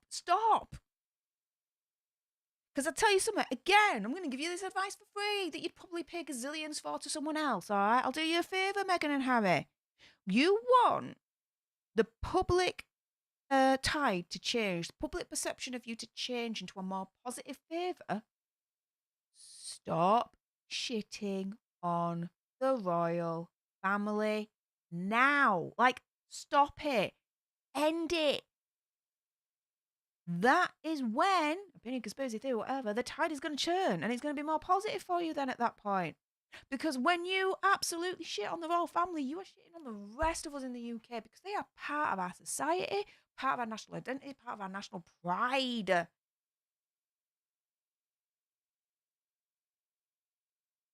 You're in a losing battle if you're going to continue with this narrative completely. The more you, because it's like counterintuitive in a way for them. The more that they bash on the royal family, the more we actually hate and despise them. Do they not see the correlation? Do they not, right? Clearly not. Because let's put it this way, right? The royal family we still hold in high regard, in high esteem. But if they entered into this whole war of words publicly, then our perception, our high esteem for royal family would have dropped significantly. Like Harry and Meghan need to take a page out of their book, maybe, because the royal family as an institution hasn't survived for over hundreds and hundreds and hundreds and hundreds and hundreds of years alone just by accident. Right?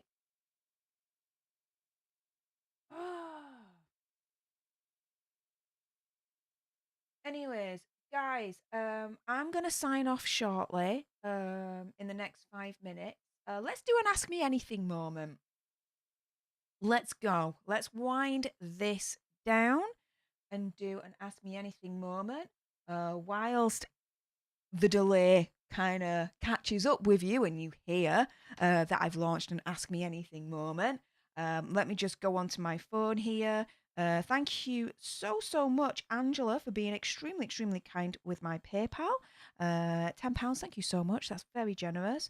Saying how she mocks the Queen over the curtsy is terrible, but episode 3 is worse than Oprah. She makes the UK out to be racist, even citing the 1993 killing of Stephen Lawrence. Love both your channels. Well, firstly, thank you so much for the kind words of saying that you love both the channels, for mine and Colonel Kurt's. But yeah, it is terrible. Episode 3, I'm just confused. Like, why would you try and how could it's a leap. Definitely a leap there in thought. Like Stephen Lawrence to how Meghan Markle's I'm like yeah. I don't know about that one, Meghan. I really don't. Also, as well, Jill from earlier on, thank you so much for the £15 PayPal. I've got the message through now. She says, "Hi, Steph, Andy, sick bucket, please. Diana is beyond compare. How crass of them. No consideration for his brother William, her son, using Diana again to get the sympathy card. Nothing new to say." Yeah. You ain't getting any disagreement out of me for that one. Okay, let me just scroll up a little bit and see the questions that you've got. I think I've got a little bit too far up. Let me just scroll down a little bit. Yeah, Janie, I did see Harry's expression, and as I said, that moment is something that I'm extremely interested in. Hopefully, the body language guy, analyzing. He looked a bit horrified by it anyway, but that's just me. Let's scroll down. Kimberly asks, "What's my favorite hobby?" Oh, well, I do love reading. There's a couple of books actually there at the moment. I love reading philosophy and ethics. At the moment, I'm reading Irving Goffman's Stigma. This. I also have a signed copy of Richard Dawkins' Books Do Furnish a Life. I used to have more books, but a lot of them now I've digitized, as in I bought the equivalent on Kindle. But the other books, there was a leak in my old house earlier on this year in the attic, and that's where the majority of my books were, and they got ruined. Yeah. Which was upsetting and awful, but it is what it is. And really, they're the only books, physical books, that I've got left. But majority of which I've been able, like I said, to digitize. So not all is lost. And to be fair, when I think about it now, I couldn't have fit all those books in this house. Let's put it that way. So there you go on that score.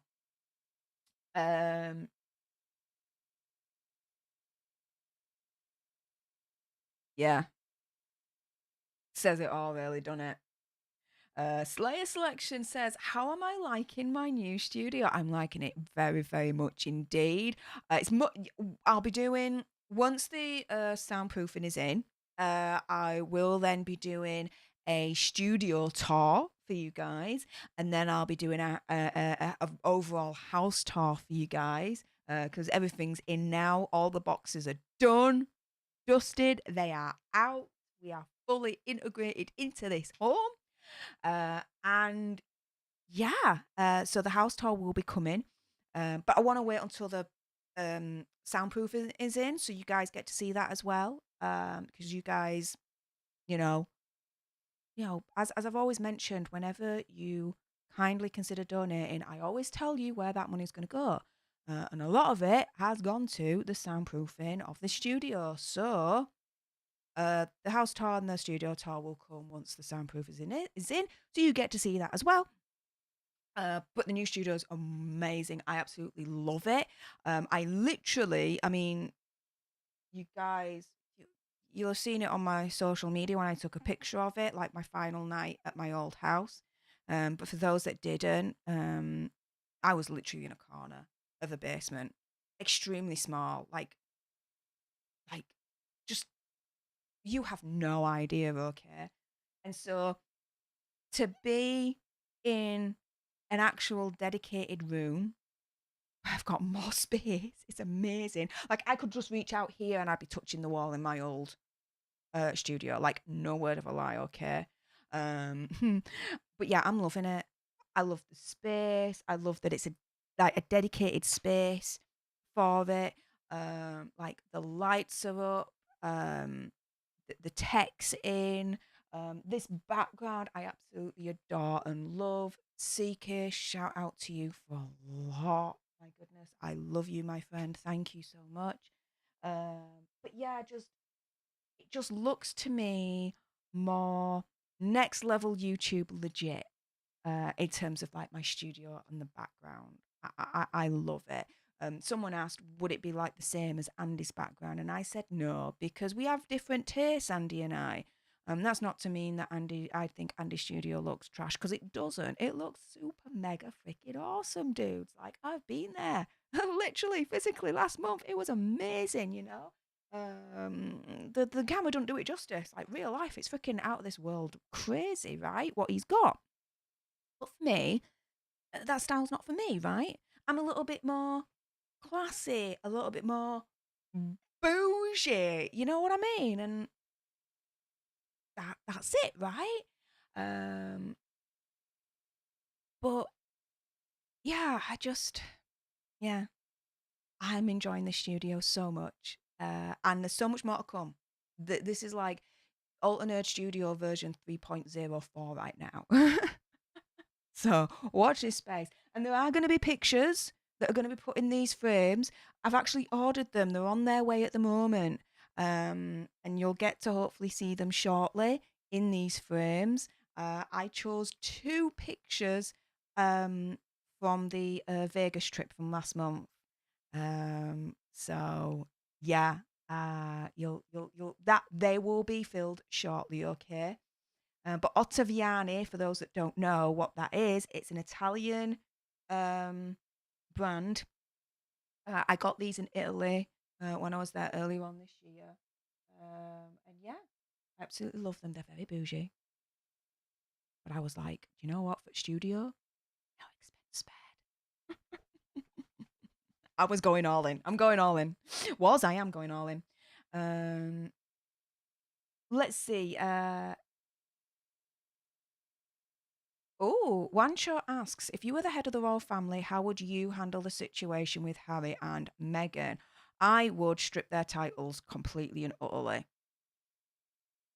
Miss me with that shit. I'd strip them. And then they can't use any royal connection whatsoever. They're done. Done. So yeah, easy. Easy.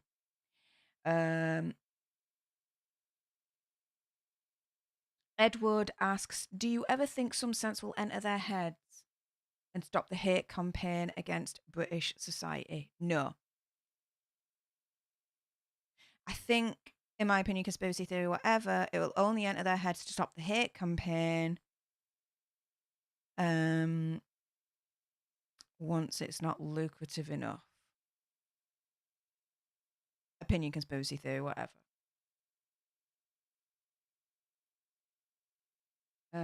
I need to add some more knickknacks to the new studio. Yes, it is a work in progress, of course, but this is what we're working with so far, okay? Let's see. Ooh, Lewis is live. Oh, well, I'll pop in the redirect link right now. Just give me a moment, guys. Where's the redirect? I always get mixed up as to where it is. Give me one moment, guys, because I will be ending shortly anyway. Ah, here we go. Hey, there we go. Let's save that. So stay exactly where you are because you'll be redirected to Lewis's channel shortly for his live stream. But let's answer a couple more of your questions before I go. What's gas? 353 gallon here. If you're asking how much the gas is over here per gallon, I don't know. All I know is it's a shit ton. I don't know because I don't drive.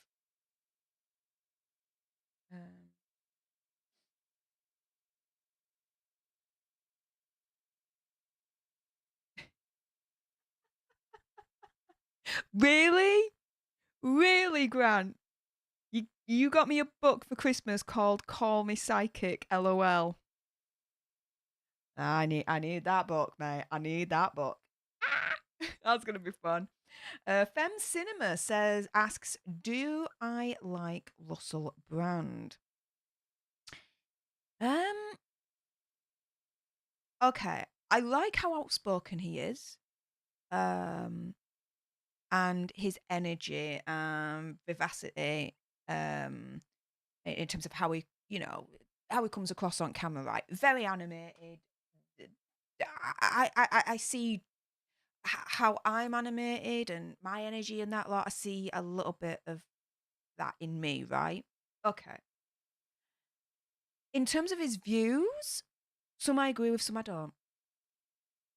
Do I like Russell Brand overall? Yeah, I have nothing where I've learned anything about him where I dislike him. He's not doing a Kanye, let's put it that way. He's not doing a Kanye, let's put it that way, right? But yeah, I don't have any like strong feelings. It's all right. I agree with some things he says. I disagree with other things that he says. There you go. With Meghan Markle and Harry, I disagree with a lot of things that they say. Agree with a little things of what they say. Because there were moments where I was like, oh, fair enough, Meghan, yeah? Like the whole lead up to a wedding and her father, what he did to her then. Yeah? I sympathise with her on that. I was like, yeah, fair enough. That was a shitty thing to do, right? And the whole family like speaking out over in America and affecting her over in UK. Yeah, I get that. But then again, there wasn't much that the royal family could do because they're speaking out in another country. Like, there's only so much control even the royal family have. I mean, come on. But still, yeah, okay. Will Russell Brand, all right. He's all right. There you go. That's my answer.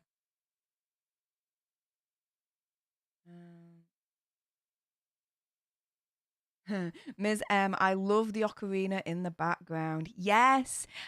So that was a present from Kim's fella that he gave me in Vegas last month, and I was like, that is so going in the studio. So there you go.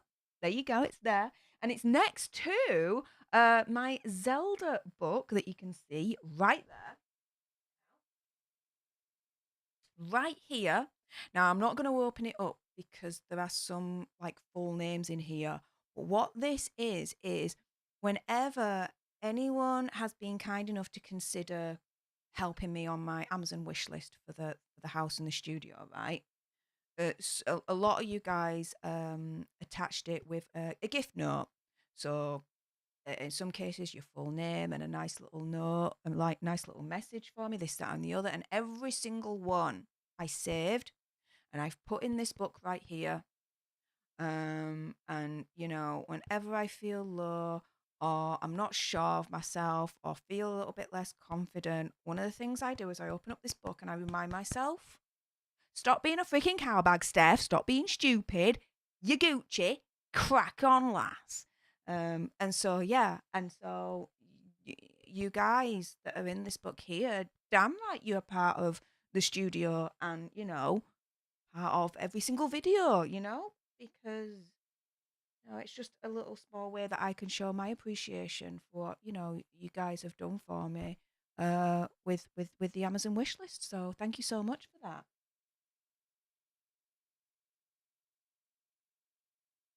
But yeah, it makes sense that the Zelda book would be next to the Zelda Ocarina of Time. What can I say?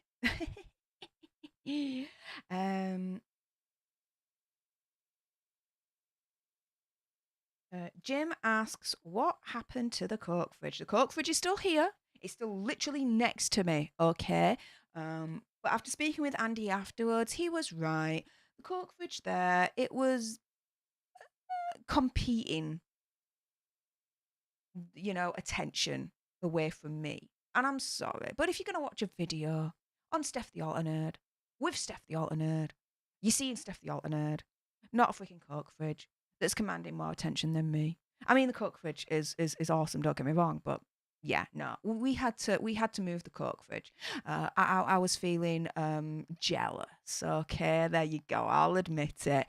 So the Coke fridge is literally here. Again, you'll get to see it when I do the studio tour and upload that video in a couple of weeks' time. So there we go.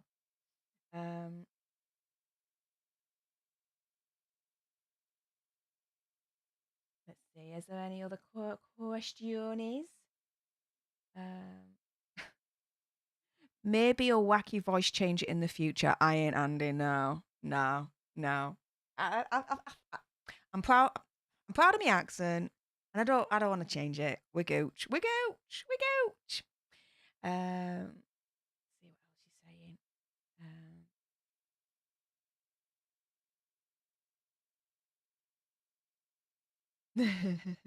Wow, if Steph starts a rebuild the library fund, I'd contribute. Well, that's very kind of you. But no. Having physical books for me these days is more of a sentimentality rather than anything else. Like I said, I bought the majority of what was lost on my Kindle anyway. Knowing that I knew deep down I wouldn't have been able to bring all those books over here anyway. Because as I've always said, I was moving from a very, very large house that was 4 stories, quite literally, to a house that's 2-story. And that was by design. That was my choice. If I was to live on my own, I wanted to make sure that I lived in a house that was easier to maintain on my own, especially with my illness. And especially if I was having a pancreas attack, you know, it would still be easier to maintain. And so, yeah, all those books would not, I wouldn't have had a place to put them. It just wouldn't have happened.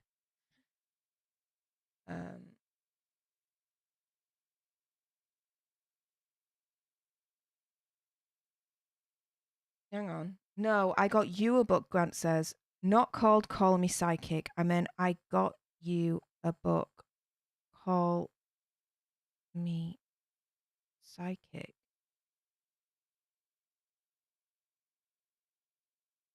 That's what I thought I said. You've got me a book. And it's called Call Me Psychic. That's what I understood it. Your original chat message to be, Grant.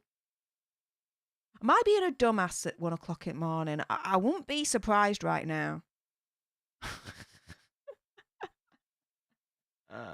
Oh my goodness.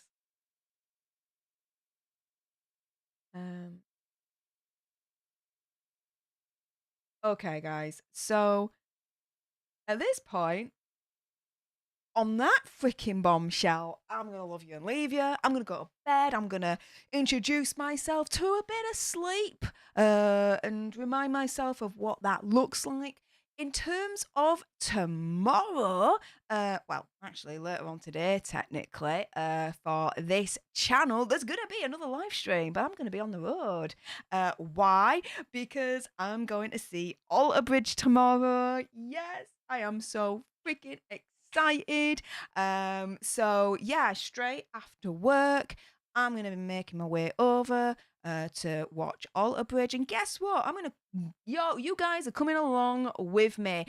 So I will be streaming. It's gonna be around I think like 5, 6 o'clock, something along those lines. So yeah, there's gonna be another stream from me. So make sure that no matter what you do before you go, if you haven't done so already, you subscribe to join our Alter Nerd tribe. Like, share, comment, all that good stuff. Also, as well, make sure you turn your notification bell to on, so you're notified every time I upload a video or go live. Like tomorrow, I can't say specifically when I'm going to go live. It depends on the signal whilst I'm out and about, but I'm going live. I'm going to take you guys a little bit on the journey with me seeing Alter Bridge. I'm so freaking excited. This is going to be my... Hang on a minute. And then... I think this is going to be like my 5th time seeing them. I'm so freaking excited. So yeah, join me for that. But with that being said, it's too late. I'm knackered. I'm not going to dance this one out. If you can forgive me on that. I've been streaming for nearly 4.5 hours and I'm just absolutely pooped. But I appreciate every single one of you that subscribed. The freaking helped our community get over 50,000 subscribers. Like, this is nuts beyond compare, guys. Like, we are at 50,194. We are 6 away from getting to 50,200. Like, we are well on our way to 100,000 and getting that silver play button, which everything goes then. Like, that silver play button's just like front and center. Then at that point, that's just going to be my little pride of joy there. So make sure you help us get there by making sure that you subscribe and double check that you subscribed as well, because YouTube likes to unsubscribe people sometimes because they're idiots. Ta-da. But yeah, with that being said, thank you for everyone that helped reach our little milestone there. Thank you to everyone that considered and donated, whether that was via Super Chat, PayPal, Cash App, Stream Elements. Really, really appreciate all your faces. But yeah, with that being said, you guys, gonna love you and leave you. Stay tuned because you're going to be redirected right now to Lewis over on Nerd Report. Tell him I said hi in whichever way you think is appropriate, coming out of my gob. And until the next time, you guys, laters!